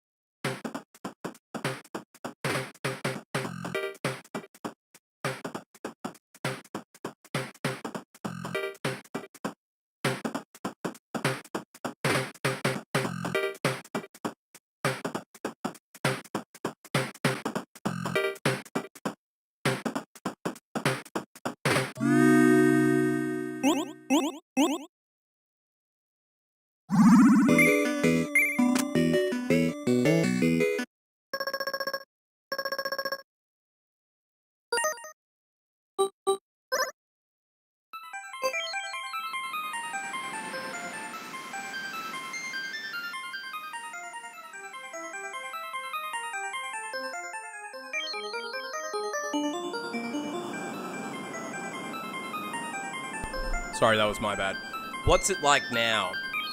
I've bumped the game audio up, and this is not pixel music. I was thinking the pixel music was also what sounded shitty, because that game is just like beep, beep, beep, beep. Whereas this, at least, is a nice background song.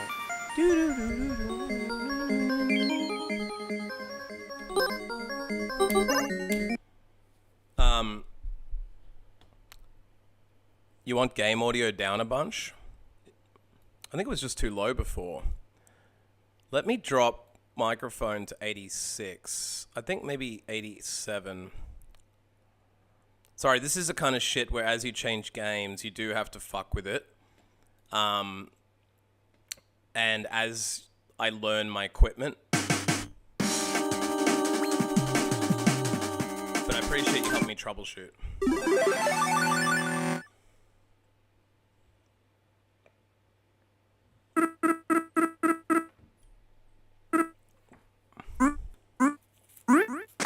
Because it sounds different to me than it does on stream, and everyone's going to have a different slight experience.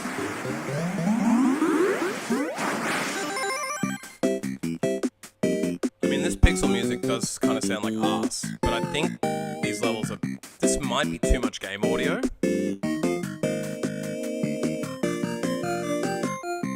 I'm thinking this might be too much game audio.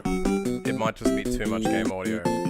Also, if I talk right into the microphone, it makes a big difference if I do when I speak back out here. So I think it'll kind of vary a little bit depending on how loud I talk.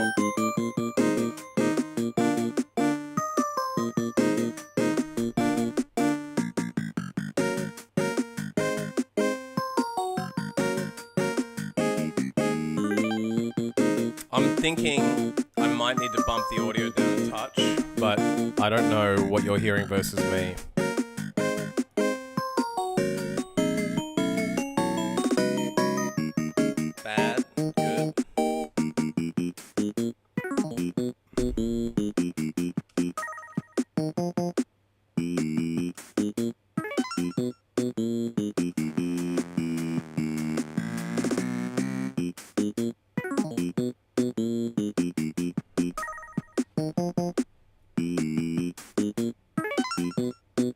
I might drop game audio to 78.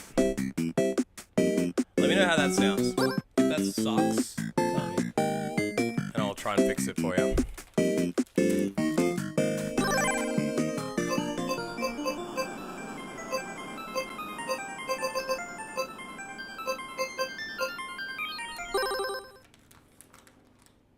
Damn, this shirt looks crazy with the 80s look on it. I'm kind of mixing this up pretty well. New game. Yes, overwrite, because I didn't do anything with the other one. Alien invasion, money management, high or low. I guess we just start on one. Oh, I think there's a cherry for winning 20 random scenarios. That's what I do remember of this game. That, I think, is quite hard to do. I've seen people who try and perfect this game say that Party House is really hard. How, if anyone's out there, is this looking now? I think at this point it's probably me and you, Justin, I think. If you're even here. I think Bato bailed out.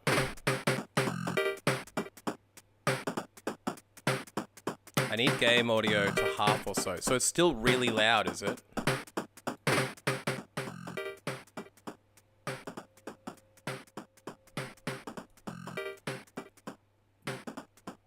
How's that now? Let me try and listen to that again on my shit without this on.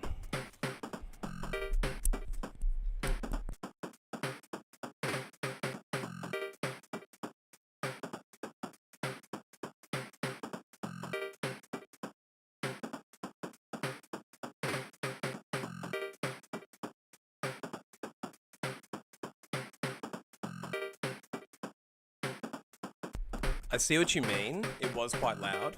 I can still drop it down again if you want me to drop it down another notch. It'll probably vary game to game, but I can drop this down just a smidgy more if it's getting too annoying, because this game does have pretty fucking... It's not like the best music in the world on pixel games. I've just dropped it down another smidgen. If that starts to get too quiet, you can let me know. Sorry, you're not my tech support. I don't mean to make you into tech support. It's just good to, like, good to know what it's like for the experienced people out there.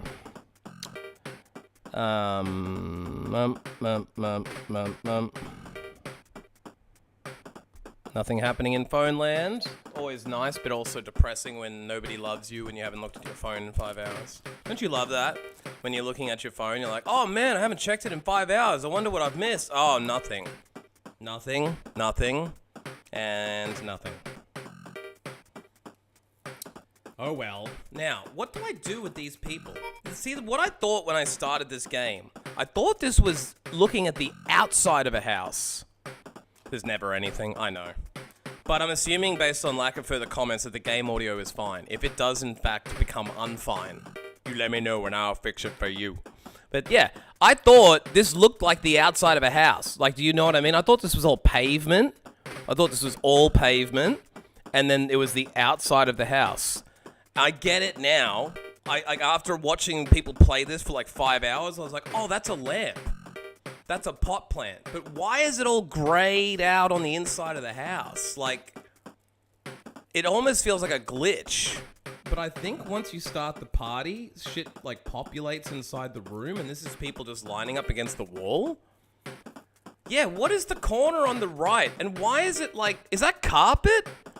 And the wall disappears? It's like, to me, like, I know this is pixel gaming and they had to do this on like a reasonably low budget and shit, but I was like, god damn, I think the guy who made Spelunky was part of the development team for this game, and he's the one who made Rock On Island. He could have fucking given some feedback on this. This doesn't look right.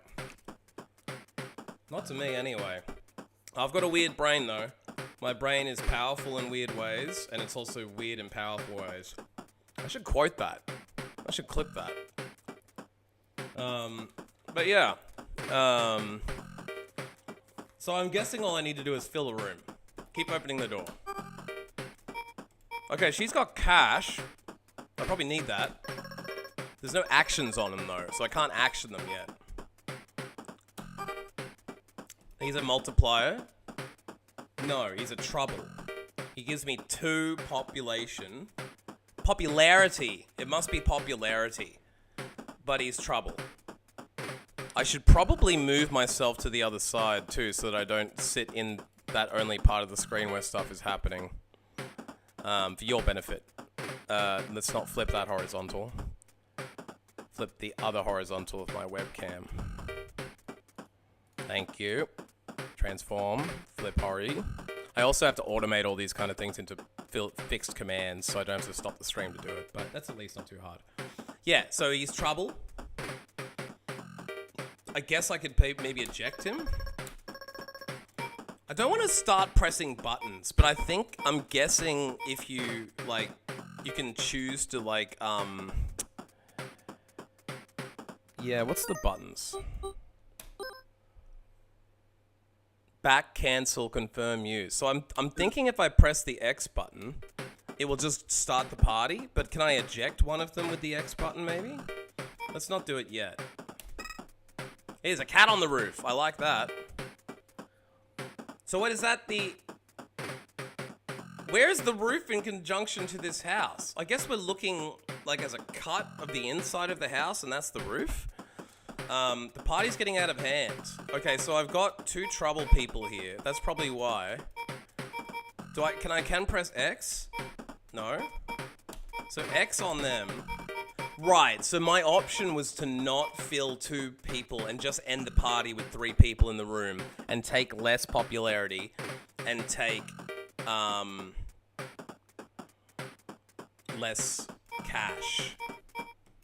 So, but maybe we can still end it now and see if we don't get raided by the cops.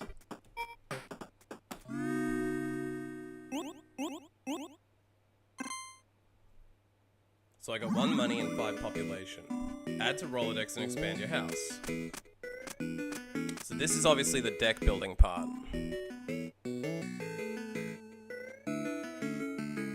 Maybe I should put myself over here and flip me around. It's hard to find the right place. Now I'm upside down. God damn it. It's hard to find the right place to put you on the screen sometimes. That's still not right. That's probably better. That's better. That's better.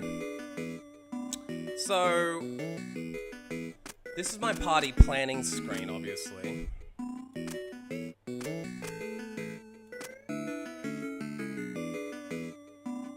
Right, I can expand the house.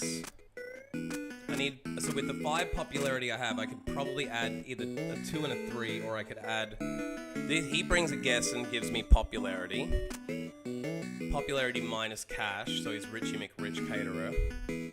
Oh, the caterer just adds food, obviously. If the house is full, you get extra pop but less cash. He's trouble, but he brings popularity and cash. I'm guessing I can't have more than 2 or 3 trouble people in there at a time. Cancel 1 trouble. Maybe I need hippie. Peek at next guess. Okay. That could be interesting. Pop cash. Boot out 1 guest. The Sekis. Monkeys, big trouble but big popularity. Veg specific guest. That could be very tactical too. I'm thinking, I guess I need to build popularity straight away. I don't know what cash is for. The Rolodex tells me who I've got. A bunch of 1 cash, 1... I've got 4 poppers, so I've got a chance. I've got 4 poppers, 2 cash people, and then 4 double popularity, extra trouble people. So I might take the hippie. It means I can only get 1 this turn, but I might take the hippie. Because I kind of want to be able to bring more troublemakers in.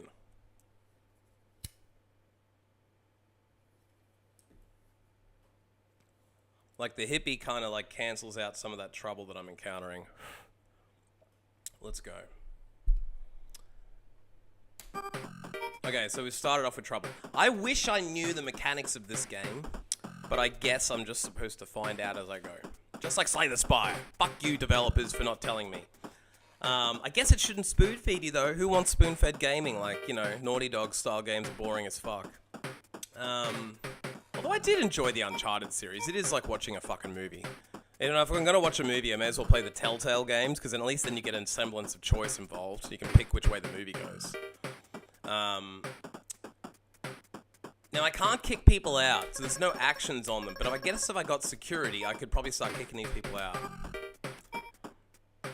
Right, so I'm guessing the game aim is within 24 turns. I have to max my popularity and possibly max my money?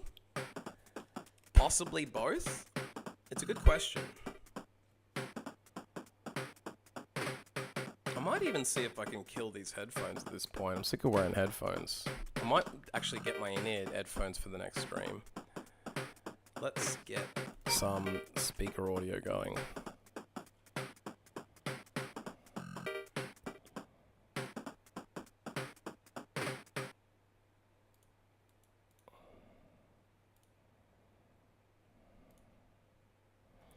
Nope, that ain't working. I guess I'll just plug back in. Oh, it's because this one's in. Maybe? Maybe not. Fuck it. Headphones it is. There we go. Then I have a smelly hippie at my party. You're right. But as a somewhat hippie myself, I'm not totally mad about it. Because I like pot smoking. I haven't had any in months, but I've probably been on the bongs for like 20 years now. So I fucking love smoking pot. Hippies stink, but hear me out. They're good conversationalists. They normally would say shit like, "Whoa, man, think about the world and how it's changing, man." And like, you need some of that shit at a party. Once you get drunk and fucked up at a party, you know what I'm saying? You kind of want them hippies.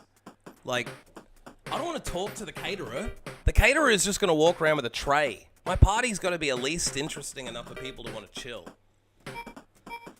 So far, I think if I get 3 troubles, it's game over, and the cops come maybe? Or maybe the longer the trouble people are there, the worse it gets. And it looks like only trouble people drink. These other people are just fucking standing there. Party's almost full, so I must have a 5-person limit because they just push all the way along the wall. So this is actually not a bad draw, right? I've got some pop building, I've got a cash. Rich pal? Fuck yeah, we got a Richie McRich in the party. We can take the last person, we'll be fine. And we got trouble, which is good, we got more pop out of that. So that was a good turn. That was a good run, I think. I think that was a good run. Cheers to the party going well. Cheers, everybody. Thanks for holding a good party. Now, Justin, do you have any particular needs for this party? Who do you want to see in this next?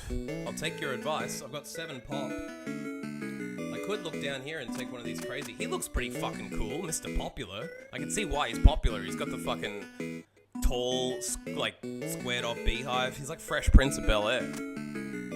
Dancer. What the fuck does this do? It looks like it goes up to 4 fucking big titty bitches. Maybe you need the dancer in your life. I don't think any of these other people have boobage. Is this the same ones as last time? It is. So I've seen this alien before. Get 4 stars in a single party to win. What? So he's a star. How do I get 4 stars if I only have 1 alien? Maybe I have to get 4 aliens in my Rolodex. Right. I'm thinking we should upgrade the house. Build that house out. That's the only reason we have cash right now. Can I ditch people from my Rolodex? No. So your deck just keeps getting bigger. So we gotta worry about deck bloat, everybody. Just like Slay the Spire, we've gotta worry about deck bloat. Vato would not want us to bloat our deck.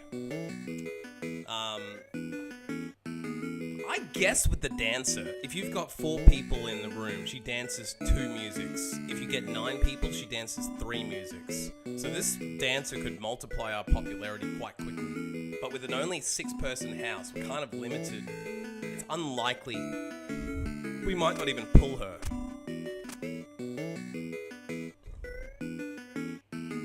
So if the comedian's there, you get extra pop, but you're playing for extra cash. Since we've pulled the dirty hippie,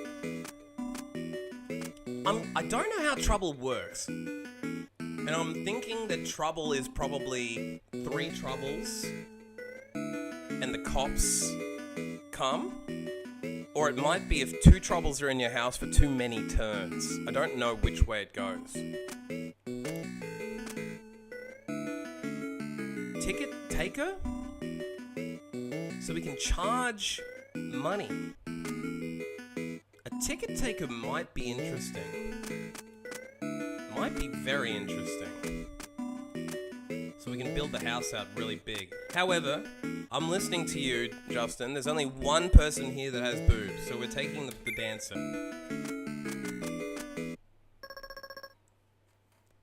I don't know if that was smart to do, but we're going dancer build. We're going big titty bitches. Now, Rich Pal looks like a lady. She might also have tits. So if we pull dancer next, we're looking at a titty-only party here. And I think that ticket taker was a woman too, so we might be able to take tickets from the big titty bitches. Alright, we've got an old friend and a rich friend. So we've got a rich pal and our old friend. Let's keep pulling. We've pulled trouble. Our wild buddy. I don't know if those 4 stars mean anything. Maybe if each time the cops come you lose a star, you can only get busted 4 times before it's game over. I guess that might be how it works. Like I said, I've seen people playing this, but when you don't understand the rules, it just blasts past you. You don't understand what the fuck's going on. Also, because the lighting changed, I think I look a little bit washed out. I'm not as contrasted and bright as I was earlier, so until I fix my blinds, which is apparently the very first thing I need to do now to get this set up better, this is gonna have to do. Maybe I also just look like bland compared to all this colorfulness. Victory stars. Ah, so if I get 4 stars, I win. So it's obviously not about maxing popularity. I'm guessing it's all about getting those aliens in your party. I'm guessing. It's be interesting to find out. We got, oh, I see here now. That's why it was blanked out. The corner's not, it's just blocking out the house that we can't use. This makes more sense now. All right, well, we've pulled cash. We haven't pulled any extra trouble. I think we're looking good here. Hang on, the Rolodex. So, can I pull someone specific? I probably can't. Yeah, it's just showing me who's available. People after this already arrived. Right, so the divider is just to show you that those are the 5 people. So it's saying out of the next 6 people, 7 people to come in, it's probably likely 50% almost that I'll get a trouble person. But I did, and it doesn't matter because the popularity is full. So I think that pulling the trouble last is probably the best. Pulling trouble early might end the party. Because I'm assuming that if you have 2 people from the start and then you play 6 turns, you'll get the cops coming.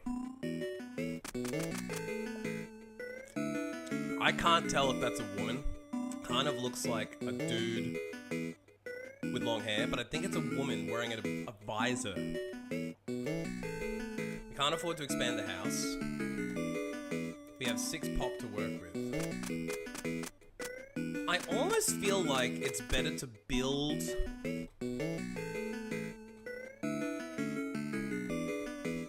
I was gonna say it would be better to like delay and build for popularity. So you can get most of these, but the only way to do that is to spend your pop on people and expand the house with cash. An auctioneer is 3+ cash, that's interesting. Bringing a guest? I don't know if that adds to our house limit.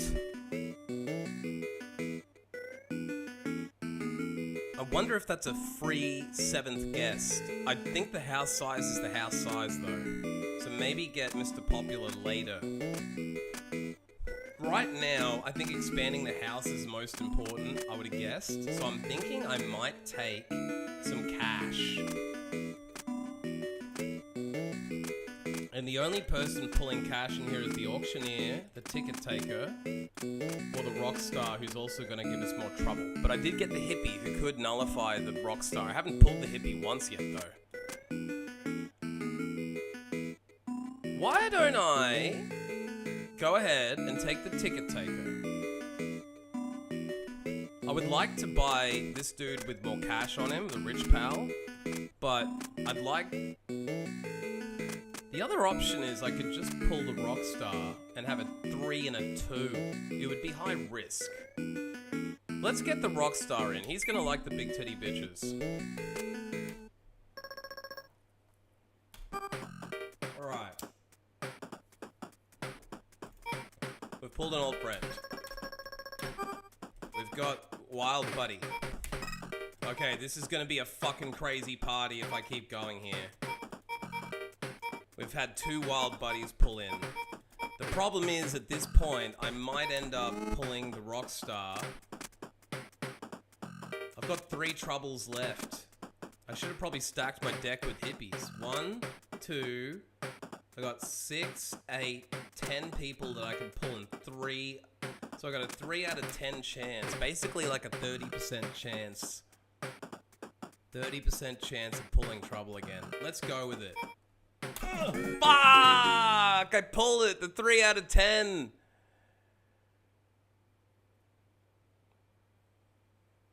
Who gets the blame? Interesting. I would say we blame the old friend. Because he's only giving us 1 pop. Get the fuck out. Temporarily banned for 1 party? That's not even that bad. Oh, but I don't gain anything out of that turn. So that's basically a wasted turn where you can't go to the shop.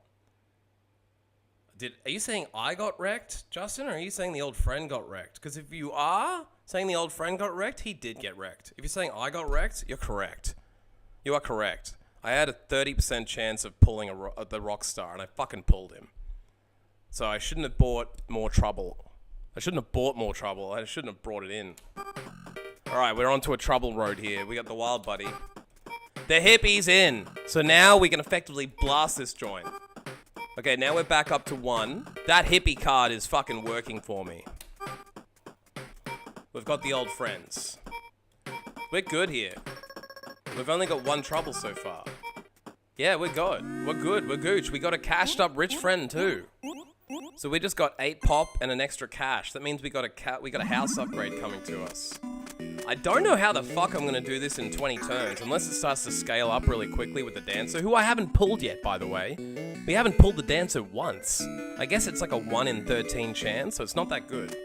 Maybe we need to just grab another dancer to get that pop bonus going. Or is it the dancer musics stack on each other? I thought it was like 4 people in the party, but I think it must be dancers. 1 dancer gives you 1 pop, 2 dancers gives you 4 pop. I think I'm gonna start stacking the deck with dancers. I do want more hippies though, but I'm gonna start stacking the deck with dancers. I think that's the way I'm gonna be able to finish this in 20 turns. Old friend? Old friends? Yeah, we got the dancers! We got the big titties! We can pull another dancer. We might get a big 4 pop out of that. Oh shit, we did! Oh shit! We pulled a rich friend, and we got the double dancer. Let's fucking go! No trouble yet either. Damn, we got some rich friends. I almost needed some trouble at that point, but we got the cash. Nice, that was a big hit. So we got 2 from her, 2 from her, 1. Dancing bonus plus 4. I was right, you need dancers. You need to shake that ass, Justin. I agree, shake that ass. Watch yourself, shake that ass. Show me what you're doing now, shake that ass. So with the 9 pop I got, let's just go for a dancer stack. I know a lot of these other people are probably good, and I do need to expand the party, so I probably need some extra cash in this bitch. It might be worth stacking ticket takers with the dancers, because people will pay tickets to see big titty bitches dancing. And by getting the ticket taker, I could probably... Look, it's only 2 cash on that guy. Unless I go straight up auctioneer. I think I need to build on this dancer bonus while I have... Like, I'm gonna go dancer heavy, and then once I start getting crazy pop, then I can pull in as many people as I want. Oh, we got the stinky hippie. And we got some trouble, which is good, because we can cancel it out. I wish it was the rock star, because he pays cash as well. Damn it, we're on double trouble. But interestingly... Oh, no, it's because the hippie's cancelling one. So we still gooch. We got some cash coming in. We got 1 dancer. Let's go double dancer. Ooh, okay. We can only pull 1 more here, but we could potentially die. We have 2 trouble out of 9. What's fractions on 2 out of 9? Do we do it? I think it's worth it. With only 2 troubles to pull, and we've got 7 potential chances of it being good, and 2 that it's bad? That's tempting. That's real fucking tempting.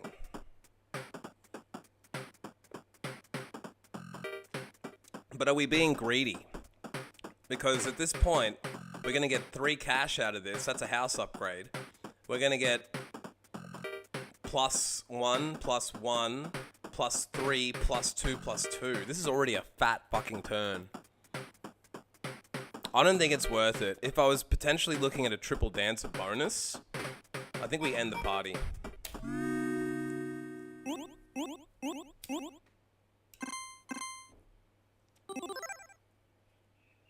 It's a shame. I might have pulled another big titty bitch, but we can't risk that shit when we could end the whole shenanigan. That lost turn really hurt me. Okay, now we're looking at fucking 9. We're looking at 8 people in the party. It's only $5 to build the next expansion, so it's not scaling as badly as I thought it was. I almost just want to stack it with dancers and ticket takers. But at this point, I could pull...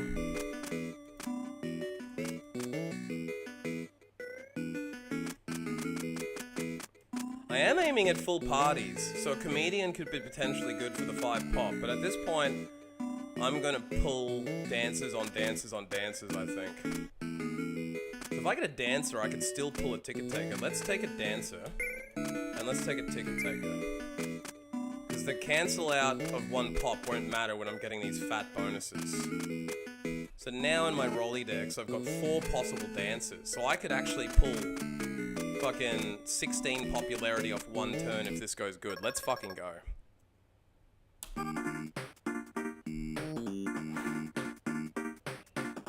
We got the rich friend. We got trouble. We got an old friend. Oh my god, we pulled double trouble. This is kind of where having hippies is handy. Maybe I should have pulled another hippie to protect me against these troubles. Troubles are the fucking worst, bro. I also kind of want to get an attack dog. That dog would help me look through the door. That is a pretty pog skill. It's like scry. Dogs are scrying. Oh, what do we do? What do we do? What do we fucking do? I think I'm looking at a 5 pop turn plus 1 cash. At the very best case scenario, I can pull 4 more people with no dancers yet. Am I gonna run short on turns though? I don't have any stars. I think the only way to get stars are them aliens, and I need 40 pop for that. So I think we gotta risk this shit. Oh, you son of a fuck! Let's get rid of the old friends. Actually, now that I think about it, banning an old friend from the party is actually kind of good because it's like removing a card for 1 hand. Yeah, look, I was greedy though. I was greedy. Let's go.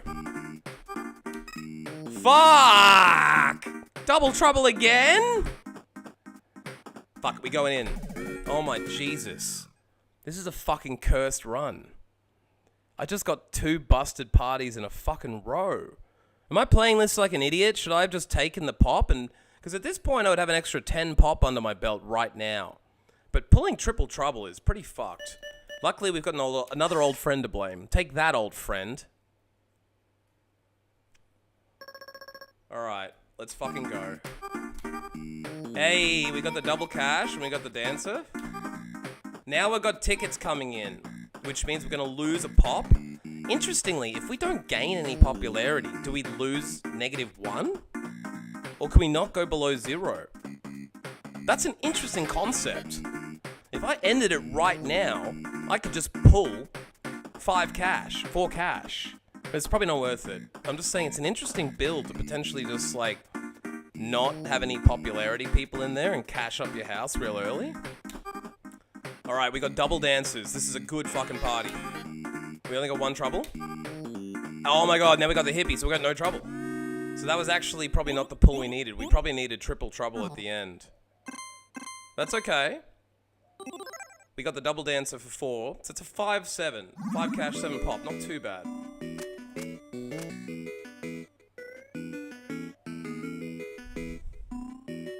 I gotta say, I'm liking the look of this doggo. Having a little doggo at the party to watch out. Check who's the next guest. Is that an unlimited ability? I'm wondering if you can play that anytime you want. And I can see how suspiciously quiet you are, Justin. You're making me learn this game for myself. Which is fine. Oh, I'm out of dancers! Interesting. I didn't even notice the bars underneath their names. So you're limited on the 4 dancers. You can't cook the books and just have like 20 fucking dancers in the Rolodex. Interesting. So I have to diversify here. Well, look, let's upgrade the house. Now we got 9 people to come in. Better chance of pulling max dancer. I don't think I can take any more trouble people without having hippies en masse. We don't want a stinky hippie party. Ask if you want to know. Hey, I've been asking open questions non-fucking stop. But it's fun. It's fun to learn for yourself. You don't have to answer anything. I'm learning as I go. Well, the only thing I can't tell is how the fuck do I get stars without having aliens? I need 4 aliens, basically. I think? Because I'm pretty sure having pop or money at the end is not going to win me anything. So I'm pretty sure no matter what I do, I need to get crazy popularity building. It's got to be aliens. So what I'm now thinking is, I might be thinking like I was when I first started playing Slay the Spire, and I'm building a fat deck. Unfortunate, like I shouldn't be building for a huge deck. I should probably pocket my popularity right now and save for the aliens, rather than consistently spending my pop, spending my pop, spending my pop. Now that I've got 4 dancers and a ticket taker, I think I've got enough cash coming in. I'm going to save my pop, because I've already got a 17 Rolodex. It's already going to be a pretty fat Rolodex. I'm going to take a risk and just not hire anyone and bank popularity. We got the hippie, so we're protected against trouble. That's 1 trouble out, so we're on 0 trouble. And we got the rock star, so we're getting 3 pop, 2 cash. That's good. Dancer, that's good. Dancer, that's good. Trouble 1, not too bad. Old friend, we can blame him. We got the ticket taker, so that's cancelled out the old friend. Now we're on 4 cash. Now I probably need to avoid pulling another person, because I can only fit 1 more person in this place. And I don't have any full party bonus people that could come in. Once again, we're looking at a 2 out of 9. Now, playing classic casino logic, the last time I pulled a 2 out of 9, I hit the fucking bankrupt. The time before I pulled a 3 out of 10, I pulled the bankrupt. So you know what we gonna do? We gonna go in again. Fuck, that's so risky though. I'm looking at 3, 5, 9 pop, and 4 cash in 1 turn. Best case scenario, I pull another dancer, which is a 2 out of 9 chance. I got a 2 out of 9 chance of dancer, 2 out of 9 chance of trouble. It's actually not really worth taking another gamba, because all these old friends are only going to give us 1 more. The cash of 1 more, not going to really help. So I think at this point, I don't be greedy. I really do want to play the casino logic though. It's almost like in roulette, that like, this is why you lose at the casino, right? Because people think, it's been black 15 times in a row, it's time to bet on red. But here's the way statistics work. If you flip a coin 10 times and you get 10 heads, there is no additional chance that 11th coin is going to be a head. It is a 50-50 every single time, right? It's like people think with roulette or with coin flips that the more blacks you pull or the more heads you pull, the more likely a red or a tails is coming. That's not how statistics work. That's called the gambler's fallacy, Justin. You're exactly right. I remember learning about this in statistics, which I took in business school. It was one of the biggest things I learned in my life is that there is no additional chance to pull. So just because I failed twice gives me no additional chance to pull it the 3rd time. And every time I've tried for the being greedy, I've failed. So we're going to end the party and take the money. We're going to walk away rich. That's what I always try and do in the casino. I always try and walk away rich. I mean, or minimize my losses as best I can. Now, we're looking at a bit more. I almost wish I had gotten that extra party upgrade. I think I've fucked this, because I don't think I can win this in 14 turns. Man, getting a monkey in the mix would be fucking pog. I actually think the deck to build would be nothing but hippies and trouble. Hippie trouble deck would probably be the fucking way to go instead of stacking dancers. But let's just keep doubling down. Let's hope that we pull the quad dancer. We got the hippie, that's good. Dancer, trouble's gone, but he's not the rock star. Fucking double trouble, but we're only on 1 trouble.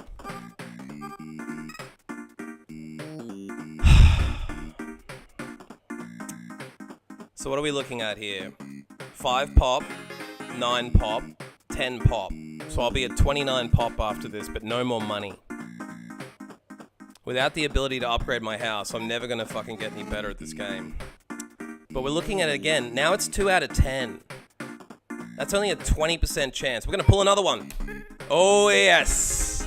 Now we got the 2 cash. Now we got the 2 cash. Now it's back to being a 2 out of 9. Honestly, 2 out of 9 at the casino, if you could play those, you'd fucking do it every time, wouldn't you? The trick is, I've still got 3 dancers in clutch. So out of everything, these are better odds than the last round, because the last round I was only having a 2 out of 9 to pull a dancer. Now I've got a 3 out of 9, so 30% of the time this is going to be a dancer. 20% of the time, slightly more, maybe 25% of the time, it's going to be a trouble. But 4 out of 9, it's just going to be another point of popularity. So the most likely outcome is I'm going to just pull an extra cash. I already have 2, 4, 6, 8 pop, 9 pop, and 2 cash coming at me. But I've only got 14 turns. I have to risk it. We got it. We got the dancer. Fuck yeah. Let's go. I think I have to risk it for the biscuit in this game. Because otherwise, you're not going to get enough pop. Now I'm on 31 pop, 6 cash, so we can upgrade the house again. And then we go next turn for an alien. The only question is, do I take 4 of my pop and push it into a hippie? I feel short on hippie nullification cards. Biscuit risker. That's me, buddy. I am risking it for that biscuit. I know Vato Trucha, el amigo, mi amigo Vato Trucha would tell me not to bloat my deck. But as it stands, I've got 5 troubles. 5 out of 17. That's nearly a 1 in 3 chance I'm going to pull a trouble card. So I think I have to go a little bit harder on the spending and pull a hippie. He's not that expensive. We got trouble. We got a ticket taker. We got a dancer. We got a old friend. Now we've got double trouble and no hippies. We're looking at a pretty big pool. 3, 6, 8, 10, 12, 13 people. 3 out of 13 is... Fuck, I'm not good enough at statistics to do this math in my head. 3 out of 13... Sort of like a 1 in 4 chance. I think we pull another one. Now we're looking at 12. We're looking at 3 out of 12. So it's exactly 1/4 chance. A 1 in 4 chance is 25%. So we've got a 25% chance of pulling trouble. And a 25% chance of pulling a dancer. We could also pull a hippie. I don't think I'm going to build fast enough unless I risk it. Oh shit, I was hoping for a fucking hippie. We've got 3 spots left to fill. We're looking at a pretty shitty party in terms of only 3 cash. I know it's like Russian roulette, my friend. It is 100%. This is like Russian roulette deck building. It's pretty fun. I didn't realize there was so much math involved. When I seen people playing this online, they just spam it out really quickly. Which is probably what I should be doing. I'm just trying to learn it. Once I learn it, I can spam a bit quicker. Do I take 5 pop, a 7 pop, and a 3 cash? The problem is I can't do shit with 3 cash. 7 pop would put me up to 34, which means I could get an alien next turn, but I need a fuckload. In 13 turns? I think I wasted turns or something, because I'm not building enough to buy 4 fucking aliens. There must be a different way of building this deck that I'm not seeing yet, that gets you a lot more chance.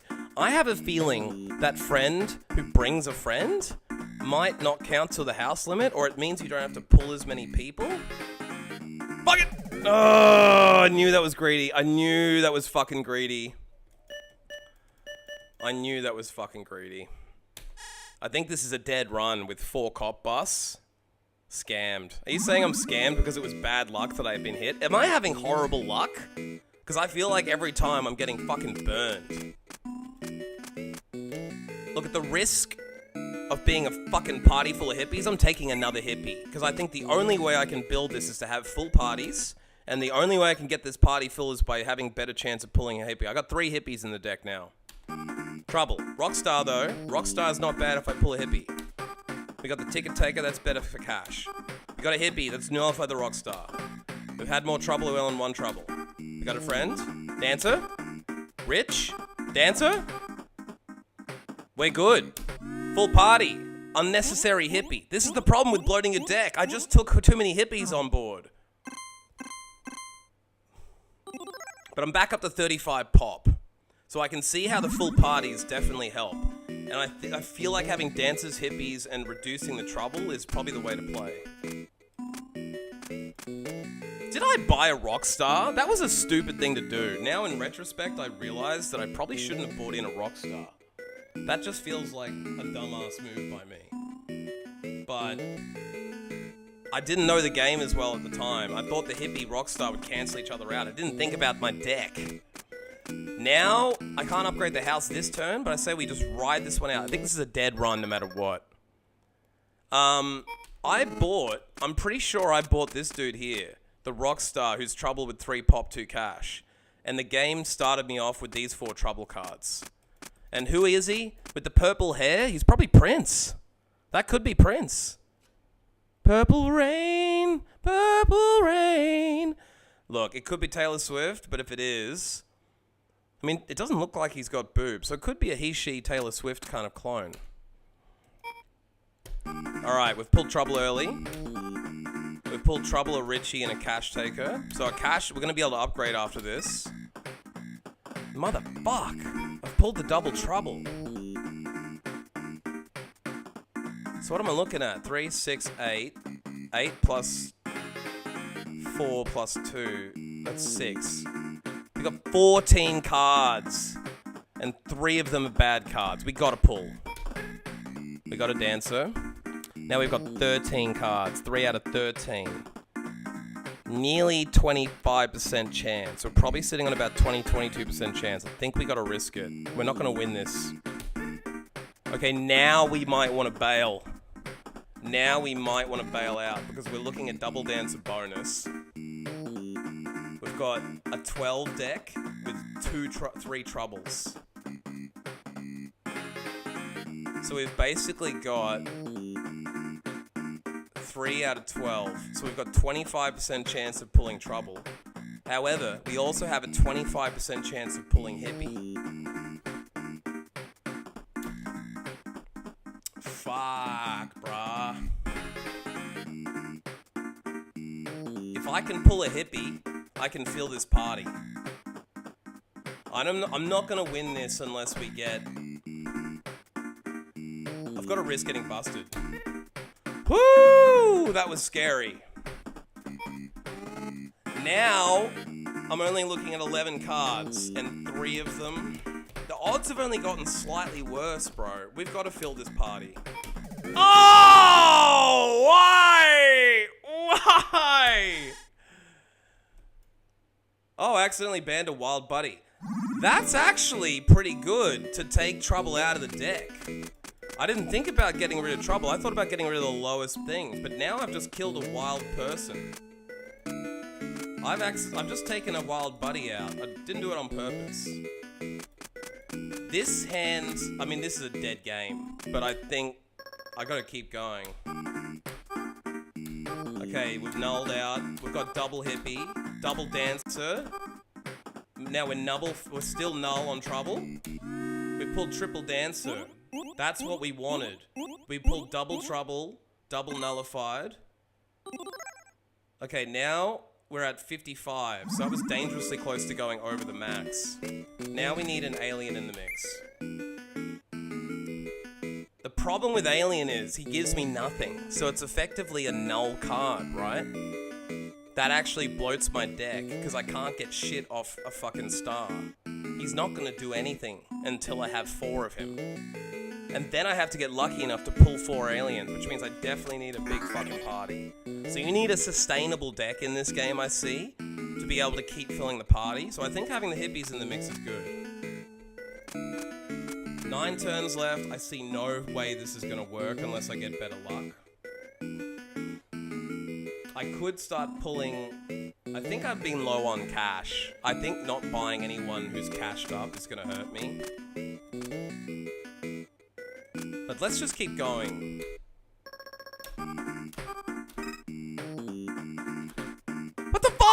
just pulled a double trouble. We gotta keep going. Okay, we pulled the alien. That's the worst case scenario.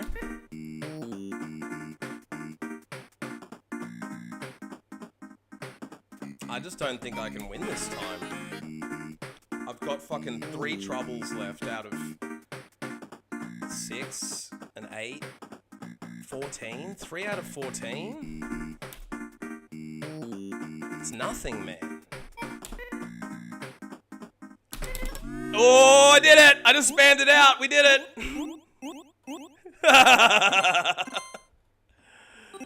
Oh, I got 34 up that one turn. I just didn't think about it and I spammed it because I just didn't want to fucking know.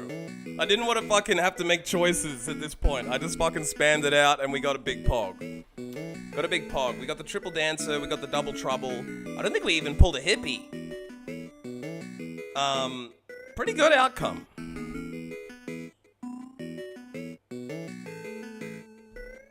Eight turns to get 3 more aliens? I don't see it happening. Let's keep going with Slim Deck. Double trouble! Okay, we're good. We've pulled the stinky hippie, so we're at least down to 1 trouble again. But that double hippie. Now we can really... Oh, we got the triple dancer! We got the quad dancer!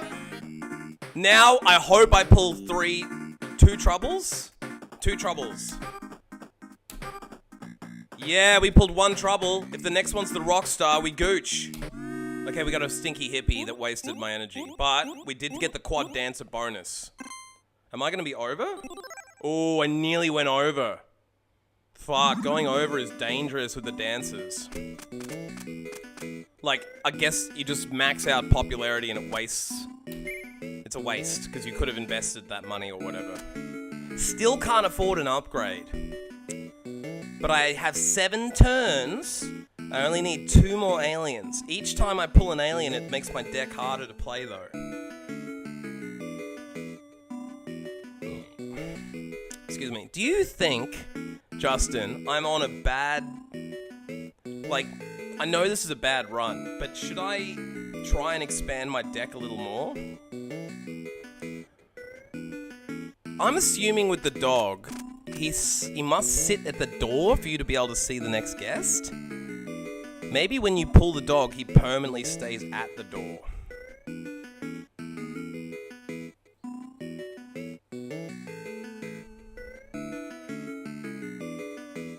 I'm actually wondering, I definitely need more manip by the end.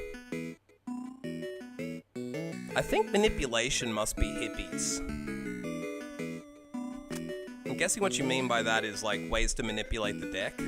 So like having... I'm almost thinking I need another ticket taker. Because I'm getting such high pop. Having an extra ticket taker in there would be good.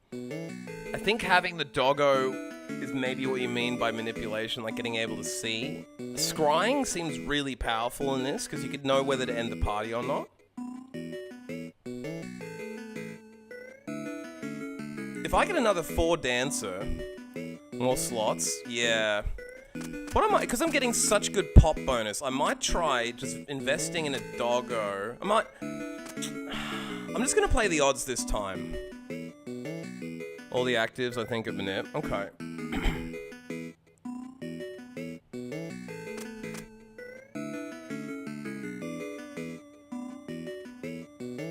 I know that Rockstar is really good for, like, building your cash and pop at the same time. I'm tempted just to fucking add an auctioneer for the chance of getting 3 cash.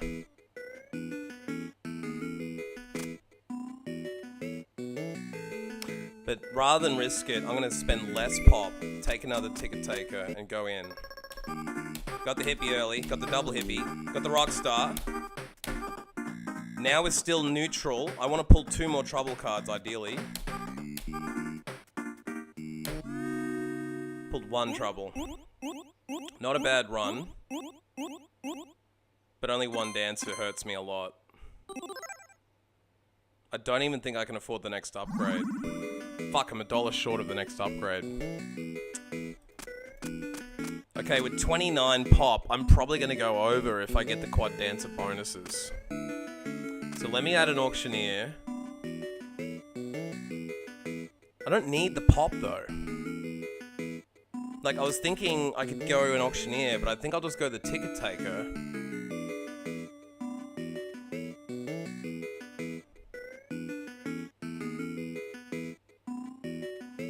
Let me specialize and do another ticket taker. Let me do 2 more ticket takers. Okay, so pulled ticket, trouble, hippie, so I'm neutral on trouble. Too many old friends and an alien's bad. At least I'm getting cash. Got triple cash. Some trouble. Neutral on trouble. That was a shit run. But I got cash. I'm definitely dead though. There's no way I can finish this in 5 turns. I only have 2 aliens.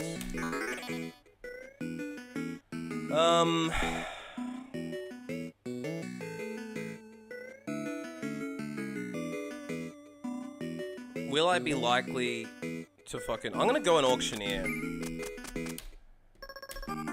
Got the alien waste, got the tickets, double tickets, another alien waste. The more decks I pull, the more cards I get, the harder it is to pull that dancer though. Hey, I got the auctioneer.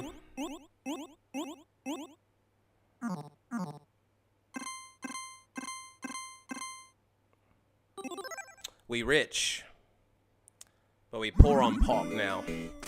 That auctioneer cash up strategy early would have been the way to play. I think get cash early and then go back in for the pop. Probably would have been better than investing in the dancers for the early pop. Quad dancer pulls? Yeah. I'm just worried about my deck size now, but if I can expand the house enough, I can actually get a chance at pulling the 4 dancers. 4 dancers requires having a bigger house, so I should have pulled the house size bigger first and then got in for the dancer pull. This is the worst fucking case scenario. I hate it when I get double fucking trouble early. I still have 3 hippies.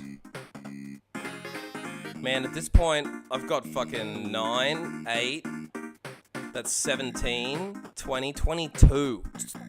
Imagine if I pull it with 3 out of 22. That's like a 1 in 7 chance.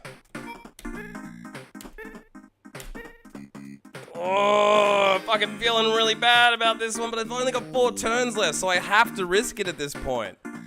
If I end now, I'm fucked. I'm fucked. I'm fucked. Those stinking hippies wouldn't come to my party. Alright. I'm gonna ban the alien for a turn. Because I don't need him.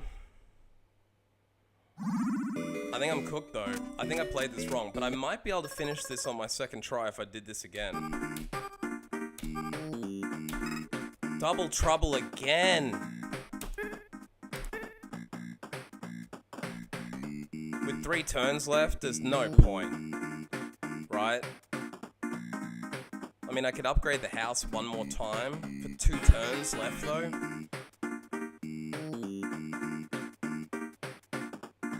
I can't fucking do it.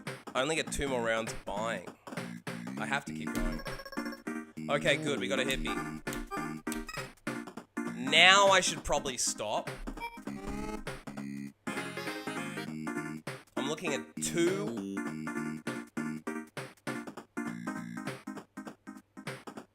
2 out of 14. So a 1 in 7 chance of pulling trouble.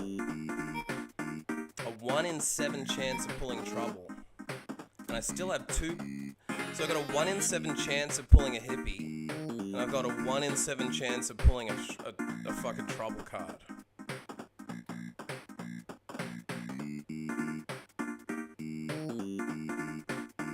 How much pop am I looking at here? I got -3. So that takes out the hippie, the old friend, and the old friend. And I've got 2, 4, 6 pop. So I can't buy another alien. I need another alien. Hang on, I'm not counting the troubles. 2, 4.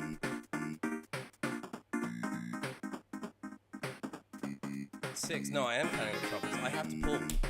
I have to pull. Ah! Oh, we got it. We got it. We got it. We got the extra hippie. That's at least enough to get me one more alien. Oh, it's not. I'm short. I'm short. I'm short. I didn't get the dancers. My dancers are like a crit hit build that's not pulling crits.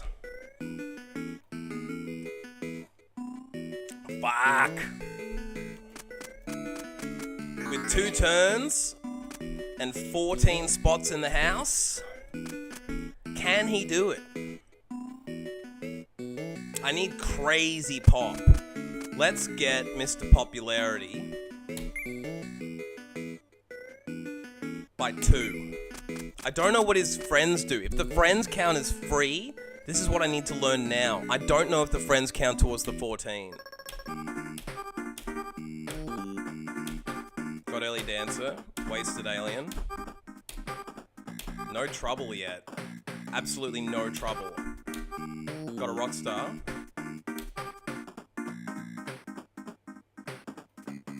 We good. We got the triple trouble, we got a hippie in Vix, so I think we're okay here. We also pulled 2 dancers, so we're gonna be able to buy an alien. No, we can't. We're short on an alien. We lost. We lost. All the fucking losses on the ticket taker's loss of popularity. I was wrong. I did need it. Fuck. But the ticket takers are making my upgrades go fucking crazy. Oh well, it's the last turn. Let's just fill it up with Mr. Populars so I can find out what happens when you get him. I need to know if the Mr. Populars guess counts. It does. So what is the advantage of that? When I pulled Mr. Popular, he dragged a wild buddy in. So I'm guessing that Mr. Popular is a 3+ pop, which is huge, more than most other cards, but it's a random thing like Mayhem where it plays the next card on the top of your deck. So it's a little bit of chaos because you don't get the choice of ending the party. But I think getting Mr. Popular's in the mix early, since you're going for full parties most of the time anyway, it's probably not a bad way to play this too.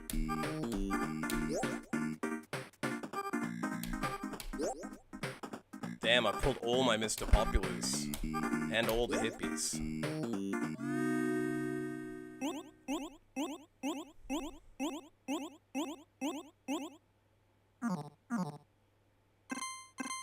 Well, I only got 1 star because of the 1 alien. As far as games go, for the very first time I've ever played this, I wasn't hugely unhappy. But I'm not super happy with how I did either. Now that I've played it through once, I might try doing 1 more run. And then I might kill the stream because I've been gaming for ages. But I'm thinking, while I get another beer, Justin, do you have any feedback on how I went that run? Would you have called that an absolute shit tier noob run? I also felt a little bit screwed, Justin. I'm glad you said that, because I stunk that place out with hippies, and I still had a 2 out of fucking... I had a 20% chance to pull, I pulled it. I had a 30% chance, I pulled it. I had a 20% chance, I pulled it. I just felt like it was bad RNG. I'm gonna get another beer. That'll take 20 seconds though, so don't go anywhere, people.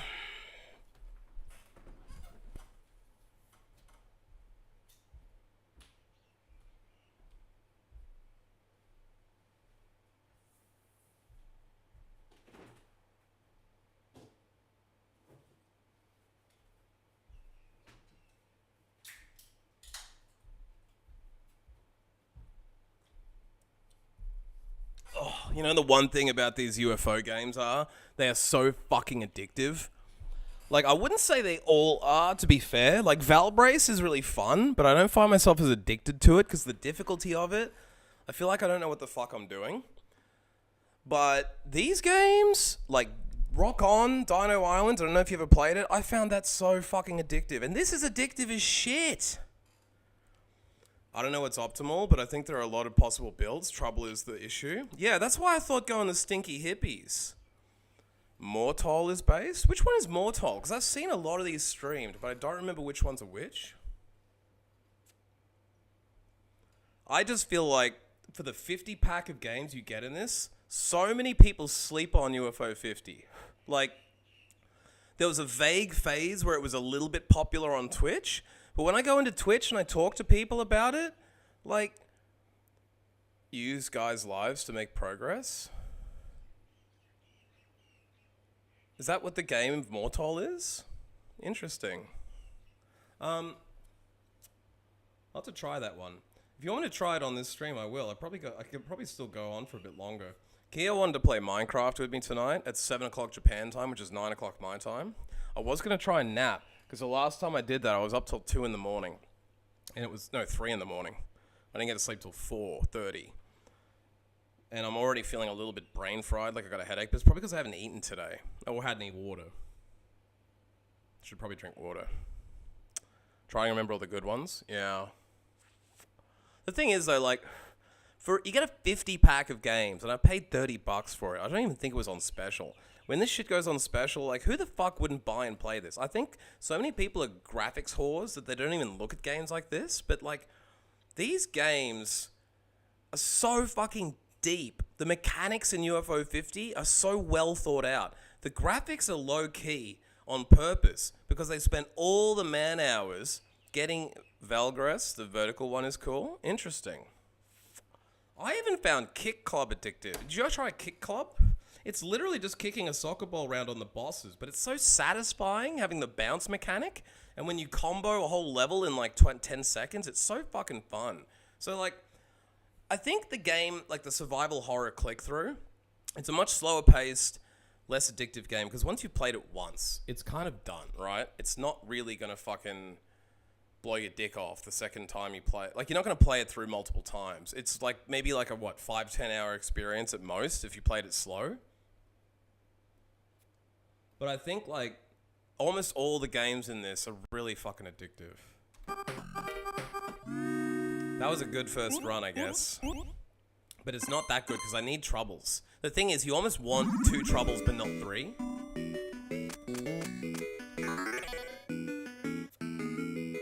So, without hippies, I think taking the monkey is fucking death. Based on my last game, I think I spent too much money. I spent too much popularity early. I think the way I need to play this is to fucking play it so I get more. I want to stack that popularity up and build cash as quick as possible. So I think I wait and save for the ticket takers, go early cash strategy, sacrifice a bit of popularity because we don't need to build big popularity yet. Wait till we get fat cash and then we start investing in dancers and maybe a couple of hippies. I don't even hate the way I played that last round. The other way to do it would be to bring Mr. Popularity in and have a lot of hippies. Do a max hippie, max Mr. Popularity deck.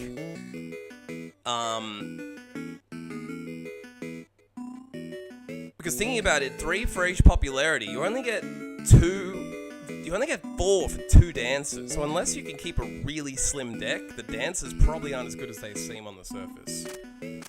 Like always, I got addicted to big titty bitches and I fucking just went all in on them. Okay, not a bad run. Got double trouble, which is good for the pop. Yeah, well, what am I gonna say? I've always made bad choices with women. You heard about my last relationship, fucking snafu, where I literally, like, didn't see the red flags. More red flags if you want more story time. My last relationship. Not really my last one. I dated other women since then. My last the 5-year hectic relationship I was talking about had a couple more red flags. Like when I was with her, she had a house on mortgage, and I said, "How about I dump 100 grand into your mortgage and we start paying it off together?" And she was like, "No, I don't think we should really do that. You can just pay me rent." So she kept the house in her name while I paid her rent for it, which means all the years I was there, I got nothing out of it. Now, as a de facto, if you're with someone for more than 6 months, you're officially de facto. So I could have gone after her for some of her house and all of the shit that I left with her. I left her a fucking 75-inch TV, $1,200 worth of power tools, $500, maybe $800 worth of other tools in the shed. I left her a $1,000 fridge. I left her like $5,000 worth of shit, because when I left, I thought I was going back. I I thought we were taking a break. After we took a break for a week, she said she never wants to see me again. So the break was obviously to kick me out and bring another guy in. And she just kept the $5,000 worth of my shit. I asked her mum for some of it back, never fucking heard from her again. I got fucked real bad. And after that relationship, I sat at home for like 2.5 years. Because we broke up 2021 in COVID. Scams as fuck. We broke up in 2021. And I had to spend 9 months in Melbourne lockdown by myself without any ability to go back out, date, or go to bars. And that made me so fucking depressed that all I did was watch parties with, like, my sister and shit. I just spent every day, like, figuring out what TV show I was going to watch. I didn't even game. I didn't even listen to music for, like, 2.5 years. I basically quit everything in my life. The other thing I need is a new fucking microphone cable, because this one, I need one of those fucking twisty arms that attaches to your table. This one's really old, and it's fucking making me lean forward to talking to the mic, which is cooking my neck. So if I'm going to be sustainable, this is the way it's got to be, so I can lean back and just fucking deep throat this thing. Okay, enough deep throating the mic, let's get buying. I think we take 2 Mr. Pops. No, I need cash early. Who gives me cash? There's not a lot of cash to be had in this game unless you take heavy trouble. So I'm gonna take some ticket takers. Double ticket taker early. Oh shit, I thought I quit. I didn't, thank God. Oh my God, we're on double trouble and we don't have any hippies in the deck.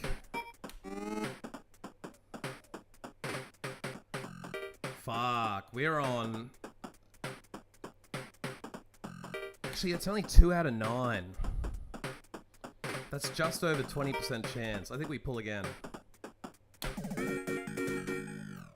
What the fuck? What the actual fuck? What the fuck? Bro! 2 out of 9? All I can do is evict a trouble out of my deck. And now at least the next run, I'm looking at 3 total troubles. I would have to be so fucking unlucky to pull another trouble triple. That's better. The loss of a trouble helps a lot. I think we can afford another upgrade now. That's probably not a fatal loss. Now, as much as I hate it, I need to build in some safety cards. I need a stinky hippie. Alright, I can see why people play this quickly now. Once you're not on double trouble, you don't have to think about the math. It's only when you get to double trouble that you need to think about the math. Okay, we're on 8 pop, 3 cash. I'm still feeling very poor, so I want another ticket taker. I might actually go double ticket taker. I'm just gonna ticket take it hell early. Big money, big money, big money. Okay, we did double trouble. That's very good because that's the ideal to me, is because it maxes out your pop.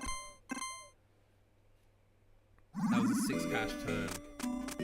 Now we're already up to 8 people. Now I think I might start banking pop, but I could take one more stinky hippie. Let's take another stinky hippie. Shit. Okay, I pulled double trouble. 3, 6, 8, 9, 10, 11.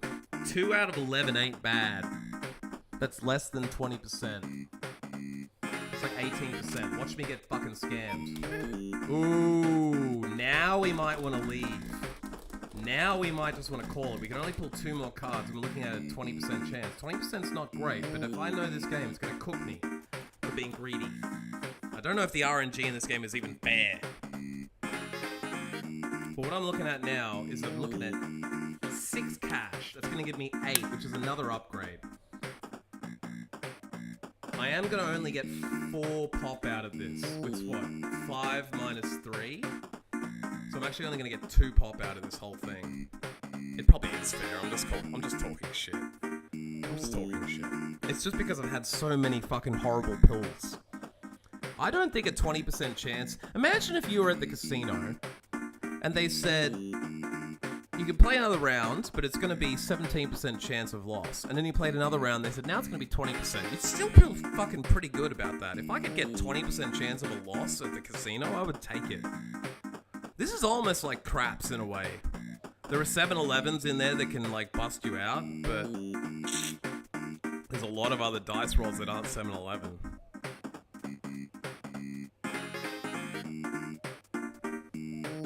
Look, I think we...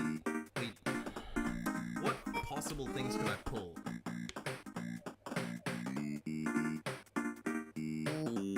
If I pull a hippie, I can fill the party.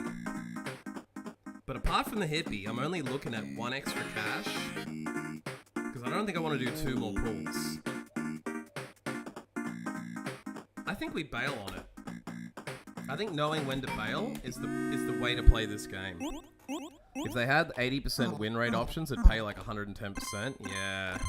It'd be piss weak wins. That's sort of what this is like though. You got 20% chance of bowming out, and for that 20%, you might only get 1 cash, 1 popularity. So it's piss weak. Unless your deck is real strong at that point, you mostly get some pretty shitty stuff.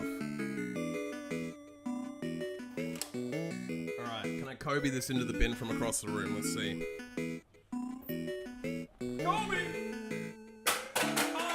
I was so close! I literally bounced next to the bin. Gambling is fun, man. I was a gambling addict. I lived on the Gold Coast in Queensland for 4 years. It's like Vegas in a way because they've got a casino, they've got a lot of strip clubs, they've got a pool hall, so for fucking 6 days a week, we would go play pool for 2 or 3 hours, then we would go to the casino. And I would play pokies at the start, and then I would go play blackjack, and then I played some craps, and I played some roulette. I wasted years of my life gambling in casinos. That's why I know when you've got money in the bank, like, I've had places in the casino where I'm like, up 500, down 300, up 200, down 400. And it's like, fuck, why didn't I leave on 200 up? I'm now down 400. You know what I mean? So you always look back with that perfect vision. But knowing the right time to pull out and go home is good. So as an adult, when I learned gambling in like 2023, I had like 6 beers and 8 Valiums. So I was on an overdose. And I walked into the casino, talked my way in, because I can always talk no matter how fucked I get. I was the guy at the party who would never lose consciousness but be way over drunk. And I won $550 on blackjack in 5 hands because I won blackjack 3 times in 5 hands. And I looked down at my hands and my money and I was like, there is no way if I play any longer I'm gonna get any better luck than what I've just had. I've just won 3 fucking blackjacks in 5 hands and I was just shoving all of my money in because I was so fucked. So I had like $200 won a blackjack, pushed another $200 in and lost it, pushed another $200 in, won a blackjack. So after that happened 3 times, and the last 2 hands, 4 and 5 were blackjacks, I just pissed off. Took $550 and left. A lot of people after winning that $550 would have started gambling with it. I just walked the fuck out. And I spent the $550 on a prostitute, which I probably shouldn't have done. But it was a special time in my life.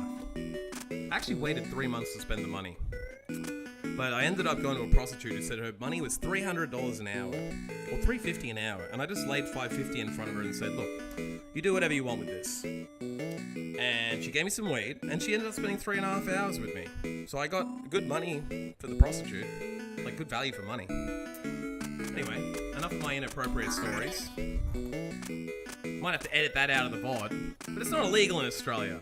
I don't believe in shaming sex workers. To be honest, I've only been to 1 prostitute my whole life now that I think about it. No. 3 times in my life I've been to a prostitute. I've been to a lot of strip clubs. I fucking hate strip clubs. I used to find that the most annoying thing. You pay to get an erection and leave. Why the fuck would I go to pay to be in a strip club? It's such a tease and so annoying. Like they fake being interested in you. It's so obvious. Alright, so I've upgraded the house. I've got 4 pop. I'm starting to think with 18 turns, I need to start racking up pop to build these dances. I didn't play any Scry last time, so I'm thinking about getting a doggo. My issue is I need dancers to get that big time shit. I either go 2 ways with this. I pull a bunch of Mr. Populars, and I go in hard on random chance. If I have a lot of hippies, Mr. Populars wouldn't be a bad option, but I'm thinking instead of doing that, I might pull the doggo, and now after this, I just go strictly into saving mode. fucking kidding me? Instant double trouble?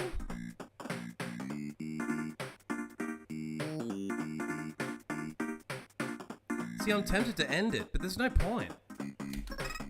Okay, I've nullified one with the hippie, but now I'm back to double trouble. Now I've only got one trouble left out of 10. 1, 2, 3, 4, 5, 6, 7, 8, 9. 1 out of 9.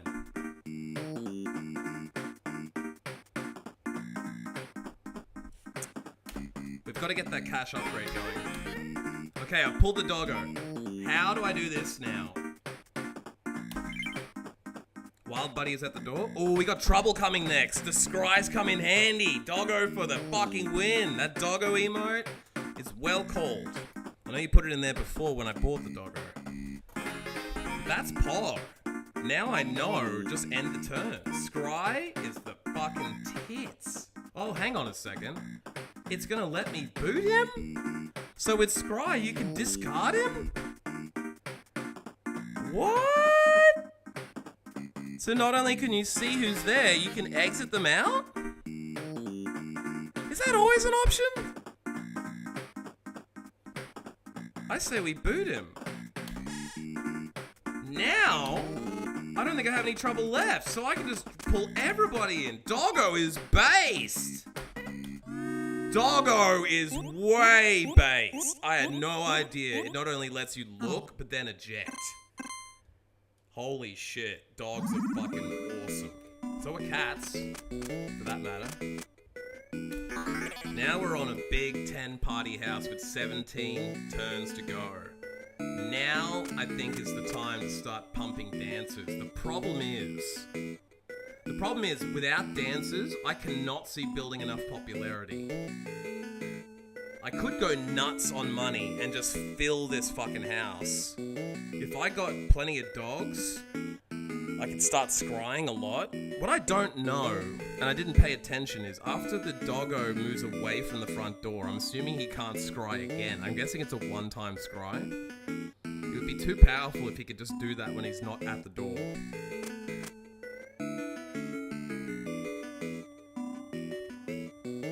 I don't see any point in buying aliens early because they just bloat your deck too. One use, that's what I thought. See, if I start buying aliens early, that's just gonna bloat my deck. So I think it's better to invest in a strong deck early and then just wait till you get those fat fucking turns and then pump in the dancers and shit. And it's almost not worth buying a dancer till I have 2 of them. So let's save the pop. Early hippie, doggo. Oh, I should have used the doggo. I spammed past him. I could have kicked that motherfucker out. That was a waste. Now I'm really fucked. Oh, I can do it one time though. That's good. Okay, I didn't realize that even though he's not next to the door, you can still do it. So I should have done it on the last turn, but that's okay. We'll let him in. We've now only got 1 left, and we've got 11 cards, so I think we can keep pulling here. Now we're looking at 9, 1 out of 9. I've also got 4 out of 9 chance of pulling another cashier. I'm very tempted to just make this a 0 cash round. 3 plus 4 is 7, 9, 11, 12 pop if I take this right now. Yeah, any time though, I realize that now. I think it's 12 pop if I take this right now.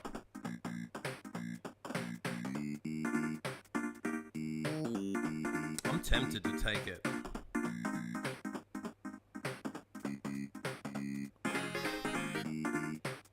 I think I'm just gonna take this. Because I don't wanna... Oh, what? Oh, I accidentally opened the front door. I did not mean to do that. But, that's good. Now we're looking at 11 pop plus 2 cash, so at least we're getting some cash. Now it would be so greedy to end the party like this, so we gotta end the party. Like, it would be too stupid to push for that extra person. That turned out good. The accidental pull of the cash was good. Now, I can pull 3 dancers in a row. I might pull 2 dancers and 1 hippie, but there's no point. I'm just gonna go triple dancer. Now we got a 20 deck. We could potentially get some big shit going here. Fucking double trouble with 0 hippies pulls. I definitely need a 3rd hippie. Having 2 hippies in the deck is not doing enough. I almost want to get 2 dogs and 3 hippies. Maybe even 3 dogs, 3 hippies. We're looking at 14 cards and only 2 of them are fuckety cards. Which is a 1 in 7. I like my odds. Oh yeah, we got the doggo. Let's peek now. Okay, we're good. Let him in. Now it's probably slightly worse odds. Now we're looking at 2 out of 3, 6, 8, 10, 12. 3 out of 12. It's now 25% chance of losing. 25% chance of losing. It's another really low cash round. I'm not upgrading my house nearly as quick as I thought I would. The last 2 rounds, I've only pulled 1 out of my 4 fucking ticket takers. So I'm getting ridiculously bad luck on the ticket takers.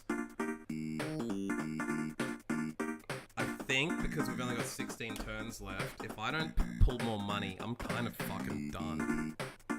But what can I do with this pot? I'm gonna have 4, 6, 8, 9 pot. 9 is enough to buy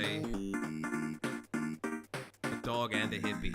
Maybe I'll just take this round. I think I'm playing too conservative this time now. Oh shit, I accidentally pressed enter again. But I pulled the hippie, which means it's gonna be a full party. At least every time I've made a mistake, it's played in my favor. But I think what I was gonna do is just buy another dog and hippie. At least I got... Where did the 4 cat? Oh yeah, it's still getting more cash. I can't pull any more ticket takers. I think I'll just take another hippie and another dog. And then that's gonna be all my spending. I almost need more dancers though. I actually have already bought 3 dancers. Jesus Christ, I pulled bad luck on dancers. What's the quad dancer bonus can come later once I've started building aliens, I think. So I'm gonna buy another doggo and another hippie and leave it at that. That's gonna be everything I buy except for dancers and aliens now. Alright, we're doing alright here. I don't need to use doggo until I get trouble.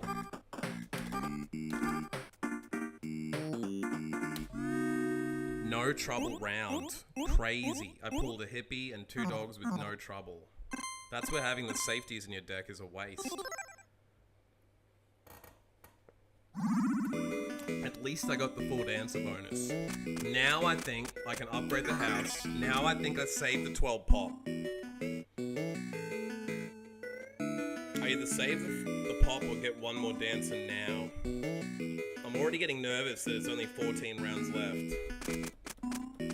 Let's just build early, take the dancer. Now I'm absolutely done. No more cards except for aliens. Oh, I pressed F!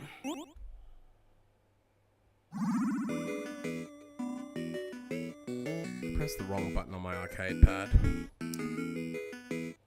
I didn't realize that the button above the OK button ends the turn. So I've just burnt a turn. I did this once in Rock On Island. I had a clip where literally I was like doing really, really well and on the last wave, and then I accidentally pressed quit. It was fucking horrendous.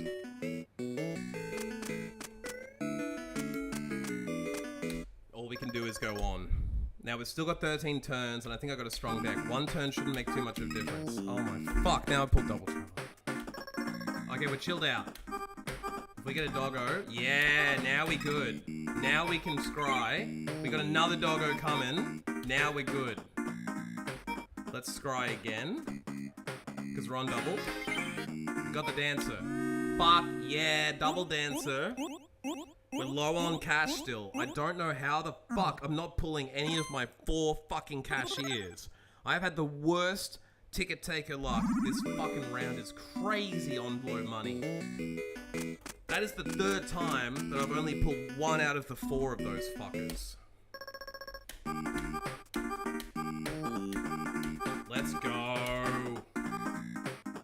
Let's go! I almost feel like I've overdogged now. I feel like I've overdogged. Up to 10 cash. I think I have too many safety cards. I think I'm so scared of trouble now. I think hippies or dogs. I probably didn't need 3 hippies, 2 dogs. I probably just needed 2 hippies, 2 dogs, to be honest with you. It all depends on the orangey. That goddamn orangey. So we got the upgrade. This is where I get really stuck too, is that if I get a triple dancer bonus, I'm on 16 pop. I think I can still not max out. I think I'm okay. Early hippie, that's nice. Early doggo, that's also nice. Double dancer, very nice. Now, I need to scry with doggo. And I can get a full party. We got a doggo. Let's take him in. That's a good turn.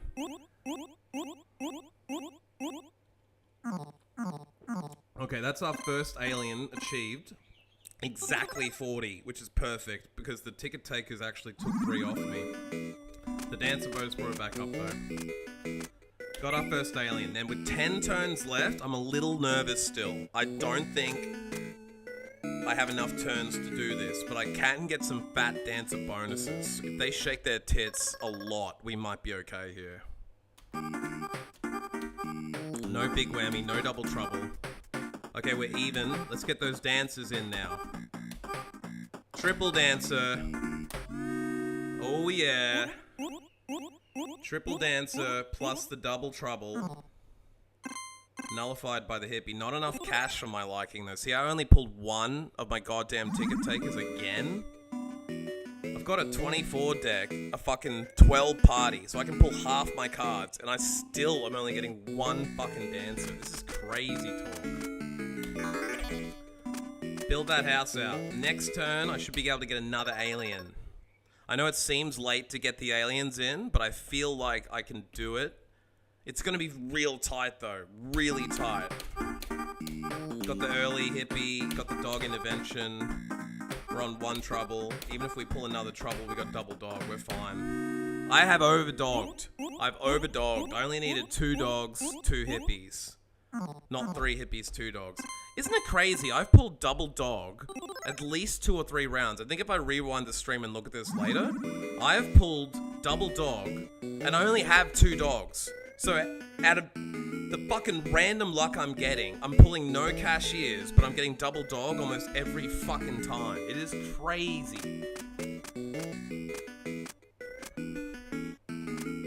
At the risk of going over, I can't spend any more pop. I can't get deck bloat. Okay, we got the double money. We got the hippie. Oh, we got the triple. We got the quad. I'm gonna go over now. I'm gonna go over, but the triple cashier helps. Maybe I don't go over after all. Oh yeah! 58. The cashiers actually help nullify going over. Now I think, oh, this is gonna be so fucking close. Doubled aliened. 7 turns. I don't think I'm gonna make it. I think if I'd spent slightly less money on that extra hippie, 2 hippies is probably plenty. Where the fuck? I think I've just got terrible luck this time. Doggo emo! Oh!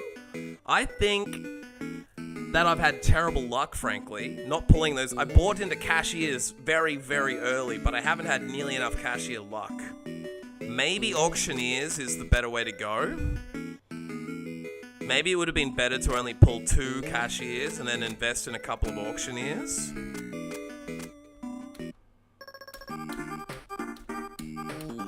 Got the double hippie, double trouble, we're neutral. Triple hippie, too many hippies. Yeah, I've over hippied.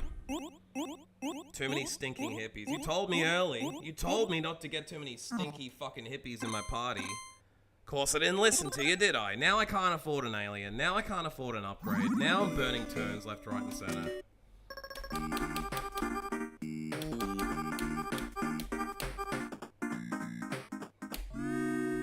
Pulled the triple dancer on that one, though.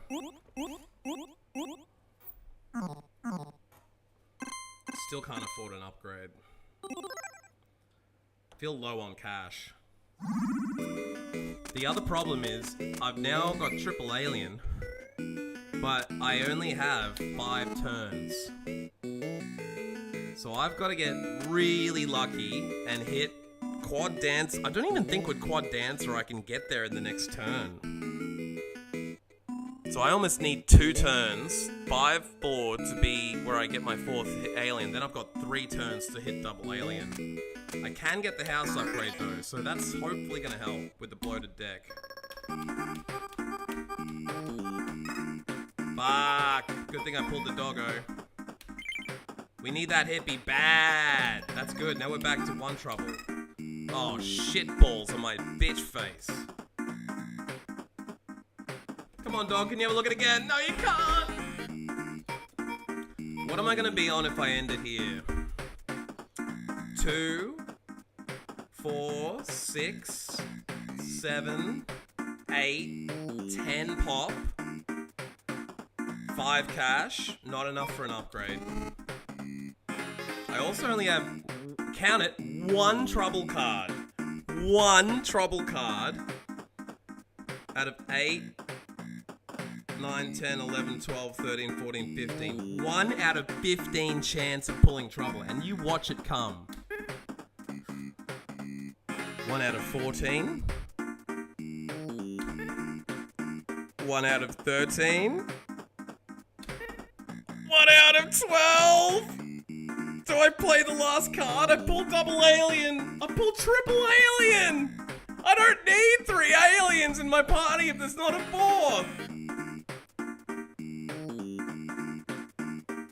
Justin, what do I do? Do I pull the last? It's 1 in 11, I think, now.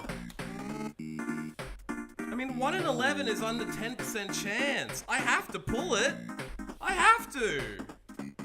It's 1 in 11, bro. And if I don't pull it this turn, I can't buy shit anyway. So I'm fucked if I don't pull it. Ah! I got it. I got the triple dancer. Let's fucking go. Let's go. Let's go. Let's go. I'm not going to be able to get another alien, though. Not till next turn. I'm still 1 turn off an alien. But if I can pull enough pop to get 1 more alien, I'm pulling out. I'm pulling right the fuck out of this next party as soon as I get 10 pop. Buy that alien, and then I've got 3 turns to pull fucking triple alien. Actually, no. I was thinking I could get busted and remove a person from the party that's not an alien, but that's not gonna work. I have to buy the 4th alien first, but once I buy that 4th alien, the last 3 turns, if I get busted, I don't give a shit. I'm just gonna take someone out, because I don't need to buy anything and I don't need to do anything. That's a good mechanic I just realized. So let's just go back in. Big money, big money, big money, big money. Got the dancer, got the hippie, got the safety, double hippie, double dog. Double hippie, double dog! That's too much safety! Dancers, give me dancers. Okay, the double hippie's nullified a bit, but there's still way too many hippies. Fucking hell. I got no cash and I only got double dancer, but I can still afford that alien I needed. That's all that really mattered. I was hoping for a house upgrade. Did you notice how I got 1 fucking cashier again? I've got 4 cashier cards. That's another round where I'm out of 15 pulls out of a 26 deck. I had 3 cashiers sitting back there. I've only got 2 dogs, pulled both dogs. I've only got 3 hippies. I think I pulled 3 hippies. What the fuck? You know what I mean? What the fuck? This could be clutch as fuck though. We've bought our 4th alien. I've just now realized you could actually buy 5 or 6 aliens and really go for it, right? So if I can build enough pop on this next turn and not get busted, I might be able to have 5 aliens in the deck. That's probably the better way to do that. Come on, dancers. Come on, dancers. We need them big titty bitches. Oh my fuck. The worst case scenario. After bitching about the lack of dogs and fucking hippies, now I don't have a dog or a hippie in my party.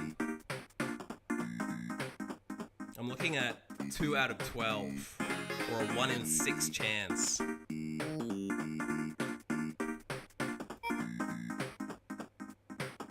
Look, this isn't gonna be an alien run.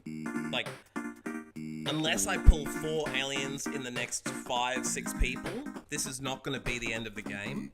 So I may as well risk it for the biscuit.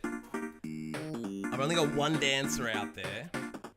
I've got 5 money, so I could take the money right now and upgrade. Here's the other thing. I could double down on the next 2 turns. I could take my 5 money, and the next 2 turns, I'll have another slot in the house. That might be better. Given this is a throwaway, in the sense that I can't necessarily hope to pull 4 aliens. Actually, I miscounted that. That's not... I've got this way wrong. I've got 2 out of 18 chance of pulling trouble.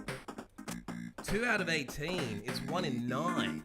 So this is basically like a 15% chance of pulling trouble. Do I take the money now, fill the house up another slot, or risk it to buy a 5th alien? I think having a 5th alien might be better than having 1 more slot. Let's risk that biscuit. We got more money? Not necessary. That's still pretty good odds to pull again.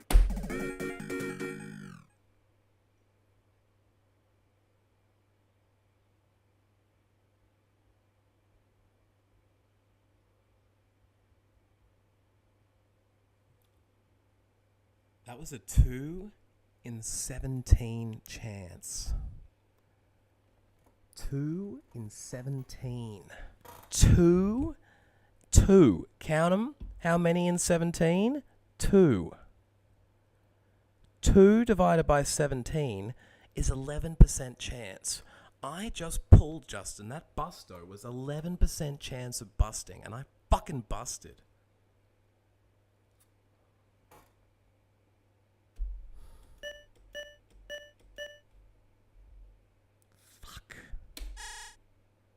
Fuck! 11% chance and I fucking busted? Wait, you normally don't get a chance to buy after you get busted, do you? The last couple times I got busted, it just went straight through. Maybe on the last 5 turns the rules change. Interesting.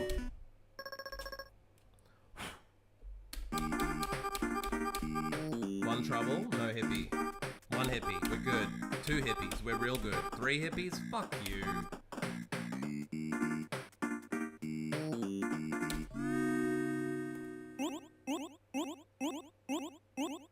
I think I can buy an upgrade for the last turn though. I can't get another alien, but I can get another upgrade on the house. We've got 1 turn. 1 fucking turn to make this happen. Now, unless I'm being stupid here, there's no need to buy other cards, right? Unless I can buy an alien, nothing here is gonna help me. Literally nothing. There's no... Oh, the driver fetches a specific guest? I didn't even see this guy. I saw him in the beginning and I didn't know what the fuck I was going for. Security can boot a guest. No wonder I've been having... So I haven't been manipulating my deck enough. Instead of dog hippies, I should have had 2 dog, 2 hippies, security guards and drivers. I could have been pulling my cashiers in a lot earlier. Fuck! This changes the game. At this point with 16, I could actually afford to boot out some trouble. That's better than having a hippie. It's just that the hippie gives you 1 pop. So actually drivers and security and hippies is kind of the same thing. It's kind of the same thing. In fact, driver is worse than a hippie, right? Not really at the end of the game here, because hippies don't remove... I could afford to boot out people who aren't trouble, who are just weak-ass cards. I could just build a really strong hand every time. So I should have definitely diversified some of my hippies into security. I'm wondering now if I don't just take drivers. I don't know if I want to take... I could take 4 drivers on. The problem is, the drivers... Thinking about this, if I pull 4 drivers in my deck, As long as I don't fill the party up too much. 4 is too many. I think maybe taking 2 drivers would be worth it. Because then each driver, if I pull them, is another chance to pull an alien in. So let's take 2 drivers. And just hope to fuck this works. Okay, I've got a driver. Let's get the alien.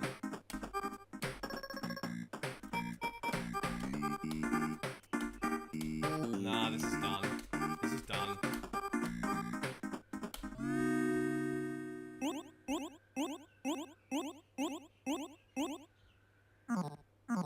Why didn't you tell me about drivers and security?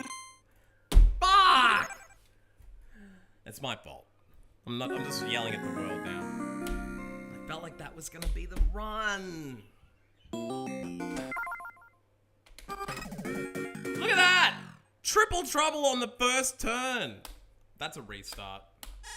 That's a restart. That's a restart. That's a restart. That's a restart. That's a restart.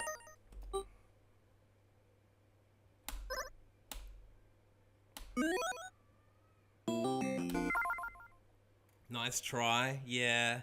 Now I realize security's power. Less hippies, more security. I think I triple hippied was a big mistake. I think having drivers to be able to pull the cashier people in early is the pog play, because drivers are cheap. Look at that. 2 turns, 5 slots, 4 slots even. 5 slots and I pulled triple trouble twice. That is terrible orangey. Terrible orangey. Okay, at least I only pulled double trouble that time. Not a bad start. 5 pop 2 things. Let's upgrade the house. And then I think we want to pull drivers after we've got things worth pulling in. So probably take the early cash, but for every cashier I want a driver to pull in a cashier. Double trouble at the end is perfect for pop.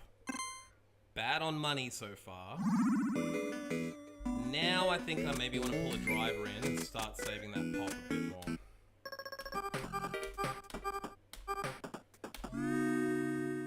Not terrible. 5 money on this early part of the game is pretty good. I'll take that. Now, I might put a scry in my deck.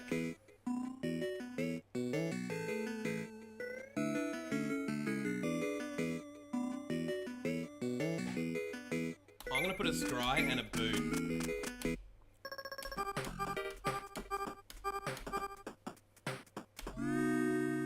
Double trouble again. This is actually pretty good orangey this time.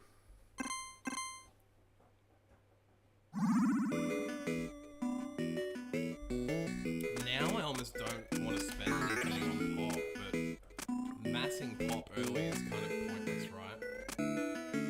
I think I want another cashier and another driver to drag in the cashiers. I'm going hippie-less this time. Fucking stinky prick. I might get 1 hippie though. Now, I instantly want to pull in my cashier.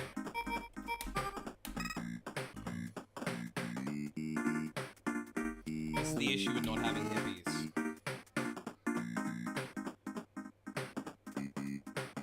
I kind of do like my odds. 2 out of 10. It's a 1 in 5. What's a 1 in 5? 20% chance. It's a bit rough. Oh, I knew I shouldn't have pulled it. I fucking knew I shouldn't have pulled it. I knew every time I have a 20% chance, it's fucking done. Let's keep the, I think we ditch a trouble.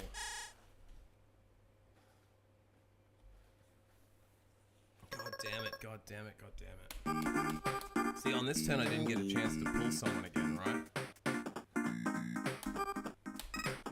Okay, now we can boot one of the parties. Okay, we good. But the driver last was bad luck.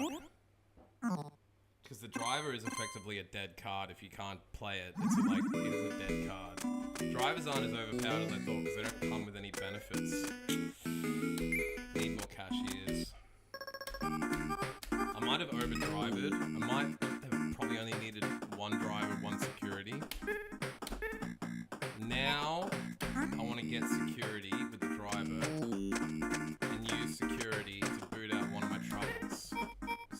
actually mesh with security nicely. Fuck, I pulled the other trouble. How many troubles do I even have left? I got 1 out of 9 troubles. I've got to take 1 in 9. That was worth it. That was worth it. Because security is also a dead card in the sense that it doesn't actually gain you anything. So I actually think I was doing better without the security and the drivers at this point. Like, I'm not gaining that much money that quickly. Let's pull another cashier in. I think 1 driver, 1 security would have been better. 2 drivers might be too many. Fucking double trouble again. This is why you need at least 1 hippie in your hand. Oh, we can scry though. That's good, we've got security coming. That means we can boot one of these fuckers. But booting them also makes it a lot harder because you're like losing 2 pop off them. So having a hippie at least gives you 1 pop and nullifies one of them. So I definitely need a hippie in my round and next. Now I've still got, I've only got 1 out of 10. 10% chance, watch it happen. 1 in 9. Am I greedy to pull? Am I greedy to pull? The thing is, look at this again. I've got 4 fucking cashiers sitting there. 4. I've bought 4 of them, and I've pulled every other card except for the cashiers. I swear to fuck, cashiers have a lower chance of pulling. It's not fair. How many times I've not pulled... Look, I've got two of the drivers I pulled. I've got 2 drivers in the deck. They're both sitting in there. Those are the only ability I have to pull the cashiers. I've also got the 4 fucking cashiers in there. So now it's basically useless to pull another card because 3 out of the 9 aren't going to help me. So I just end this turn now. I'm not going to win this run though. This is a dead run already. I'm not getting enough pop build. I'm not getting enough fucking money. Because my fucking cashiers are just sitting there like pricks. I don't even want to buy a hippie, but I'm just going to take 1 hippie on board. Alright, now we need to scry. Let's take the secchi in, boot one of you fuckers out. Now, this is what's been happening to me every time! 1 in 11, and you watch it fucking pull. Alright, I managed to get away with it. But as again, the driver came last. It's the second fucking round I've had a driver last. This is the worst. I don't see this one weird.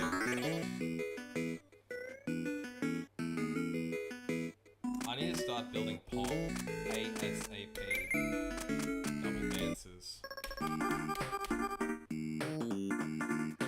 I might save the driver till later.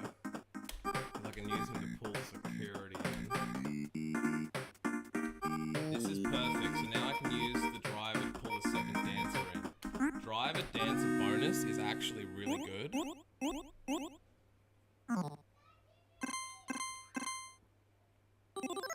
Alright, that wasn't horrible. I guess you win some, you lose some when it comes to orangey. Let's take the 3rd dancer.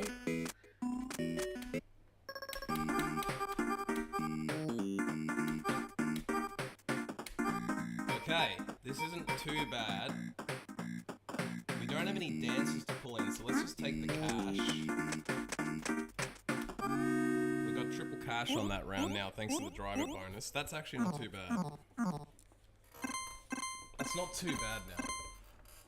I think we're doing okay here.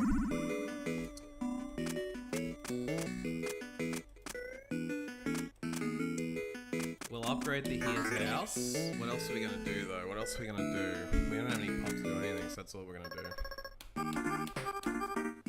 Double driver. And we've got triple dancer right now. Let's go. But we'll save one in case we need to kick people out.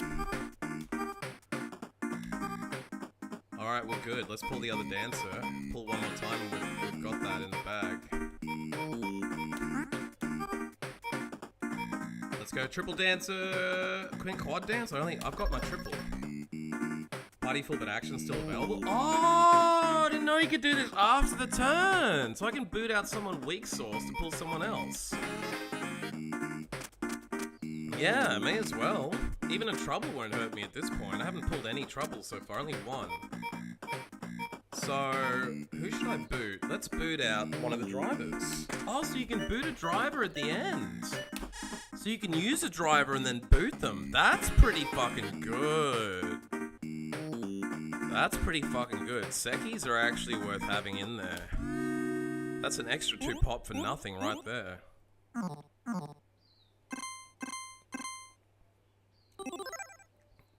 Alright, that's 14 pop and 10 money. And that means we got the upgrade on the house. We can get that 4th dancer. Now I think we almost chill on this. We've only got 13 turns left. I think I need to start building pop ASAP instead of taking more security on. Okay, this is fine.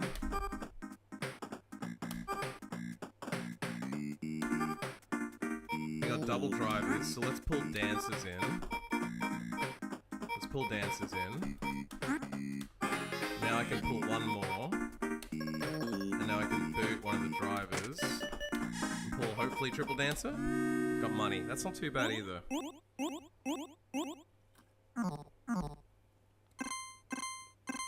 Man, as you discover different mechanics, your brain just starts working and working. Like, how could I play this? How could I play that?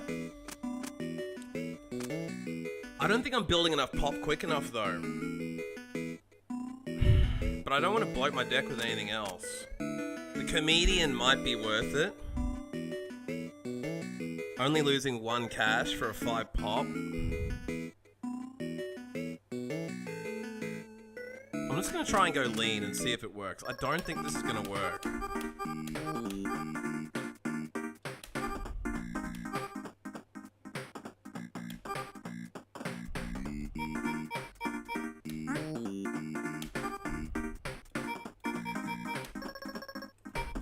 Let's hope for that triple dancer card. Let's hope for that triple dancer. No. I think I've got an upgrade now though. And we're on 22 pop. This could be possible. It's feeling lower chance though. Security might help me take aliens in because I could boot people with them. I'm half tempted to take another security guard on. Let's take one more security. They're very handy. Oh, we got the triple dancer straight away. That means we can drive the 4th one in. That's nice. Double Seki is actually probably going to waste though. Okay, this isn't bad. Now I can drag in the 4th dancer. I can security out one of the drivers. Oh shit, I securityed the wrong driver. I securityed the wrong driver. Oh man. It's still not a bad turn, but I fucked that up. I could have gotten another money person in. Damn it. Still, that's my first alien right there. That's my 40 pop. So let's buy that alien. No drivers yet. No Sekis yet. Pull the alien. Okay, now we probably want to boot the alien and drive her in another dancer. So at least we get triple dancer bonus. Not too bad. I almost feel like hippies are more useless. But I think I only have one, so that's okay. One stinky hippie could come in clutch, but I almost feel like security are better than hippies. For the 1 popularity you get, the power of a Seki is so much more than a hippie. I think playing this again, I would skip the hippie and just get 2 securities. So there's the house upgrade. Oh shit, I didn't even see that. I was on double trouble first off. Let's get the driver in. Let's bring security. We'll use the security to boot one of these troublemakers early. Just so we don't have to worry. Now we're a little bit fucked. Because we've got 5 pop. We have to keep pulling.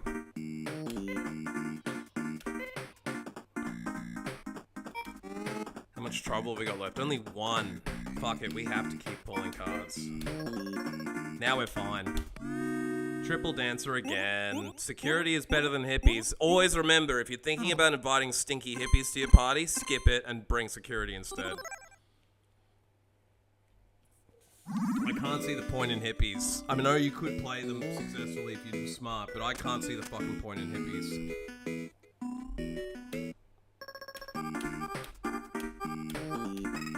Okay, now we probably need to spend the driver on a hippie or a doggo.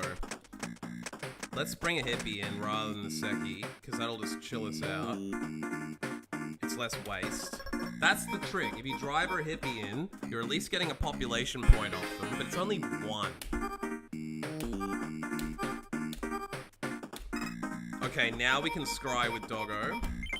Now we've got the extra dancer. How much trouble have we got left in the deck? We've only got one trouble left. 1 out of 12. 1 out of 12 is like fucking 7 or 8%, maybe 6%. Let me look at my calculator. 1 divided by 12. It's 8.5%, 8.3%. I was about right. I think it's worth pulling one more, but it's so risky. I think we chill on it because we can still afford an alien. Let's have a look here with -3. 2, 1, 2 is 5, and 2, we need to pull one more. We did it, but I don't think we're still not enough. That friend was pretty shitty. Oh, we did it by 1. We actually didn't need that 1. I miscalculated. We're good. And I forgot about the dancer bonus. So we didn't need to do that last pull. That was risky and stupid. Now we're on only 2 aliens. 7 turns. This has been a lot slower than I would have hoped. I need to start getting really good pulls. Okay, now we need to boot one of these troublemakers. Got the hippie to compensate. Double dancer, triple dancer.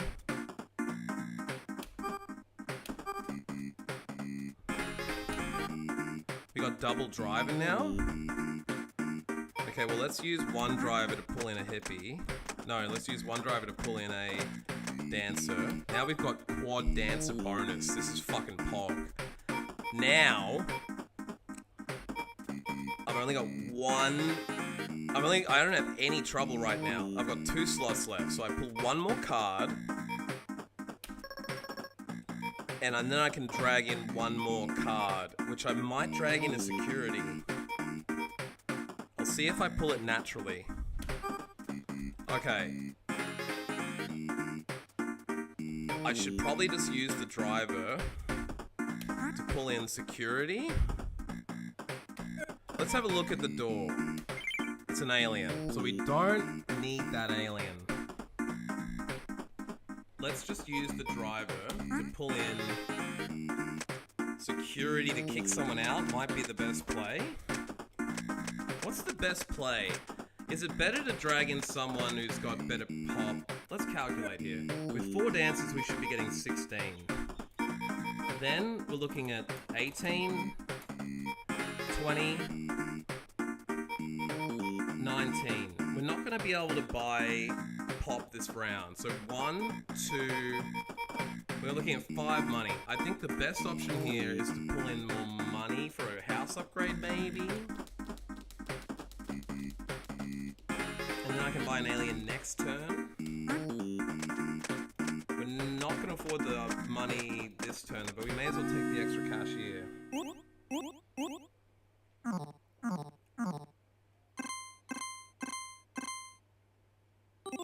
So that's 23, so we should get another alien on turn 6, and a house upgrade on turn 6. Then the last 5 turns, it's gonna be like last time, where on the last turn I need to fucking get 3 aliens. Oh,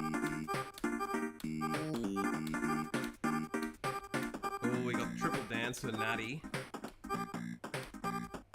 Now we're on double trouble with a hippie. We've pulled the double Seki, so we can start kicking people out who are useless. I wonder if I use the security to boot out the alien, and then I use the other security to kick out a security. That would give me 2 more slots. Now it's getting out of hand. Now I probably should use... What have I got left?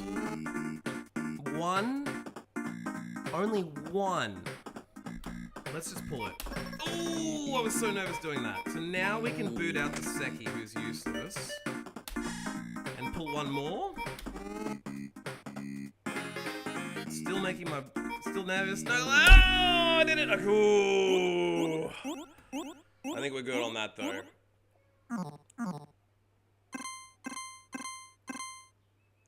I probably should have pulled a dancer in, but I still pulled enough pop to get an alien. I probably should have pulled a dancer in now that I think about it. It was probably better to have that than the money, but at least now we can afford it. I feel like a big house is the way I'm gonna win this aliening. Now we got triple alien. If I can get an alien this turn, I can't. I don't have enough pop. I just don't have enough pop. I think I need monkeys and fucking Mr. Popularities. I really think I do, but I might be able to now focus less on cash. Oh my god, double trouble. Let's bring the security in next. Or the hippie. Let's nullify. Got another driver in. Now I'm a bit fucked because I don't have another hippie to bring in. Probably need to bring in a Seki and boot one of these fuckers. That was a waste turn. I pulled triple alien. Fuck. If I can still get enough pop next turn, I can focus on next turn. If I can get 25 pop off this next turn, I can still pull aliens in the last 3 turns. Fuck, I need that hippie. Give me that hippie. Okay, I got a Seki, that's not bad. Okay, I got one more driver pull. Okay, that's not bad, I can get that 4th dancer in. Not bad. Now I can also boot the driver and pull one more card. We're okay. I think we got it. I think we got it. I think we got it. Oh my god, is that not enough? I'm 1 short of the alien. 1 short. That is torture. Look at that! I'm 1 short of an upgrade and 1 short of the pop I need. That is torture!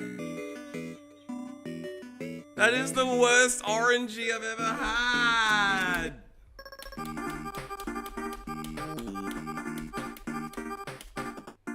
Damn, no drivers, no Sekis, but quad dancers?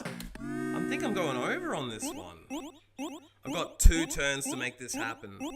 Yeah, I know, Justin. Oof is fucking right. 1 short and 1 short is crazy talk. And to get no Sekis, no drivers?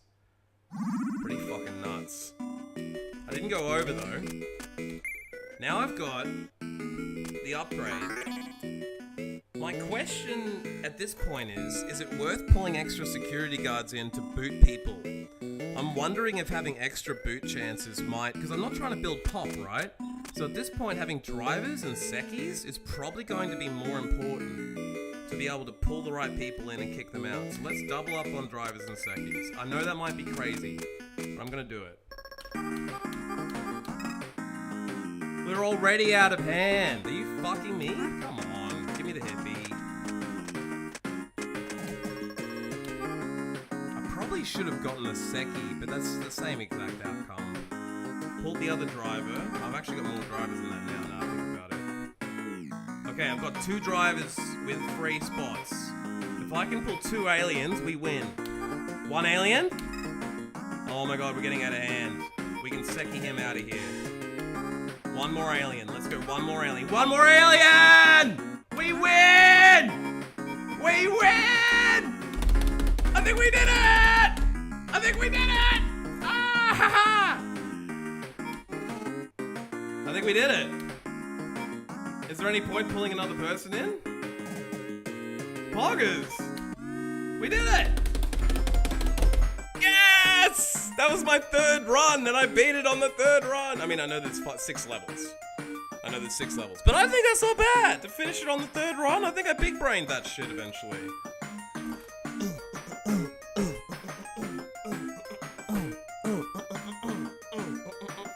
Got him. Got him. Woo! Okay, now what I'm assuming is the 2 days left thing plays into the trophies. Like, I'm assuming there's a way to win that with way more than 2 days left. However, I do believe to cherry this game, you need to do random scenario on a 20 streak. Like, I think you need to win random scenario 20 times. That's what I remember? Have you played this enough to get that? That's kind of crazy if you could do it, right?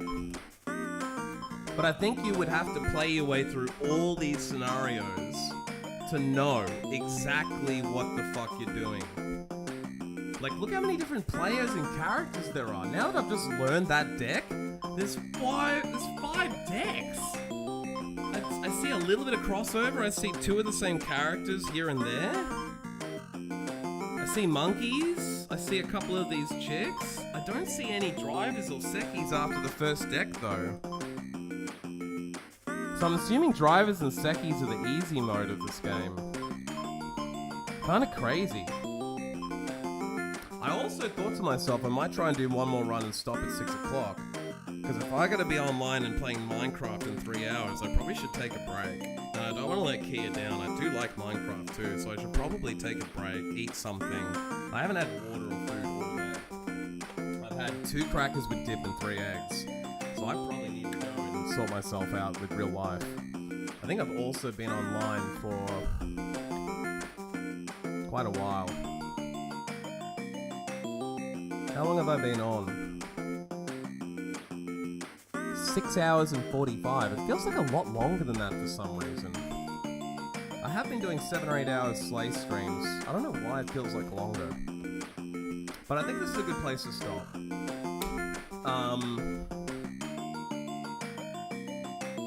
Just for fun, I'm gonna check out high or low. One run. Just one little run. Do you fucking believe that? Can you fucking believe that? Triple trouble out of 3 pulls? Are you fucking me? Let me look at the Rolodex for this one. How many fucking people are there in that? Yeah, I know, right? There's 4? There's 4 out of 10. So to pull triple trouble, it's not unforeseeable, but that's pretty fucked. Alright, we'll do one proper run of that, and then I'm quitting it. Maybe 10 more minutes it'll only take me to do that. And we won't fuck around. I'll drink some water too. Oh, it nearly fucking cooked me again. 0 cash. But let's use the pop. Now what do we got? We got 1 pop, 1 cash.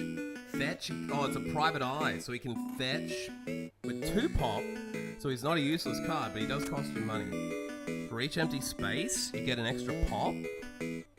Damn, the introvert's interesting. If you could pull the introvert early, you could fucking... That'd be very interesting. Move all guests outside? The grill master? So you could empty the house and go again? That is crazy. These new cards are fucking crazy. For each old friend, add a pop. So that makes the old friends actually worthwhile. Gangsters cause trouble, but they give you 4 cash. Fuck yeah, I love gangsters. Cute dogs cancel a trouble. So they're like a hippie with an extra point of pop on them. Gamblers, 2 pop, 3 cash. Good cash builders. Peek at next guest. So the Spire's like a doggo that gives you money instead of pop. For each trouble, add 2 pop. Ooh, so you get a full pop bonus off having a bunch of waiters in the room. The wrestler, boot out a guest, but it's always like a Seki that has pop on him. That's pretty good. The climber, every entrance adds a pop for 9 max. So you could have 4 of these fuckers and get a big bonus. The mermaid brings a guest and 4 of them wins. Oh, there's 2 star guests. He's just got 3 pop on him, so at least the aliens aren't useless in this one. Interesting. I don't see the bonus of bringing a guest. I really don't. it just means you lose the ability to pull. So I guess that's why you spend an extra 15 to get superheroes. That makes sense. Why don't we go with the idea that we want to fetch people later, but we want to build cash early. So let's fill our party with gangsters. But I also need doggos to nullify those gangsters. Shit, I should probably end it right here. I got almost 50% chance of pulling trouble. Let's end it right here. Pulling the gangster and ending early. Oh shit, I accidentally pulled it. Well, at least I got an extra pop out of it.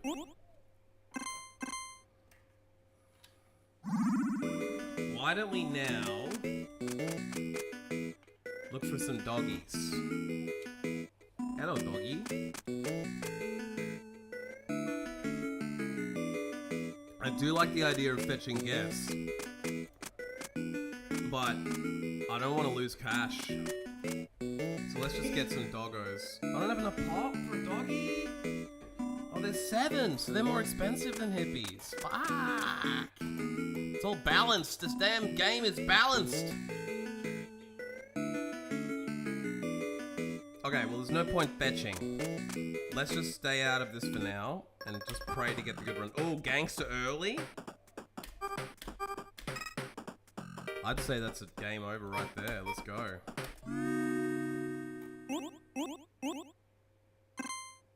Oh, I forgot to upgrade the house. Shit. Fuck, I haven't been upgrading at all. I just got triple upgrade because I forgot to upgrade. Whoopsie. Now we need a doggo. Early doggo, let's go.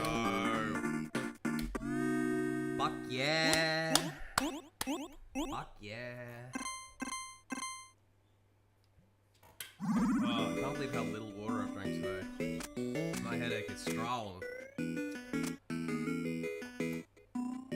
Maybe I pop boon off the waiters.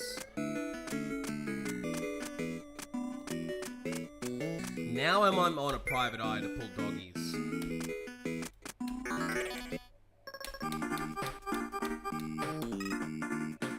Now I actually have no use for this private eye, but I can fetch someone with him. Can't pull the trouble card, but I can pull some extra cash. That balances out the private eyes. So private eyes are pretty good. Best case scenario, you pull a doggy with them. Worst case scenario, you can just nullify their cash loss. Alright, I think we're getting some good energy here. If you can pull that climber early with private eyes, that would be fucking good. But I kind of want to build this house out to a crazy level. So let's get double gangster, double doggy.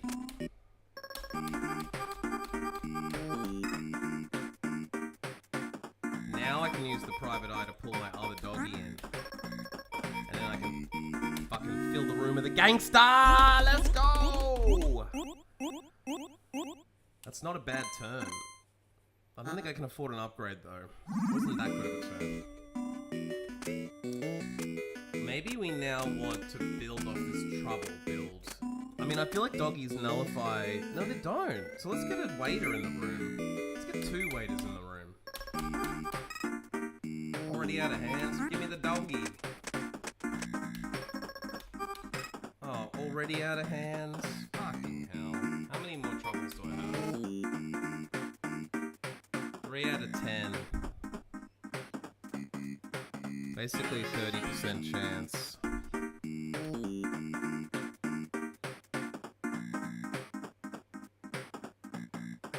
Let's take it as a minimal pop turn because of... Oh shit, I accidentally opened the door. Actually, that's gonna get me a nice pop. Now we end it. That was a nice accidental extra pull. Now my pop's gonna go up by another 2. Plus 6. Wait, why did it do plus 6? Because it's plus 2 per pop. And I had 2 troubles. So that's plus 2, plus 2? That should have only been 2, right? Or does he count as a trouble? Maybe I had more trouble than I thought. I must have had 3 troubles. Now we're getting alright. I think this is going okay. I do need to start building pop though. Maybe I go... I've already got the 2 waiters for that though. Let's go crazy on... I might get 1 more PI, 1 more gangster, One more doggy. And that might be everything I need. Shit, I didn't realize I had triple pop already. Or double. So now we just need to pull a doggy in. We can save that other dude. Okay, now we need the double doggy. If I can get a waiter or two now. Fuck yeah, we got double gangster with a waiter.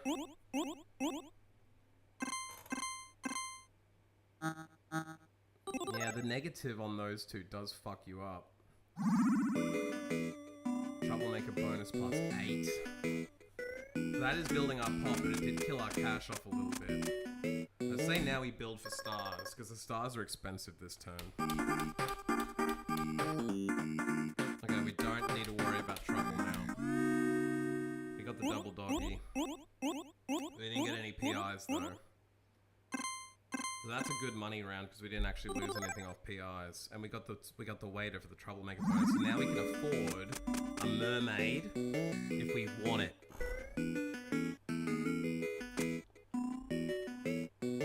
I'm almost feeling like it's better to get the superhero early. I think I'd save the pop. Maybe get one more waiter so I don't go over this turn. Now I bring in a dog.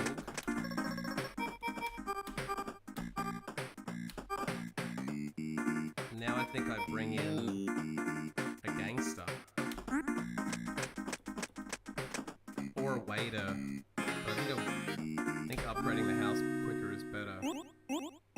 I like this trouble build. This trouble build is actually working out, I think. I might still lose, but I feel like this is working. Yeah, 58 pop. Now I can afford... Oh, I'm nearly there. Oh, I got it, 50. Alright, so we buy our Superman, upgrade the house, and keep going.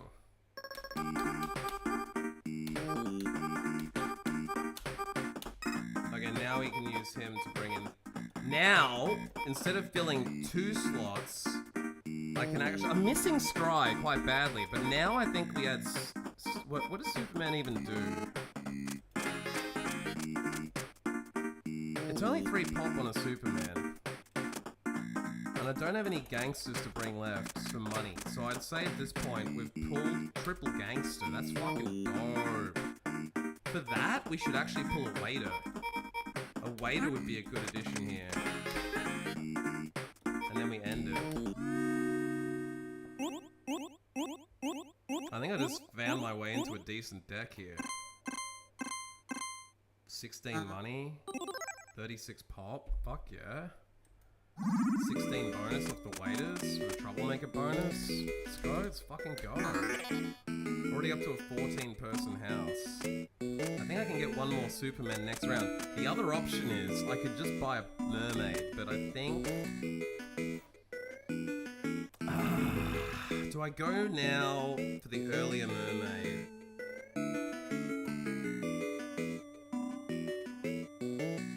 Maybe I should go Supermer.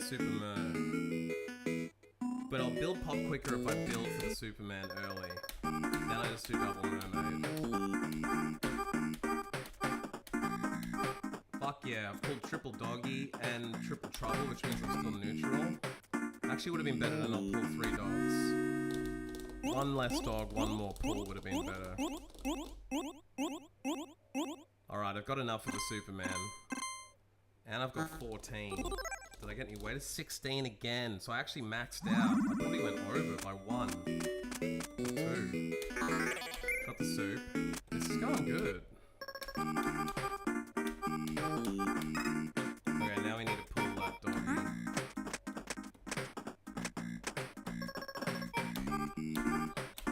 Nice, I got the pull again. And I got the Superman, so now I can pull waiter.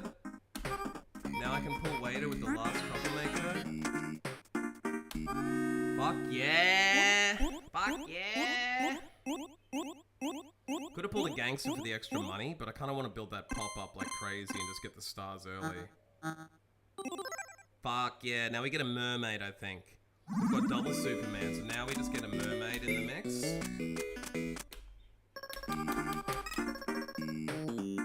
Oh, lucky I pulled that doggo. Shit. Now I've got a little bit of a trouble situation here. 3 pulls left. I gotta keep pulling. I haven't been busted yet. Yeah, we chilled it. Now we should probably kill it. We haven't pulled a waiter, unfortunately. So we're not gonna get the bonus. How much pop are we looking at? 2, 4, 6, 9, 10, 12, 14, 15, 16, 17, 19 pop. 19 pop and 8 cash. We can definitely get the upgrade. Shit, we've only got 2 more gangs. We've only got 2 troubles in there. I think I'm just gonna pull them. Fuck! No! No! No, no, no!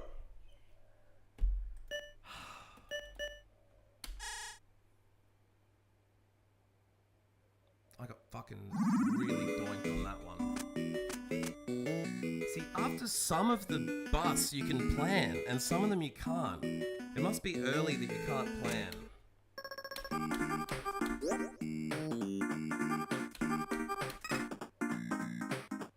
Fucking already out of hand. Bring me the doggo.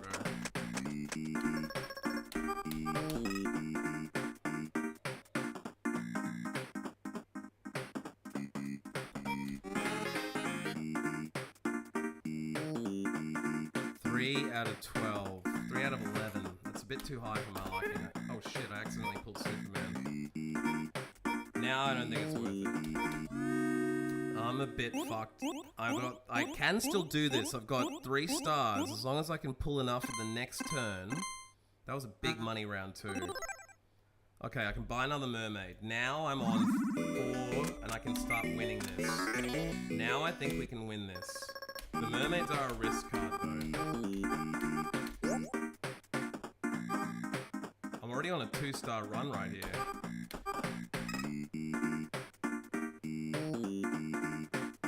I actually think for the last 10 turns, I just play RNG and hope to pull all 4 of them. I only got 3 troubles left. I think I still pull. Just chilled out. Nice. Okay. That was a 2-star. I'm gonna have to keep buying stars. I think maybe buying another Superman at this point. Just build for the Superman. I just could chuck another mermaid in the mix and risk it. Let's chuck another mermaid in and risk it. Maybe I get the other driver and another mermaid. I'm getting a pretty big house.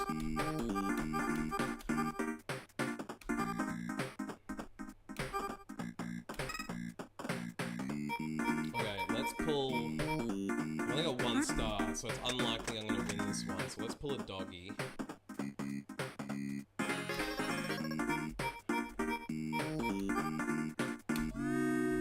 It's not a bad pull to get that waiter last. This should be another round where I can hopefully buy a Superman. No, maybe a merm. Just another merm. Let's buy the other merm.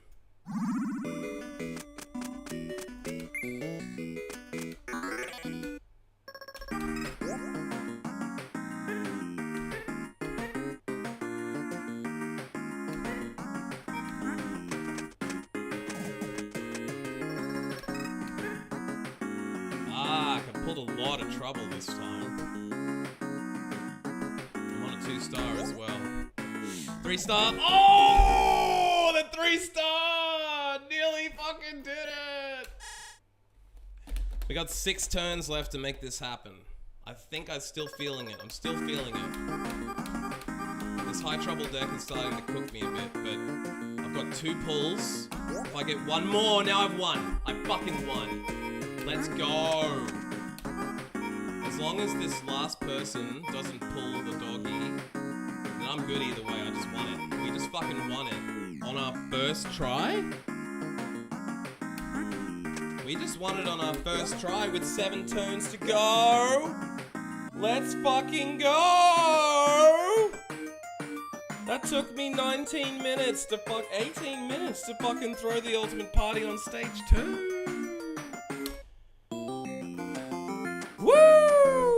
Let's go. Okay, that's enough. That's a good time to quit. The first stream back with face cam and green screen and capture card was successful. I also finished 2 levels of Alien Invasion. Well, I finished Alien Invasion on high or low.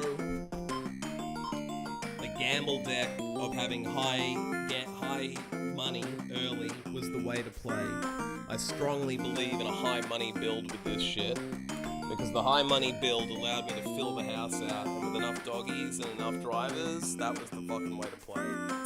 The mermaids were a gamba, they fucked me in one instance, but the rest of the time it was all good, baby. So I'll let you all go. Thank you for dropping by, Bato, Justin, Kia, and that person who spammed my chat with bullshit. Thank you too. Close the game. I hope it's saved. Yeah, it's saved. Yeah, we saved. Hack the library, close the game. Quit. Thank you, everybody. Let's play the stream ending soon stream, just so you can see my screen. Follow me on Hardcats Only, or Hardcats Only. That's YouTube, Twitch, and Twitter. Follow me anywhere you want. And don't if you don't want to. Thank you very much for your time and energy. This has been John, J Hard, Hardcat, however you want to call me. I appreciate you all. Much love.